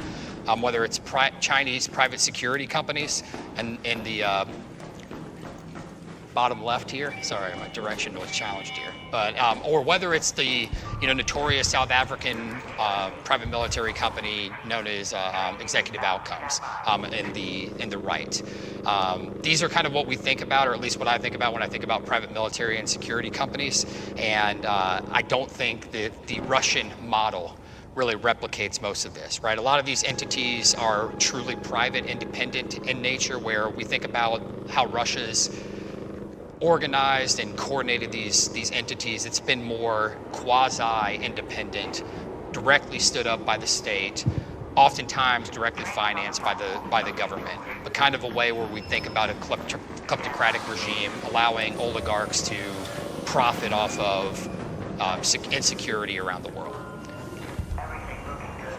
So most of you have probably heard the idea of, have we moved from a world of mercenaryism to a world of corporate warriors or private military companies? And I think having a little bit of a frame of reference of how they're distinct, you've probably heard the adage of the dogs of war, where it's individual soldiers just kind of finding the next insecure place to get a paycheck, versus what we've seen, the maturation of an industry where it's private military companies looking to go from bullets to the boardrooms. Is the little adage I have up here, talking about ways in which they can provide resources for either states that are struggling to develop a military or security infrastructure or security sector that is able to, quell external threats or even internal threats, or whether it's somebody looking for a state that's operating in another country looking to have security for whoever they're deploying there, right? So we're thinking about the way the industry's gone from an individual ad hoc to a more codified, formal kind of institutional structure. And Russia is watching all of this unfold, mostly throughout the end of the Cold War period. And we have obviously the collapse of the Soviet Union and the downsizing of the Soviet army, which leads to this just influx of personnel looking for opportunities, right? It's kind of a unique way in which Russia tries to court, or Russian entrepreneurs try to figure out ways to profit off of career experience. So this is one of the reasons why we see, not just in Russia, but around the world, the collapse of the Soviet Union had ripple effects for private security writ large, where we just saw exponential growth in the industry. And Russia wasn't on the outside, but it unfolded a little bit differently in the way in which these organizations evolved, matured, and developed. Where it would have looked more private in the early collapse of the Soviet period, we saw a more reconstitution and consolidation of private military and security firms by the Russian state writ large. Security for state infrastructure projects is really where this kind of started, very similar to the model that we see with the Chinese private security companies today. Russia is looking to ensure security of investment abroad, even investment domestically, and this is where the industry kind of finds its footing. Maritime security is another space where we see the Russians kind of evolve, mostly a byproduct of globalization, anti-piracy conditions. So we have this opportunity by the Russians to coordinate a market, if you will. Privateers looking to ensure continuity in their area of expertise. And then we have the idea, and this is where I think it gets really interesting, is the Russian state watching the wars in Iraq and Afghanistan unfold, where the U.S. had utilized private contractors to kind of maintain a larger footprint than we otherwise would have had we been relying exclusively on uniformed personnel. Russia sees this as kind of an opportunity, I'd argue, as an opportunity to say, how can we use this kind of new feature to our advantage? And most of you have heard the term, regular warfare, gray zone activities. This is where Russia's thrived, I think, in a lot of ways, and the way in which the evolution of this industry unfolded. They're looking to capitalize on what the West has essentially done. And lastly, I think the big part with an organization like the Wagner Group is, why are you pursuing a private corporation to do your bidding abroad? Right? And this gets into kind of the strategic logic of thinking about ways in which Russia might invest abroad with the idea of, I'll say here, of plausible deniability, right? Or at least the facade of it, right? So you can put yourself in Putin's shoes and why you might make a foray into the Central African Republic, but do so through the veil of plausible deniability with a force that is not the Russian army, or why you might enter someplace like Mali through the veil of what is not the Russian army but a private security contractor, right? If things go wrong, it's easy to deny. If things go okay, maybe you can invest. So I have this line up here from Lenin's dictum that if you meet steel, stop. If you meet mush, then push. So it's kind of this staging ground, this testing, this way in which you can use the bayonet to figure out if it's a permissive environment for you to enter. And at times, I think as the organization evolves, and as I'll get into in some of the cases I'll talk about, the organization, I think, quickly learned that it could also help set the conditions or lay the conditions for its demand. In other words, most of you have probably heard about Russian disinformation operations, right, trying to essentially suggest and undermine the rules-based international order, critique Western security partners, basically create a permissive environment where we'd see Russia now being able to capitalize and deploy this ready-made force. As I argue, and I think this is the challenge, if you've heard of the principal agent theory, right, where you develop an agent to go conduct chaos around the world. Sometimes the leash gets longer, it's harder to reel it in. And I think this is the story of the Wagner Group, right? As the leash continued to get longer and longer and the group gained more autonomy, power, resources, prominence, it saw itself in that kind of pecking order and that hierarchy of the Russian security architecture is indispensable and irreplaceable. And that ultimately became its downfall. Now, I say one other thing up here that I think is important to highlight is technically private military companies under Russian law, criminal code are illegal. So, a scholar much smarter than I am said this is a strategic move by the Russian state to outlaw private military companies as a form of illegality, as a form of control, right? You can empower those that you want. You can criminalize those that are less loyal, those that are out of line or have an accountability mechanism when they are caught abroad and come home. So this is, again, part of a broader strategic design for the organization, its evolution and its maturation. To give you kind of just a scale, and this is from the Transnational Threats Project at the Center for Strategic and International Studies, who's done some great work on the evolution of the mercenary industry or the private military industry in Russia. This kind of gives you just kind of the exponential growth that's happened in the mid-2010s, where now we're seeing a number of different outfits. Scale kind of stops in 2021, but we've seen kind of I would say maybe a little bit of an uptick, but kind of a flatlining in that 25 to 30 private military and security companies, all of varying sizes, that have continued to serve the Russian government, mostly in Ukraine and mostly for the point of having a ready-made recruiting pipeline as they continue their quote-unquote special military operation. So we've seen growth in this industry, but Wagner really stands out as the outlier, the one that was most successful, the one that was most consequential, I think, in this rise of the private military industry. So you've probably seen a picture like this where there's insignia, where they're branding themselves, and this was kind of unique to the organization's marketability. It's still used today.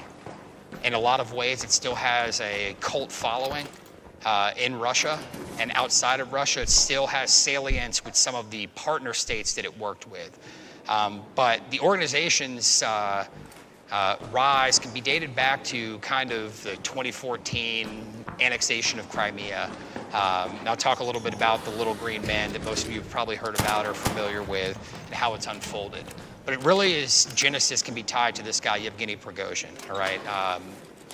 A kind of remarkable figure in many ways, lifetime criminal, in jail throughout the latter part of the end of the Soviet Union's empire, gets out of jail, becomes very entrepreneurial. Most have probably heard him referred to as Putin's chef, right? He was a guy who started a hot dog stand, then rose to restaurateur, conglomerate, to then getting contract with the Ministry of Defense to provide their catering services, and just kind of had his hands in a bunch of different entrepreneurial outfits that led him into Putin's inner circle, right? I think that the photo, I don't think I have the photo up here, but catered a couple dinners where George W. Bush attended, right? And so there's a really infamous picture of him serving Putin and George W. Bush sitting right next to him. So I mean, he was running in his rise in this restaurant industry happened simultaneously with Putin's rise from mayor of St. Petersburg to president of Russia. How close he ultimately became to Putin is a debatable, disputed, but he did have, in some ways, close enough relations to win favor to support his mercenary rise. And then down here in this picture that's got a Sergei Shoigu's in the middle, but if you look closely, you can see the bald head there of Yevgeny Prigozhin. So you can see him engage with the military directly. And that's one of the things that makes this idea that Wagner, not really a private military company, directly grew out of the GRU, Russian military intelligence, right? To the point where they were co-located at a base and not far from Moscow, right? So we ultimately see very close links. One of the important parts to think about when you start thinking about this concept that I've talked about of private military companies is, cast it to the side and think about Wagner as one cog in a broader network, right? Falling under a warlord type person like Prigozhin, who intentionally designed a convoluted network of entities, right, in which he could, skim from the state and profit abroad. So you have this group, Concord, that did all the one-stop shop umbrella organization with a bunch of subsidiaries that operated around the world, from mining interests to troll farms. If you're familiar, he became really infamous for the Internet Research Agency, the IRA, that was implicated in election meddling in the United States in the 2016 election. And so we have this just networked approach that makes it very hard for the West, or those looking to counter the organization, to really challenge and cut it off, right? Whether it's a name change, whether it's a different individual in charge of one of these organizations, became really productive for things like sanctions evasion, right? And carving out its niche in terms of economic exploitation in the countries that Wagner ended up operating in. Down here in the middle is this guy, Dmitry Utkin. And I should reference him because he was a retired lieutenant colonel from the Russian Special Forces, who his call sign was Wagner. He was a neo-Nazi. Hitler's favorite composer was Richard Wagner, and this is where his call sign came from. And his name became the name for the organization writ large. But he was one of the initial commanders of the organization. Most say would be the operational head, right? Where Prigozhin was the financier, Dmitry Utkin became kind of the guy that was closest to the recruits, right? The one that could convince or convincingly commit to telling, hey, former GRU individual, this outfit's legitimate, right? There's a lot of economic opportunity and prosperity for you. Some of the other organizations that are up here I'll reference briefly are things like Evropolis, a Yevgeny Prigozhin oil extraction outfit that was integral to the clash in Syria. What ended up happening there was he negotiated a contract with Syria's Ministry of Energy that any territory reclaimed by the Wagner Group would lead to a 25% revenue sharing agreement with any extractive industry on that territory, right? So in other words, right, if you can take over some oil fields, whatever it produces, whatever we sell, you get a cut of it, right? So this is kind of the way he designed this broader network of entities. And Wagner served as kind of the tip of the spear for the security element. Brief timeline to give you just an overview of what this organization's foray across the world looked like. All right, and this is just a sampling, depending on what think tank or research institute you want to look at. We've got upwards of 30 countries where Wagner personnel were testing the waters, but I focused predominantly on Russian activity in the African theater. So I've kind of highlighted here the Middle East and Africa, but it's some speculation that there were some Wagner personnel protecting Russian oil interests in Venezuela, for instance. The timeline kind of gives you this genesis of the organization being around from 2014 and like annexation of Crimea to 2022, 2023 timeframe. Right? It's a little disingenuous because, you know, my argument is the organization still exists. It just looks a little bit different now. It's kind of competing with a rival organization or still trying to save some of its or salvage some of the remnants of what it was in certain theaters. But we've seen it evolve from a place like Eastern Ukraine to Syria in the Middle East, to a place like Mozambique where it failed terribly, to a place like Mali where it's still functionally active, to a place like Ukraine and supporting Russia in a special military operation. One of the things that's important to note is all of these look a little bit different, right? There's some similarities across some of the African deployments, but in general, we start thinking about the diversity of types of activities that Wagner offered, right? From a regime security, right, a coup-proofing, to frontline operations, right? Offensive operations in a place like Syria, to supporting a government or a rebel offensive rather against the government and national court in Libya, right? Hand in glove with the Russian state. So it kind of had a diverse portfolio of services that it offered depending upon the theater in which it was functioning. It just gives you a geographic scope of where it was. Again, I've selected here a little bit on Africa. But a few things to note, things have changed a little bit in Syria as of late. If you're not familiar with the collapse of Bashar al-Assad, and subsequently that's created a little bit of a logistics challenge for Russia's broader operations in Africa. We've seen them court General Khalifa Haftar in Libya, and you can see geographically why that becomes important. Syria used to be kind of an air bridge to connect Russia to the African AOR. When they lost that, it became how do we solve the logistical puzzle, right? So you've seen Russia try to court the new regime in Syria in ways that would ensure continuity of its operations, but it's really shored up its relationship with this rogue general in Libya to try to ensure that it continued to operate in Central and Sub-Saharan Africa. So I use this as kind of an illustration of the ambiguity, right, surrounding the rise of the organization. Something to think about when we talk about the Wagner Group is and I'm guilty of it too, is like this is where they started. But it's a disputed storyline of how it evolved in Crimea. Most suggest that Dmitry Utkin, the guy I referenced earlier, whose namesake is the Wagner's name, he was functionally operational here, right? Told to go to support efforts in the eastern Donbass, right? To assassinate those militia members who were supporting Russia but were seen as maybe a little bit or potentially a risk or disloyal.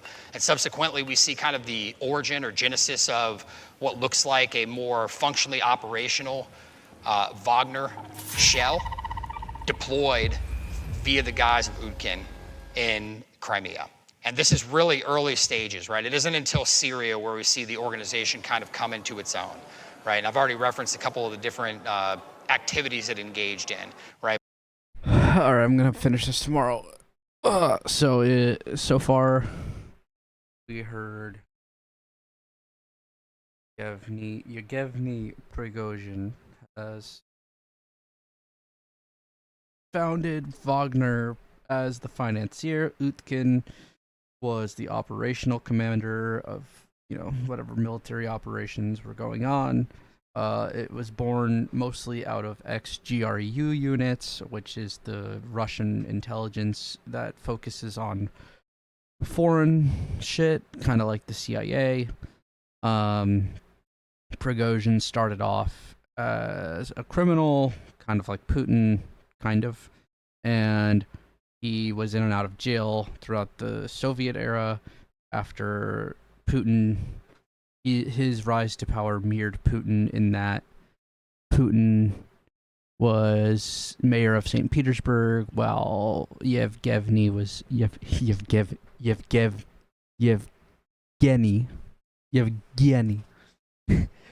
starting businesses and earning money. He became a caterer for the Kremlin and the Putin regime.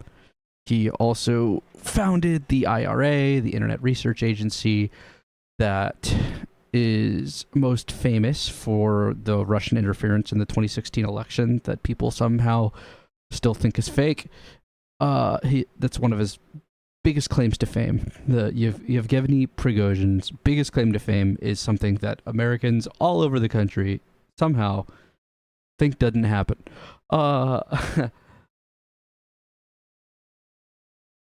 What else?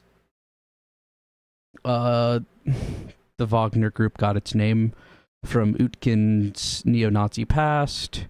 What else so far in this lecture? 30 minutes in. Private military companies are looked at through different lenses based on the way that we approach them in the West and in the East, I guess. American ones are held to a lot higher standards. They're operating on legal contracts, whereas in the Russian instance, they are technically criminalized in so far as on the books they can be prosecuted for their actions if they do something that, say, Putin doesn't like. They operate mainly in current era in Africa. When Prigozhin led his column up against the Ministry of Defense, all of the Wagner units that were operating in Ukraine and in Russia were pretty much shipped off to do some shit in Africa where they're bolstering warlords and training mercenary groups, essentially, is what my understanding is. This guy said that they might have had some stuff going on in Venezuela, which is something I've heard in the past that I haven't looked into very much. What else? There are other military companies. Heard a little bit about Blackwater, which is now a completely different thing. I think Blackwater finalized its disbandment in like 2013, and then the assets and everything were taken over by another company which goes by a different name, which does different shit. So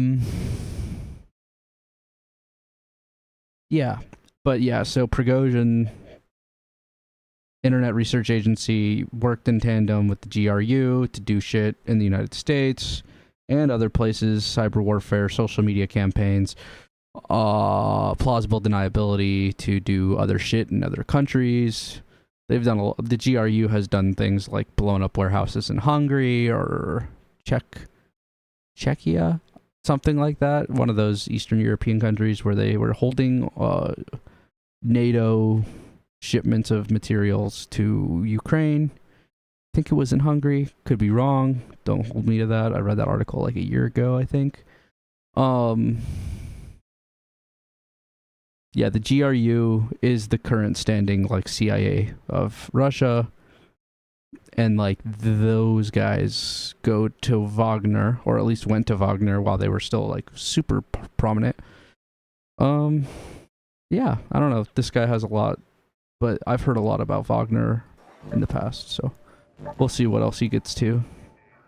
I was hoping that he would talk about other Russian mercenaries other than the most famous group, you know?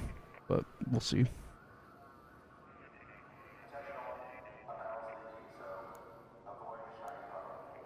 I want this one. These two actually seem pretty...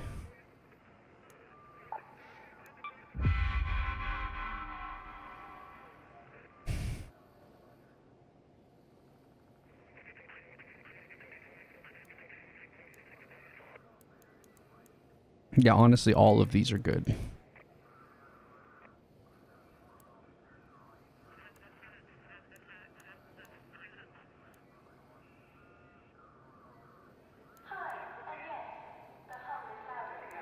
Alright, bet. I might as well. So...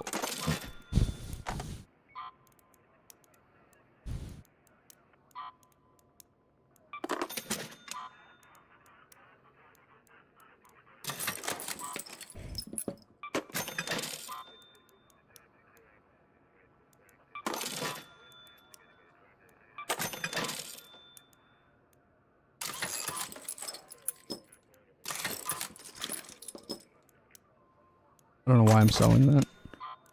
I have a fuck ton of batteries already. I like these. I like these.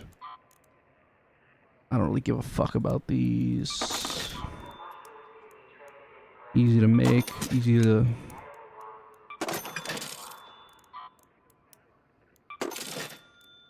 Alright, well, good night. Fuck off.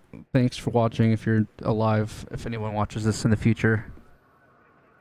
If I get anything wrong, then I blame the fact that it's late as fuck and I'm retarded, so...